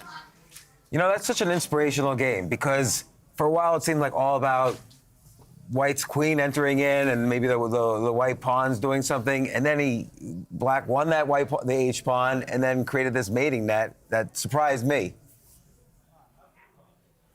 And he's making sure that he's calculating it accurately. 6.5 minutes left for Magnus, 9.5 for Arjun Erigaisi. But this could be it. If he moves the rook to the 2nd rank, the one that marked with the blue arrow, it looks like the white king is in trouble. The 2 knights and the rook creating a checkmate net that you cannot escape. This knight coming to f3 is going to control both g1 and e1, and the rook is going to go to f2 to deliver the checkmate. Rook to d2, crucial move right now, which seems to be winning for Magnus Carlsen. Is he going to play rook to d2? He's looking up the screen to see the move number, or is he looking at the other game? I think he's looking at the other games. I think he's looking at the other games because he wants to know whether he has the draw in his pocket to win this one. The only way he gets caught if he makes a draw and forces an Armageddon is if Gukesh wins his game. Rook to d2. He plays the winning move. This is the way to clinch the win here.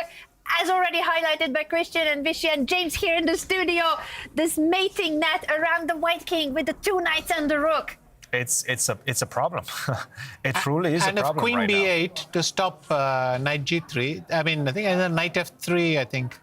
Takes away all the squares. There's not Yes. even a check anymore. You have 1 check, but that's about it. And After then king g4. And you have another one, and that's it. doesn't even matter. Wow. I will take. He has your gone knight, queen b5. But rook to f2. Queen to b5 makes a lot of sense. Pinning the knight. It gets a question mark, but white's position is already so difficult to play. There is a brilliancy right now available for black. Rook f2 and f5? Or f5 directly. f5 directly. Yes. Wow, giving up the pawn. Show us the idea, Christian. If you take with a queen, I'll give you a check, and that's an extra queen. Not only that, but once you take on d2, I get another knight, so that's over because I have the h pawn.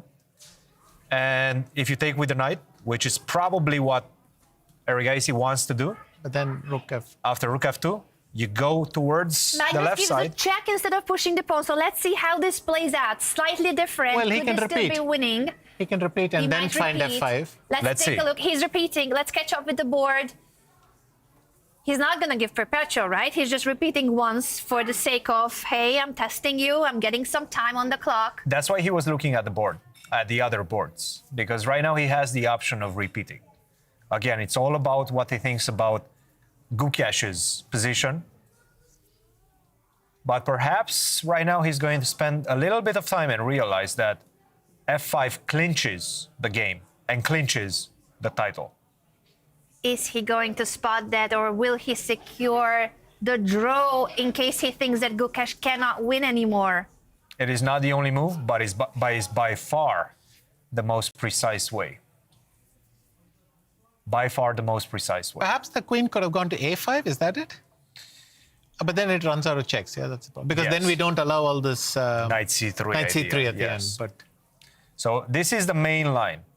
I force your knight to go in front of your queen so that I unpin my knight from g5. Now my knight from g5 can move. I'll give you a check. I'll run it on d1, and now I give you a check, and I pick up the queen. Next move. This is a fork. I get to your queen by force.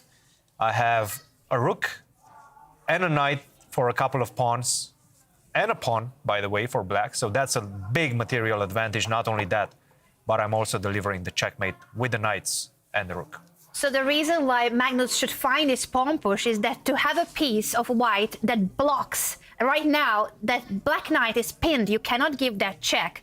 The reason why he sacrifices the pawn, the key move to win, is to push that f-pawn, get a piece of white in between, and then you're allowed to move your knight. And that is the key combination, the key tactical pattern here. Will he find it, or will he go for the draw? He's looking up the screen, checking the Fabiano Gukesh game to know what result he needs. He might take the draw. I have a question. If he does rook f2 check, first. King e1, yeah. And then he doesn't see f5. Can he do king h4? He can, but by the way, f5 right now doesn't work that well anymore. You have to play it first, because now I can get the knight on the other side, and that defends against knight to c3. It's very complex. f5 is the winning move, but it's not easy. This is a really tough move. Find it, or if he thinks that it's safer to take the draw, because you can still mess it up, and it's only 2 minutes and 43 seconds left for Magnus Carlsen. f5 what is a he going to brilliancy. do? If he finds it, it's a brilliancy. King to h4 King win. to g4 he plays, gets out of the pin, threatening all the patterns that we highlighted in a different way, but it's a question mark according to the computer. The bar comes up. The bar comes up. Wow. Why is it a mistake, Christian? Let's analyze the move. Now I'm going to start giving you checks. It's the only thing I can do. I need to find the checks. if I go back to h5, can you do better than... You can't repeat, so you go queen f4? Yes. And then knight f5 or something, and that probably It becomes clinches it. something. Yeah. Yes, it becomes something. It becomes something that Magnus does not want.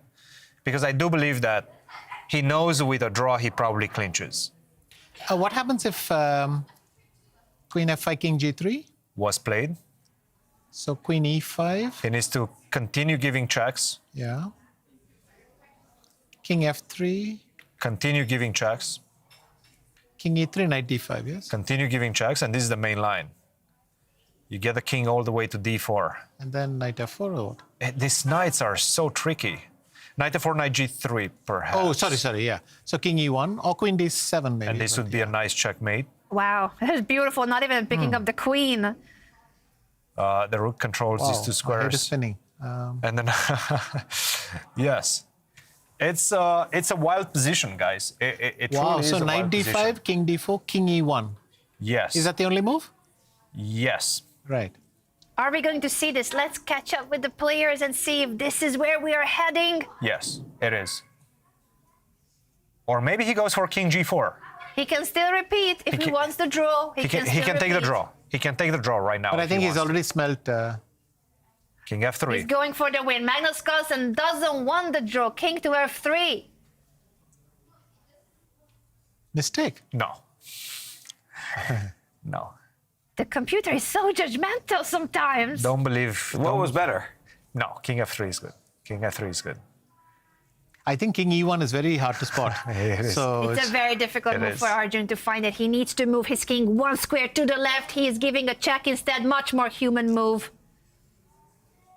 Oh, sorry, Fabiano. Just to give you an update, I did not want to go there, but just to give you an update, he's still winning. Will Magnus move to the left with the king and try to escape from the checks? It's still so is Queen crazy F5 the best wild. move? Or the only move? Yeah? King F5. Yeah. Queen Sorry, F5. Queen F5 has been played. Yeah, was it the only move? The best move, yeah, the only move. Okay, so The only in move. fact, it was not equal. The computer was jumping around. Yeah. No. It's so complex that the computer cannot make up its mind who is winning. It's saying Magnus is winning, it's a draw. It's not saying Arjun is winning, so it's saying two results. It's saying that black is winning or it's a draw.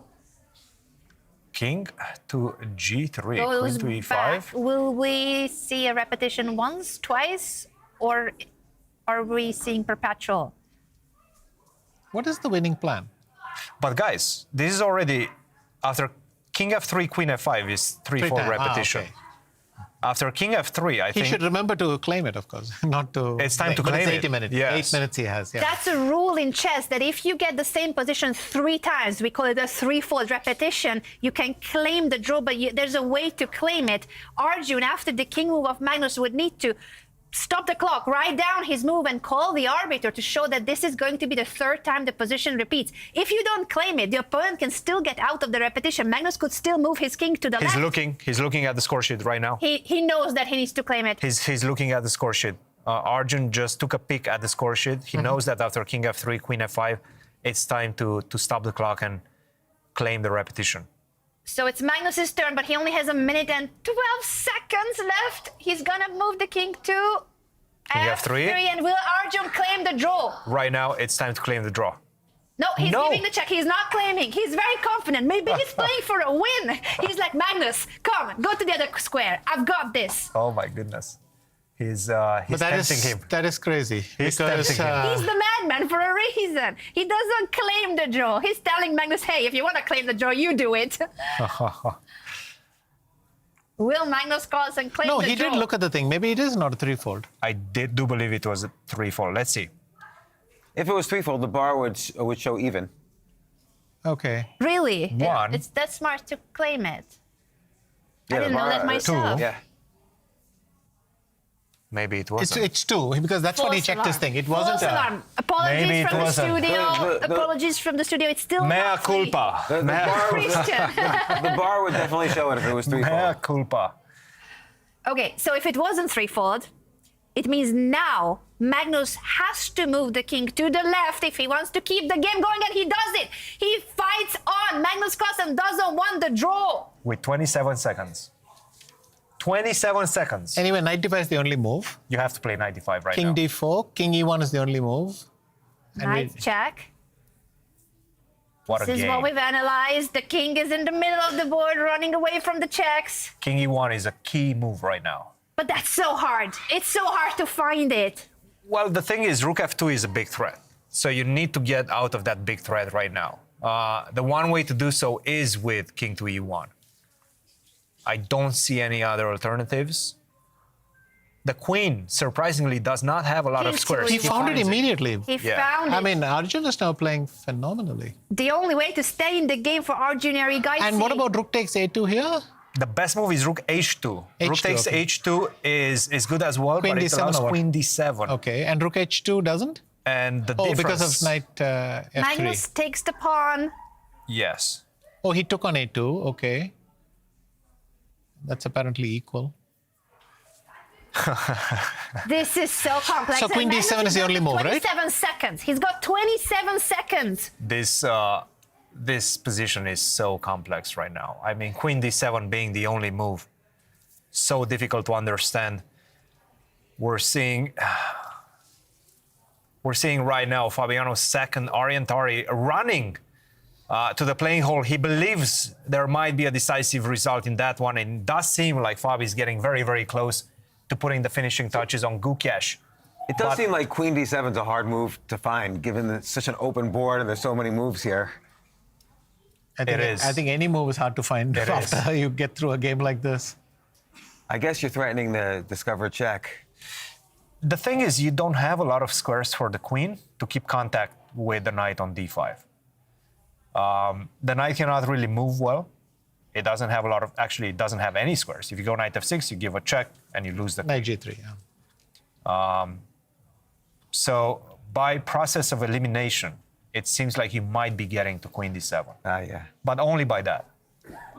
Well, the only good thing for Arjun is that he has somewhat more time. 6.5 minutes against 27 seconds. If king d1... King d1 is rook f2. Yes. Oh, this is a draw. I thought because queen d7 was forced, I thought. And here I wanted to play what? Knights... Oh, knight c3, king e1 back now, not king... Correct. Queen to d7 is on the board. Arjun Queen playing d7, the best okay, he has found the move.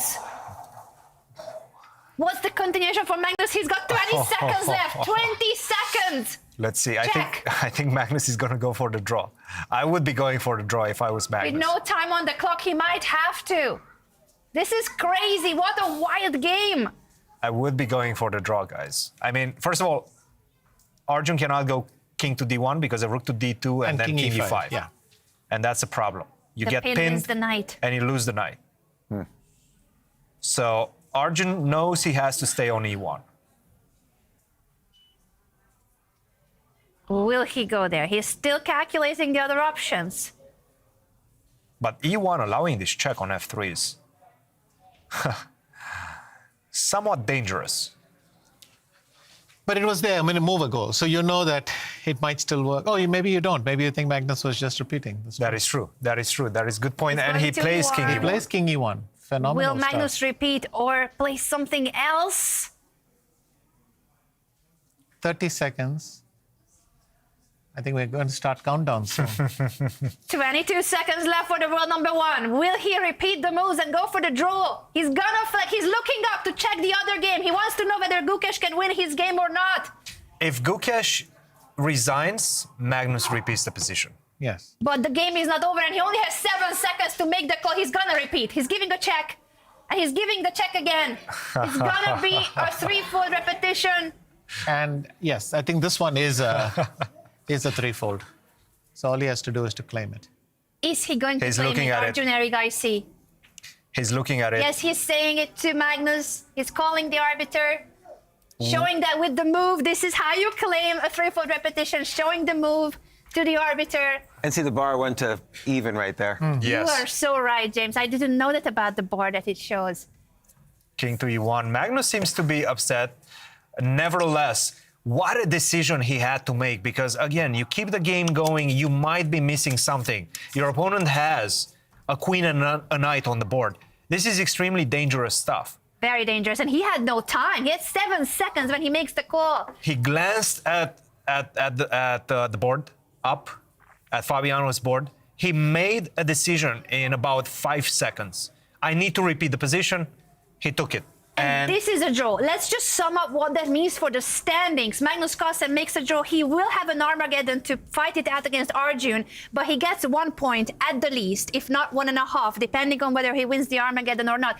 If Gukesh can somehow miraculously beat Fabiano from a worse position, Gukesh will be the champion. But Fabiano with the better position. Christian, let's go over to that. Ooh, look at that bar. A winning position, but it is not over because this d-pawn is going down the board fast. And it is not bishop takes c7 because queen takes c7 is a check. Oh, this would be a cold shower. Yeah. That's a cold shower right there. There you go. You would love to get this rook from d5. Guess what? That's illegal. That's a cold shower right there. Rook to d5. Let's see what he goes for. Queen to a6, 1 minute and 10 seconds.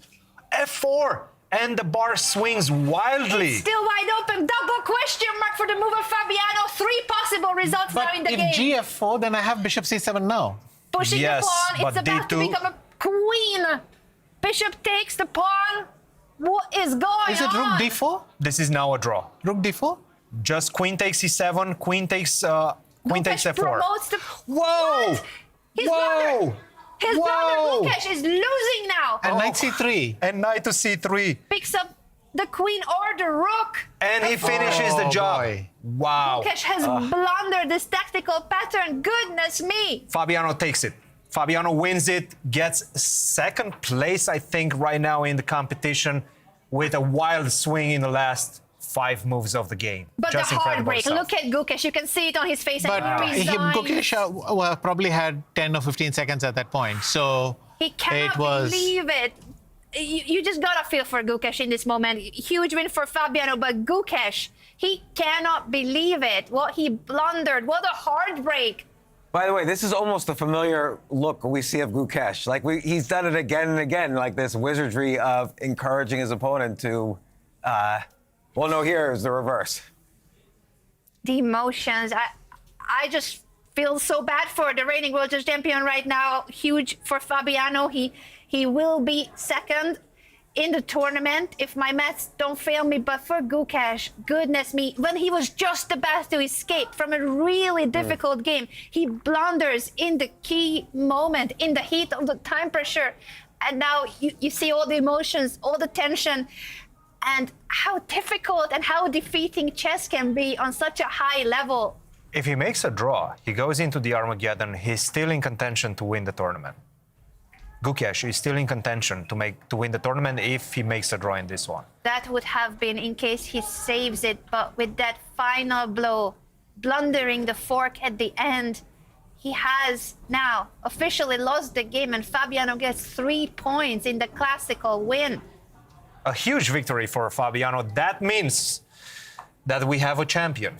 And his name is Magnus Carlsen. He has won Norway Chess 6 times before, and this is the 7th time. So, the world #1 is the champion of Norway Chess. He still has a game to play. Yeah, so they're going to play the Armageddon? I think they will still play it because it matters for the other places, for the other prizes, for his opponent too, it matters. So they will play out the Armageddon, but for the first place, it no longer matters. Heartbreak for Gukesh, huge win for Fabiano, and a relief for Magnus Carlsen. Can we look at the standings right now? Magnus Carlsen just absolutely incredible after that defeat against Gukesh in the middle of the tournament. Just after the start of the second half of the event, starting the second half of the event with that loss, and after that managing to come back and win the event in style. It just goes to show that and we knew this, he has the heart of a champion. This man has the heart of a champion as well because he was so close. He went through so many emotions in these last few days. Take a look at those standings. Magnus Carlsen, 16 points. Fabiano Caruana with an incredible victory in the last few seconds of the game. Literally in the last few seconds of the game, in the last move of the game. 15.5 points. Gukesh Domaraju, 14.5. Hikaru Nakamura with 14 points right now. Incredible. And Incredible this is tournament, during guys. the round, by the way, because we still have, of course, the Armageddon coming up between Magnus Carlsen and Arjun Erigaisi. So that will be the cherry on the top. But what we do have here is a special guest with us. Congratulations, Fabiano. What an emotional finish that was.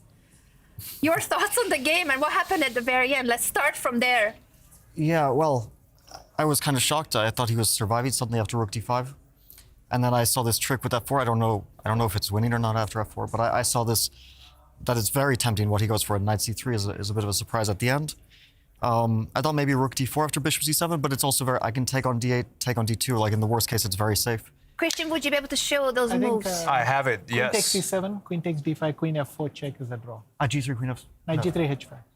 G3, queen e4. We'll bring on our board as soon as we can so that we can show the moves to our viewers as well. Let's take a look at what you mentioned, With Fabi. telling me to where to look, I could figure that out. Queen takes c7, queen takes f4, knight to g3, and apparently any H5. move just sitting and waiting seems to be. No, actually, I seems thought to be a g3 draw. was winning, but queen takes e4.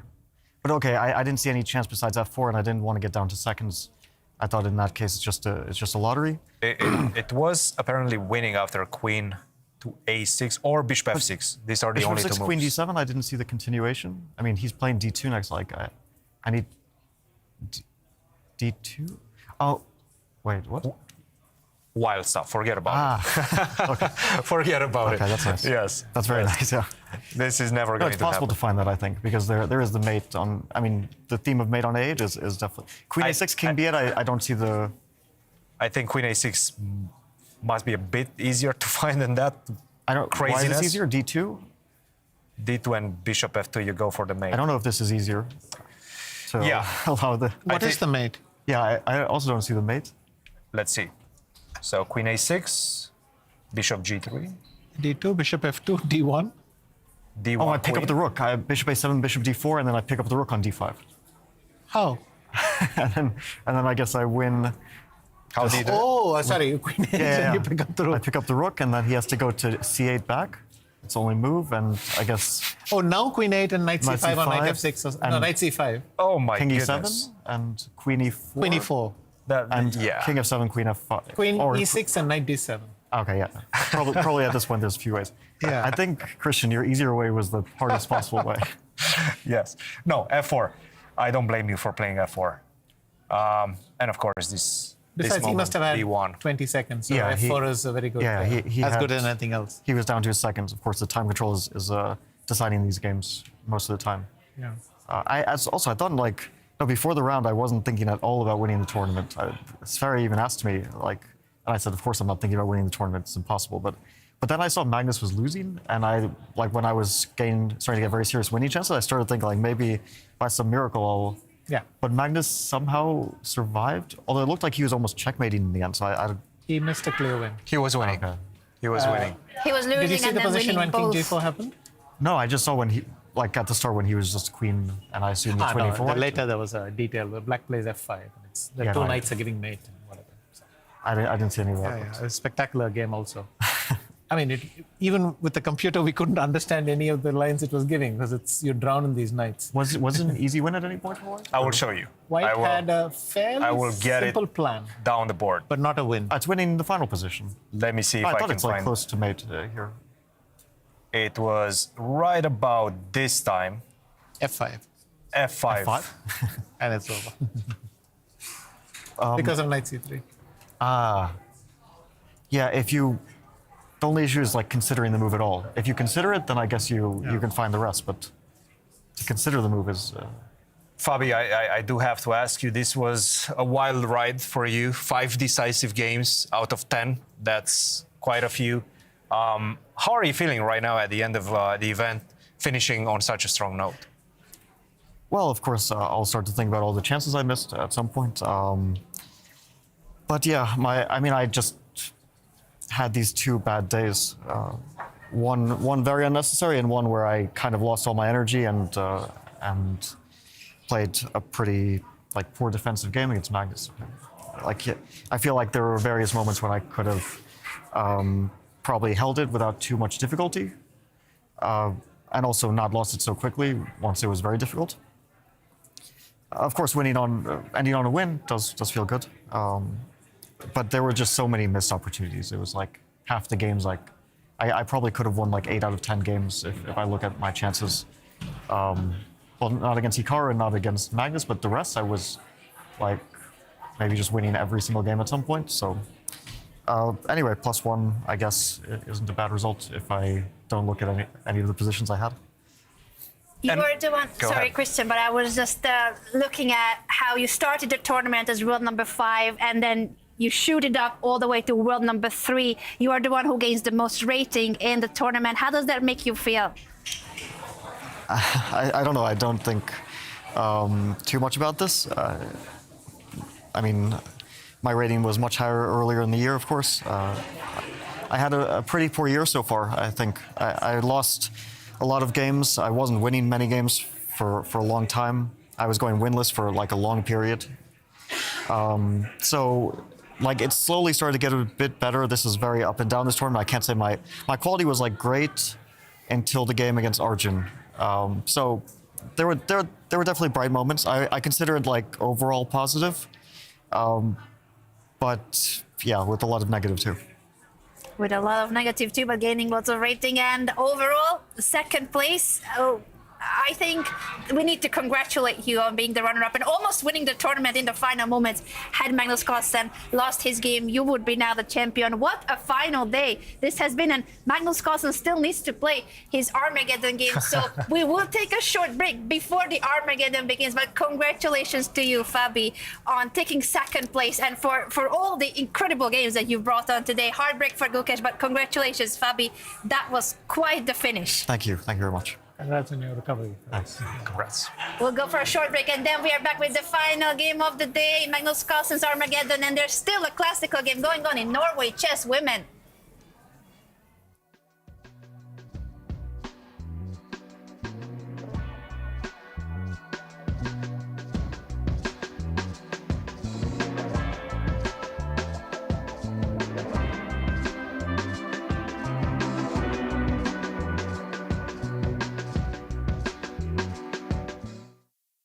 Can you tell us about Norway Summit 2025?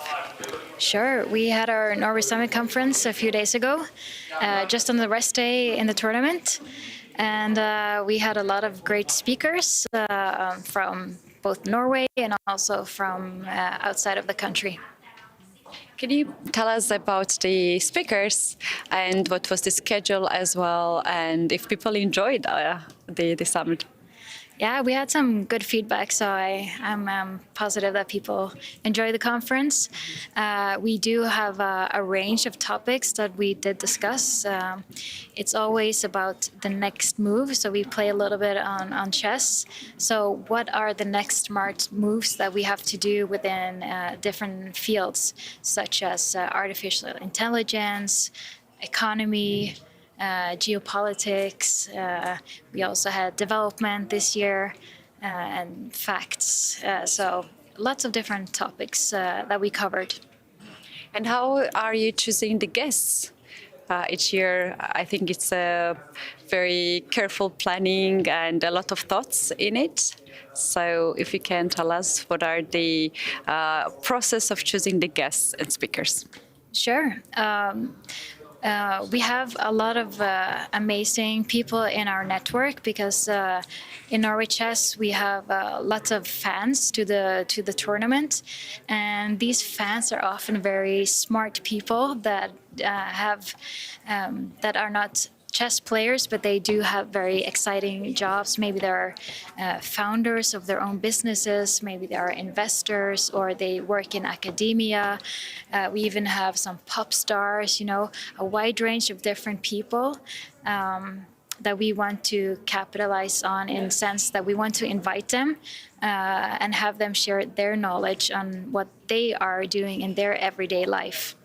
And so when we choose guests, we start out trying to find some people that are experts within their field, and that could be good to bring to Norway, to have them share their knowledge, and also for Norwegians to bring something to the table. So we're trying to create some bridges between different innovation systems in the world. Could you please tell us about the traditions of the Norway Summit? How long is this happening, and what was the idea behind it? Yeah, we've had the conference since 2016. That was our first conference. The tournament started in 2013, and we actually did have a test summit a few years before that. It really came together because we discovered this amazing network that we have, and we thought this is we need to make something out of it. Try to connect people, try to connect ideas, bring people together, and so on. Really have a great networking event that is also. Could also lead to other things. So that's really how it started. Well, thank you very much, and best of luck with the Norway Summit. Thank you.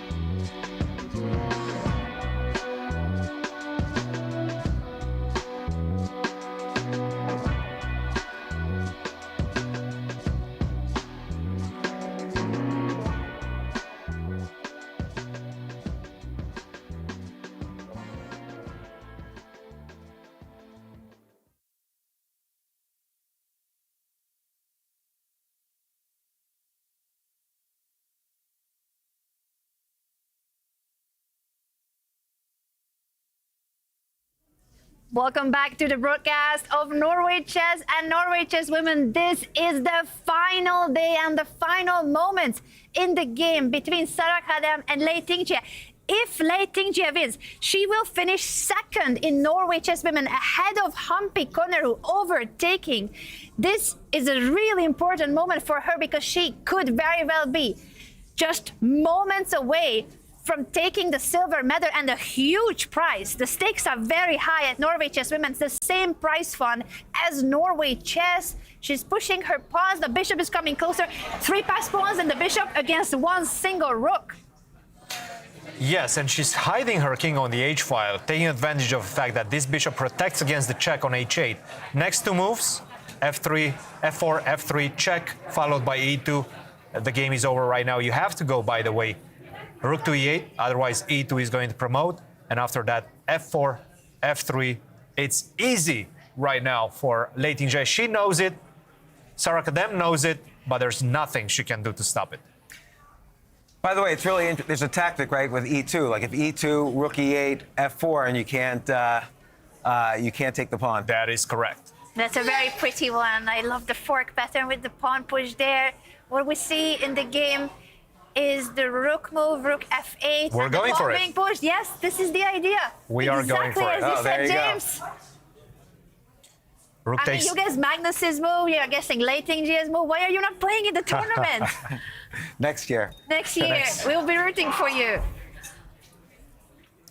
Exclamation mark, the pawn is untouchable. If you capture it, you are going to lose your rook. But what else can you do? White has no useful moves and the pawns are marching forward to promotion. Rook to e4, f3, go for it. And f2. And f2. And you cannot stop both pawns. This just goes to show the power of the pass pawn, and this is 2 connected pass pawns running together. Bishop f2 is also a winning move. Well, yes, because if I wait and you play e1 queen, I can play rook g4, but you have king h5. So. I was trying to get the mad rook happening in this position, but no. Kadem resigns. That means that Lei Tingjie is the runner-up of Norway Chess Women. She takes the 2nd place and a huge prize, pushing Hampi Koneru to the 3rd place, and Ju Wen-jun will be 4th, Vaishali 5th, and Sara Kadem 6th. But we still have a game. It's not ending here. The tournament has ended, but we have a final Armageddon just to enjoy the beauty of chess. Both of these gentlemen are now playing for the pure joy of chess. Magnus Carlsen is the champion of Norway Chess 2025. And Arjun Erigaisi, no matter what the result, he will remain in 5th place. This is a game just for us to enjoy. Absolutely, 16 points, as you can see, for Magnus, 15.5 for Caruana and Gukesh, finishing the podium with 14.5. Nakamura losing the Armageddon against Wei Yi kept him in 4th position. If he would have won that, he would have shared 3rd position.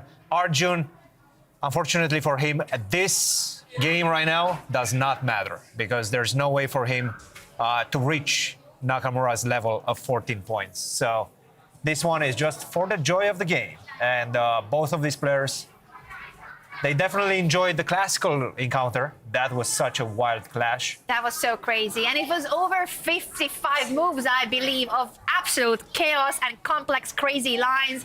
Either of them could have won the game, ended up being a draw in the heat of the time pressure. Magnus Carlsen was at points of the game losing, and then by the end, he was winning. It seems like it's fair that it ended in a draw in a way. Absolutely. Bishop to h4, g5, and Magnus, to win this match, only needs a draw. He's playing some super wild stuff. So obviously you can understand his mentality right now. When was the last time you think he played King's Indian in a tournament? He played something like a King's Indian against Arjun in, I can say, 2023. It came from another move order, but ended up as a King's Indian-ish thing. You don't see it very often, that's for sure. I think you are all right by pointing out the choice of the opening, and Christian, what you highlighted, that this is a Magnus Carlsen that is purely enjoying the game of chess. There's no longer any stakes or any pressure on this game. No elo points. Doesn't matter for the standings anymore, but it matters for just having a good time. They are enjoying this matchup because both of them are, of course, very strong blitz players, and the game is over. The game is not, sorry, the tournament is over. The game is purely for joy. Bishop to d7. We expect something along lines of b6. Defend this knight. Get ready. Whenever bishop takes c5 comes, stay back with the b pawn so that you have pressure on the b file. And in the meantime, you're going to start expanding on the king side. h5, g4. Try to open things up. Does white do g4 now? Oh no, he did b3. It's an option. Yeah. Yeah. G4 is definitely an option. Normally the white king, the rook moves and then the white king starts running. Here, as a bonus, we have not castled. Yeah. So I can play a3, king e2, b4, and it is what it is. Ah, so the attack's not as strong. He's trying to displace this knight from c5. This is the main plan in the position a3, b4, but you have to make the connection between the rooks. And the way to do it is most likely not via castle, but king e2, keep the king in center. It's going to be a fun game. It's going to be a fun final game here at Norway Chess 2025. This is it. He's the gone final long. moments. Why not?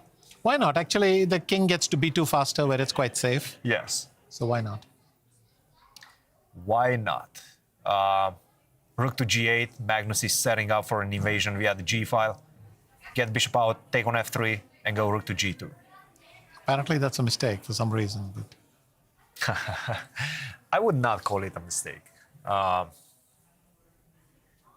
Will we see castle by Magnus as well? Will he move the queen away to castle, or where is that king going to be the safest? He can castle. He can also just stay, maybe queen to g5, queen h5, and stay with the king in center. King to e7. Connect the rooks like that. So knight takes f3. Knight So takes he's f3. going for rook g1 and g3 then. He wants to go g3, yes. Bishop to g4, stopping the pawn push and pinning the knight. Get off this pin. Perhaps. a3. Queen to d7. He says, you know what? You want to open things up on that side? Be my guest. But also gives them, he can do knight a4 now after b4. Yep. Knight b5. Now, will Magnus castle, or is he going to move the king just one square up, connect the rooks in a fancy, cool way? Don't do this at home, though. We teach every beginner, you got to castle to have your king as safe as possible. Don't copy top grandmasters. This is going to be one of those games that is very difficult to explain to a complete beginner, just because they're avoiding the general rules of chess in this one. But that's just because they can. Unlike the classical, which was a piece of cake.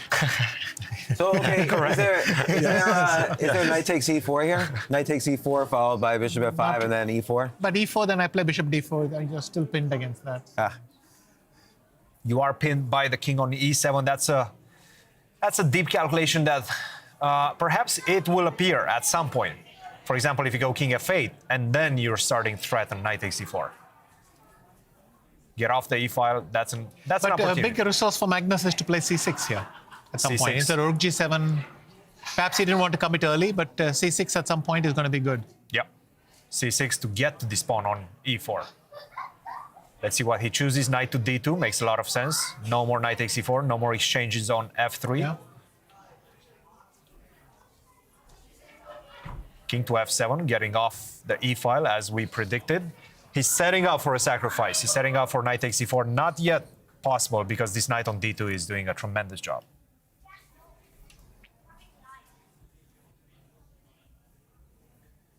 g3, we're expecting... f3? I was just about to say that. Yeah, I think f3, but... He retreats the bishop. He says no. Opening this diagonal for the queen potentially. If you take, I take, and that's a check. And then if I go bishop d4? The game continues. That's maybe... Thank you. I'm looking at ideas of queen b5. I don't know if it works. It probably works, but...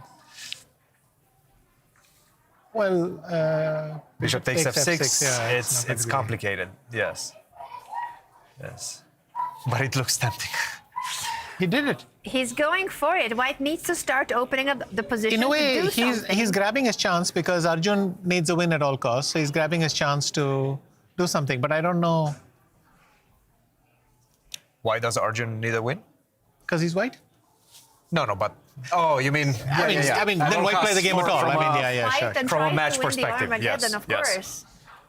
Yes. So both players are doing what they need to. White is in a must-win situation in Armageddon, while for Magnus Carlsen, a draw or win is the same in Armageddon. He wins the game. Queen h3. Okay. But now what? Is there an e5? No, there isn't. If I take on f6 and play e5, no, I can't. So knight d3 check is in the air. We so we have to continue do something. exchanging, and then we maybe just take knight this one. d3. Knight to d3. Yes. Yes. Still lots to calculate. Bishop takes f6. But we do have a rook g1 intermezzo. Yeah. And then knight c7. What about knight d3 first, before king takes? Knight to King d3. a2, knight takes is an e1, option. queen b2 mate.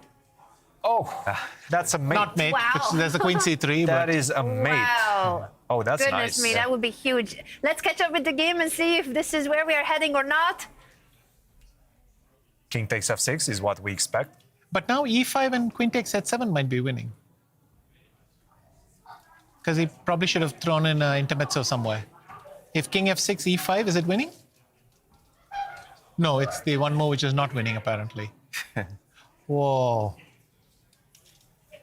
Impossible to see. Let's see what the players are going to go for. Is it king b2? He's going to go for e5. Yeah.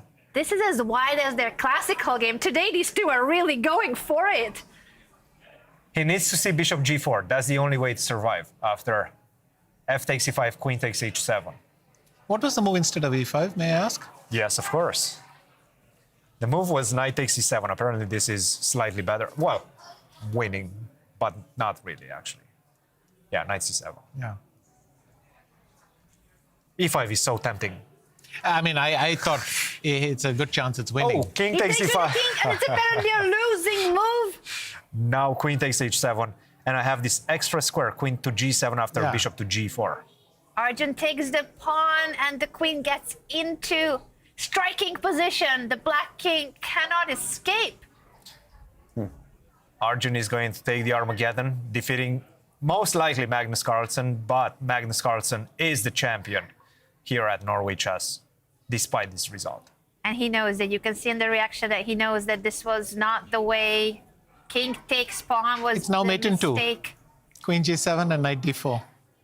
What a beautiful checkmate if we will see it being played out. Magnus Carlsen smiling. He knows that this game is over, but it no longer matters for the tournament standings, and he allows checkmate. Checkmate on the board and the handshake with smile by both players. What a finish for Norway Chess. The champion of Norway Chess 2025 is Magnus Carlsen.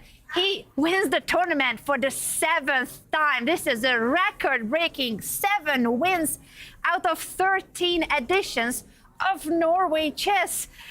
James, we have been witnessing such dramatic games today. What do you think when it comes to Magnus Carlsen's game in classical and now this Armageddon? And so the question is, how does he feel overall about the tournament, given, the drama throughout? Well, I'm sure we'll find out that answer, most likely from him in just a few minutes. But if I were to guess, I think he feels he has a mixed bag of emotions about the tournament. Obviously, he's very happy that he won it 7 times. That's a historical record that probably nobody will achieve in the history of Norway Chess. But also the fact that he lost a few games that he wasn't supposed to lose, especially that deflating moment against Gukesh. Nevertheless, finishing on such a strong note, showing that he's still the boss here in Norway, I think that's a good feeling for him. Yeah. It's a very good feeling, and we hope that he'll be able to join us in the studio. In the meantime, let's also break down what happened in Norway Chess Women, because that tournament ended sooner than Norway Chess. It was Anand Muzychuk's game that was the key game of the day. She went for a solid approach and drew her classical game. She was winning in Armageddon, and with that win, she would have gotten the title. She ends up losing a winning endgame, and it was still in Humpy Koneru's hands to some extent, whether she will catch Anand Muzychuk or not. Humpy didn't manage to win. Juvenjun defended very precisely. And with that, Armageddon win for Humpy. And the 1 point for Anna Muzychuk, she is the champion, but 3 points for Lei Tingjie means that she does climb ahead of Humpy Koneru. Absolutely, and that was a very costly no win in classical, if you can say that, for Koneru, because right now she's in third position. Lei Tingjie runs up to 16 points, and second position, Anna Muzychuk, obviously, 16.5, and the champion of Norway Chess Women's 2025, Ju Jun, following behind on 13.5 points in fourth position. Vaishali, Rameshbabu in fifth, and Sara Kadem, who's had a very difficult event in Norway Chess, in sixth position with 9 points. And we do have an interview, I believe, both with Lei Tingjie and Humpy Koneru. We have Lei Tingjie, who just won against Sara Kadem. Your jumping was at WIN all the way up to the second place, just half a point behind Anna Muzychuk. What are you feeling right now? Okay, today's game, I feel like, I think I should be better, but somehow when we got in time trouble, I think she can play f3 instead of a bishop e4. I think I'm just lost. And I was so lucky, yeah. What would be the best game out of this tournament for you? Because you lost only one game against Sarah, you get revenge. What is your favorite game from the tournament? I think generally, my favorite game, it should be against Sarah with white side. Okay, generally later on the quality was very bad, but I think overall it was okay. And what is your highlight from this Norway Chess year? You had an amazing rest day, you had so many fun activities, you also had amazing games. I think the first rest day was very fun, and I have never done such things before, and I was very enjoying this kind of stuff. Lane, what are your plans for the future chess-wise? Okay, generally I think right now it's really hard to enjoy playing chess. I really want to enjoy playing chess, but you can see especially Norway Chess, the format is quite struggle, and you have to fight. And I can see everyone's face, it's almost like the same. Not like depressed, but I have to say everyone looks, So after this tournament, and I will have some Chinese tournament, and later on maybe World Cup and Grand Swiss. If I can qualify the candidates from World Cup or Grand Swiss, that would be better. But if I don't qualify, then maybe I will start to think other stuff. Lei, we wish best of luck for your chess future. We hope you will qualify and maybe challenge you again. Best of luck to you, and maybe see you again in Norway Chess. Thank you. Humpy, there's probably a lot on your mind. Please share with us, what are your feelings right now? Yeah, I think classical I had a very slight edge, but it turned out into the opposite bishop endgame, and I couldn't see anything over there. Well, Armageddon, so it was desperate, so I just tried out of my way, and it worked out. Yeah, you needed to win to try to fight for the first place, but still it has been an amazing tournament for you. It was always alternatively leading, either you or Anna or Ju. How would you summarize the tournament for yourself? I think I played quite a mixed, in a mixed way. I had some good games and some very silly blunders. So I think that blunders affected my placings. Especially the penultimate round was very bad.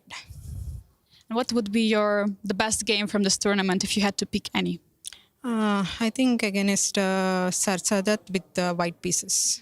And why is that? What was the highlight there? That was very aggressive, and it was accurate. Humpy, what are your plans for the future after the Norway Chess? I'll be playing in Karin's Cup in USA. That is the podium for Norway Chess women, Anna Muzychuk, Lei Tingjie, and Humpy Koneru. And the results of today at Norway Chess, goodness me, what a round it was. Arjun Erigaisi defeats the top-rated player and the champion at Norway Chess 2025, Magnus Carlsen, in Armageddon, not in classical. Huge 1 point for Magnus that allowed him to become the champion. Fabiano Caruana takes the victory in classical against Gukesh the Maraju, and Wei takes the win, quite importantly so, against Hikaru in Armageddon. With that extra half a point, Hikaru would have caught Gukesh in the standings. But tell us about the standings. The standings, there we have it. Magnus Carlsen wins Norway Chess for the 7th time. It's a record-breaking 7 titles for the world #1, but half a point behind him is Fabiano Caruana. And as Fabi said, there were points during the round of today where it seemed like the one that had the best chance to win overall was Fabiano, because Fabiano had a winning position against Gukesh, while Magnus Carlsen was losing against Arjun Erigaisi at certain points of their classical encounter. So anything could have turned around with just a few different moves, some inaccuracies here and there, but under the time pressure, it ended up being a draw, the classical game of Magnus, and he wins after what was actually a very exciting and roller coaster of an event. James, I would like to ask you first. You have been following the event closely. What would you say? We have here the final moments, by the way, before we dive into the overall analysis. This was the Armageddon between Arjun Erigaisi and Magnus Carlsen. When he allowed checkmate, and you see the smile on his face, this game no longer mattered, of course, because Magnus won the tournament without needing this point in Armageddon. What a tournament, and Magnus Carlsen exiting the playing hall. Everyone wants to see Magnus take a photo. He is giving signatures, taking selfies, giving interviews. We are hoping to have him also joining us in the studio in a few minutes. So stay with us if you want to hear from the tournament winner, Magnus Carlsen. And James, tell us now, what's your take on this event? You've been around. You mentioned earlier when you were describing the opponents and introducing the rounds for today, how it was like older generation versus younger generation. And I'm so happy to see Fabiano just a half a point behind Magnus, 2 of that so-called older generation at the top. So it's still another year of that generation is succeeding. Vishy, is it still the old school in the lead? Look, it's amazing runs by both Caruana, but especially by Magnus. I think seriously, you could have stopped any point in the last few years and you'd still think that's an amazing run, but he just keeps on winning. Why? How does he do it? Where does he find the motivation? It felt like he lost it in the middle of the event, but he still found motivation. How does he do it?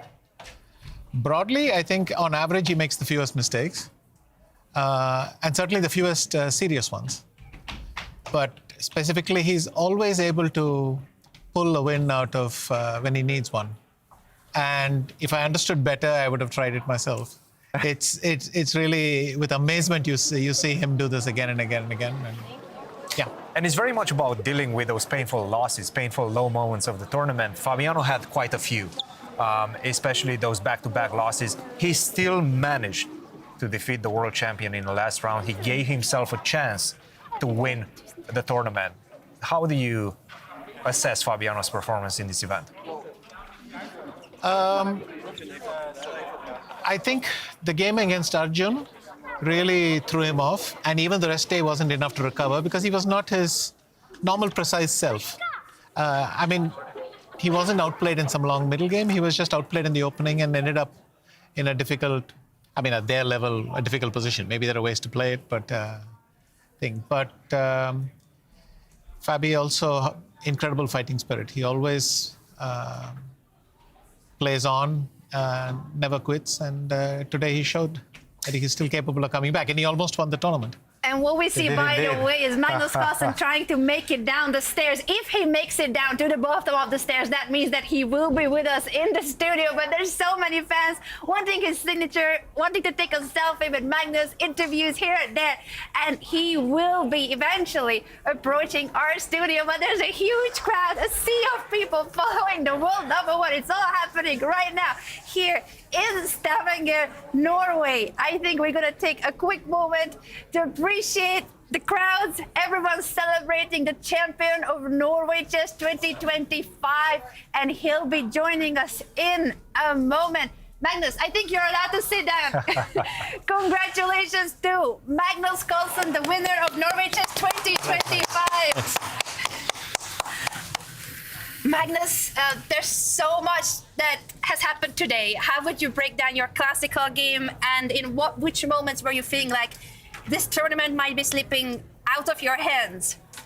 Yeah, I was feeling that at several points, but yeah, what could I do? I just had to fight, and it never felt hopeless. Like I always felt that there was some counterplay, and yeah, I kept fighting and managed to pull through. What was going on in your mind throughout the final moves of the game, where you were in huge time pressure and you had to keep looking at the other game too, whether Gukesh has winning chances, whether to take the draw or not? Yeah, at that point, I understand, like, I missed a fairly simple win earlier, and the main thing for me was to make sure that I don't lose and make sure that Gukesh doesn't win, right? So I was looking over, and yeah, at the end I just thought, you know, I had my share of fun in the tournament, and in this game, draw is going to almost certainly secure me the win. If somehow Gukesh manages to draw, well, then I guess I'll have to win the Armageddon. But at that point, I was, yeah, I just kind of had enough. That is, I think, very understandable. It was over 50 moves of white chaos in your game. You said that you missed a win. Can you show us the moment where you realized that no, Christian, do we have the board? We don't want to look at the board. I just thought it was so pretty. The two knights and the rook trying to create the checkmate pattern. Did you notice anything that you thought you missed there? No, I didn't. The weird thing is that Arjun, like, he showed me, I asked him if I had any simple win, and he showed it to me. And the thing is, it is actually a familiar pattern, and it's a beautiful, kind of simple, but also really beautiful one. So that would, of course, have been a very nice way to finish the tournament, but alas. Can you tell us which moment he pointed out, Arjun? Yeah, it was when he played Queen B5, and which is basically the only way not to resign on the spot. Well, maybe Queen A5 was possible as well. But no, yeah, he has to go to B5. But yeah, F5. This is what he showed me, and it's actually a very typical theme. So, you know, that would have been a classier way to finish the tournament. But yeah, that's the way it is. I think it was still very impressive that you won the tournament, especially after what you had to go through in the middle of the tournament. Can you please tell us what it was like from your perspective, what happened against Gukesh, and how did you manage to recover? Yeah, that game was tough, of course. There was, of course, one moment against Fabi where I could have lost, but that felt like a little bit random, and I thought in general I did a decent job defending in that game. But apart from that, things have sort of been going according to plan for more than 5.5 games. And then, of course, everything kind of comes apart. And yeah, ever since then, it was next day I was trying to recover, and to some extent, like, I lost a little bit of interest in the tournament, but I wanted to still try. And when Fabi sort of miraculously lost against Arjun, I thought, well, at least now I have a chance, and yeah, managed to pull through. Magnus, one of the goals that you stated after that painful defeat was that you wanted this tournament, you wanted to show that you can dominate, and you're still by far the best chess player on the planet. You still won the event. What is next for Magnus? I don't know. I think that overall I was definitely a deserving winner still, and even though certain games could have gone either way, like +2 as a classical score is probably on the lower side of what I could expect from the positions that I had. But we'll see. I don't think I'll be signing up to play every classical tournament just to prove something. It's like far too far too stressful for what I want to do. But it was nice to see that at least, you know, that I'm still very good. Have you enjoyed the process the last few days? Have you enjoyed the games? No. I kind of enjoyed today more than yesterday. Yesterday it felt like Fabi wasn't quite there, and it felt like I only won because of some random blunder where he lost patience a little bit, and but yeah, I mean, today was just, it was an interesting game from the start, and it was at some point pure survival mode, and in that case, you know, even if I lost, like, it would have sucked, but it wouldn't have been nearly as big a blow as the game against Gukesh, because it was a very realistic possibility. I just had to keep fighting. When it comes to your preparation, I bumped into you coming back from playing golf this morning. How much does it matter to you to combine physical activities and also get to switch off when it comes to a tournament that is 2 weeks long? Yeah, for sure. You know, the days are quite long. I think the best tournament I had in recent years in 2022, I played a lot of paddle. I love paddle myself. I can recommend it. Yeah, last year I sort of just gotten into golf, and it's really nice to be able to get my mind off chess for sure, because yeah, on certain days, like if you have from 9 till 5 to think about the game, that's a lot of time. That's certainly a lot of time. I'm not sure how much you have been on social media recently, especially after your game against Gukesh. Did you see yourself being shared by football clubs like Paris Saint-Germain referring to your moment against Gukesh and that emotional reaction? Have you seen how the world has been picking up on that clip and it went viral? Yeah, of course. It's you know, it's good for chess. It's good for the tournament, and yeah, it definitely wasn't my finest hour, but like I regret the moves that I made more than the gesture, because that kind of happened in the moment, and it was just a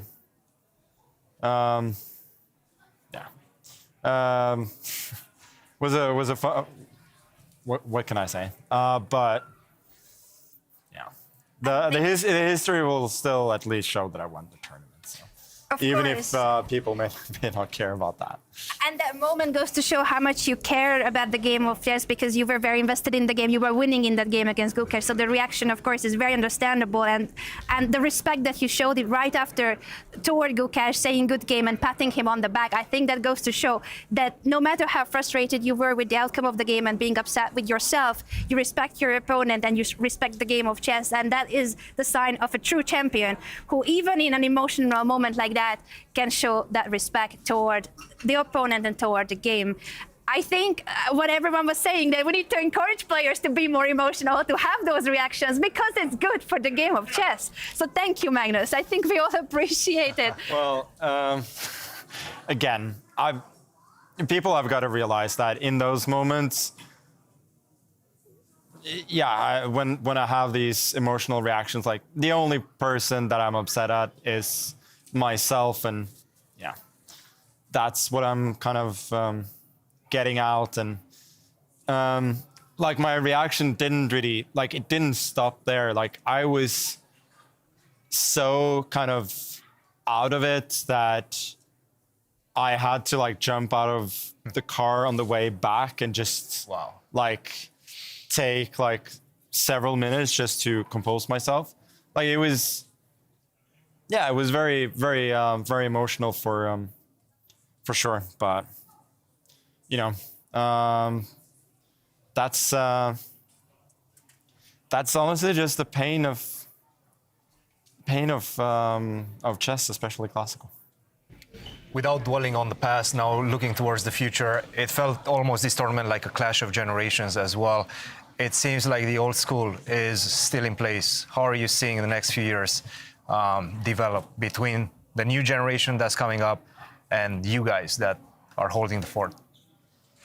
I think the kids are on track, but they're not like way ahead of schedule. Looking at Gukesh play, I feel it's quite similar to what I was doing like in 2008, 2009 when I was breaking through. It wasn't always so pretty, but there was this tournament, for instance, Linares 2008, where Vishy was cruising to +3 in first place, and I was just like playing crazy games here every which way, and honestly getting more out of the positions than kind of my pure chess skill suggested. And I think that is kind of what is typical of what kids do. Yeah, you can see in certain games that in parts of the game, Gukesh and Arjun are far behind, myself, Fabian, and Hikaru, but we're also we're the very best players in the world.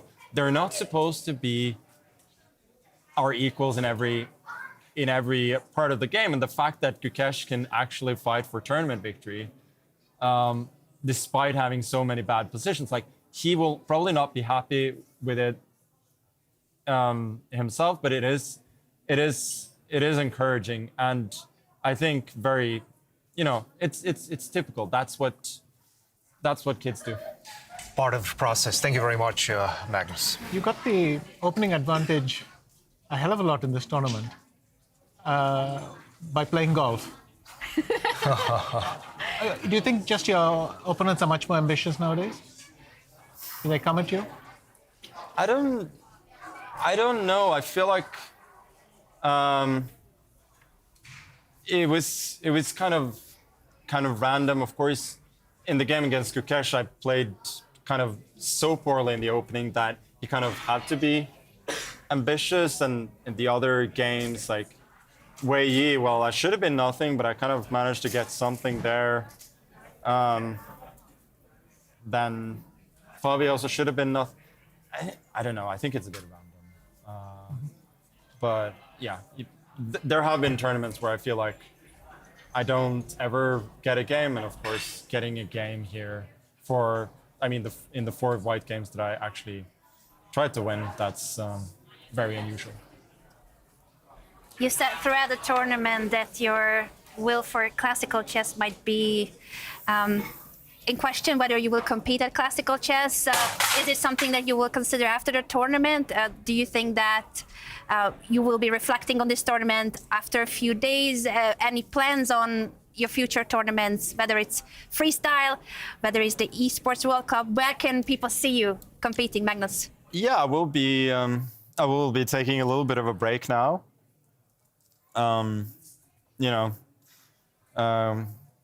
Go on a honeymoon, actually, which is kind of Congratulations! kind of wild thing to do. But after that, I will be playing in Zagreb. I will be playing in Vegas, and I will be playing the Esports World Cup as well. So I got a lot on my plate coming up. As for classical, it was a bit of a mixed bag in this tournament.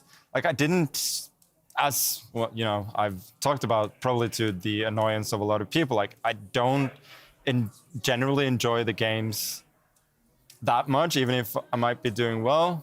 But it's still interesting, and I like competing. But like, by far the strongest emotion that I've had in this tournament is the pain after my loss against Gukesh, and winning the tournament is more a relief than anything else. So I don't think I will be playing a lot, but I'm also like not guaranteeing that I'm never playing a classical tournament again. Like, I might be coming back here next year. Like, I cannot say that for sure. So yeah, it's a bit of it's a bit of a mixed bag. But at the very least, it's nice to see that I can play, and it's nice to see that at least in parts of the game I am still quite a lot better than the guys who are trying to sort of take over. We most certainly think so. Magnus Carlsen, the GOAT. We have had this discussion, who is the GOAT. He's the winner of Norway Chess 2025. Magnus, you have won for the 7th time, and we hope that you'll be back next year to win 8 times, a record-breaking championship trophies. I don't even know where you put so many medals and trophies, but congratulations on the win, and enjoy your honeymoon. It's much deserved. Thank you. Congratulations, Magnus. Ladies and gentlemen, the winner of Norway Chess 2025.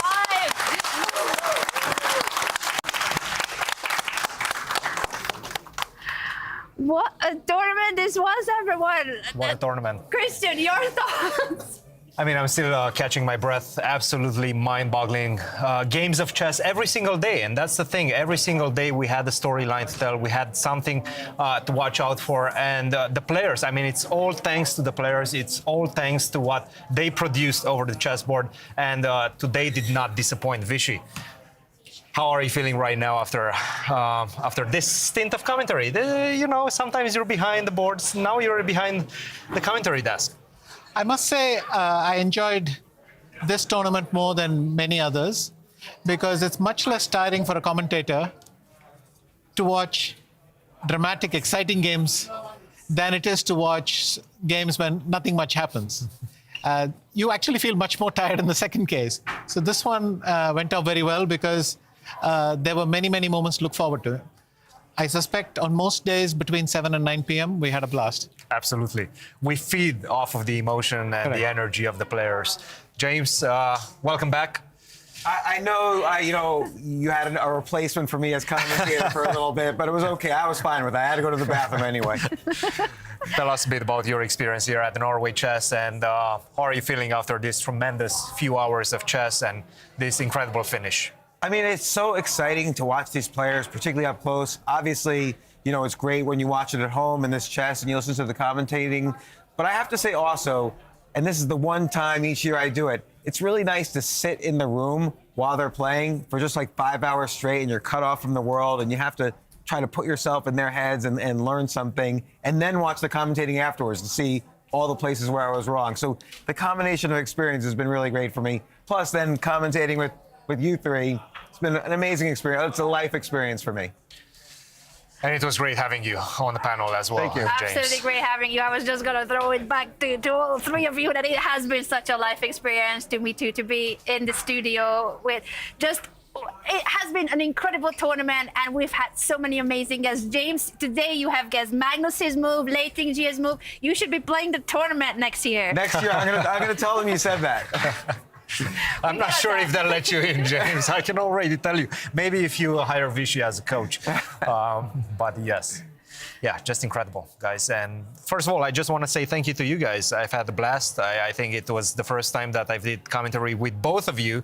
I've commented on a lot of your games, Vishy, but first time doing commentary with you. And it was just, it was a blast. Had a lot of fun. We had a lot of good banter. Absolutely. And lots of pins, lots of forks. And lots Mickey Mouse. Of Mickey Mouse. I love the Mickey Mouse reference. Yeah. I don't know, still don't know what it means, but it was awesome. We so appreciate all our viewers as well. Thank you so much for tuning into the broadcast for so many days now in a row. If you don't want to lose touch with the event, make sure to follow Norway Chess on social media, because we have so much incredible content, and there will be, of course, photos and videos from the closing ceremony, which is tomorrow. So you gotta follow Norway Chess on social media and get hyped and ready for next year already, because this tournament will continue next year, and goodness me, it always delivers. Thank you for tuning in, and see you next year.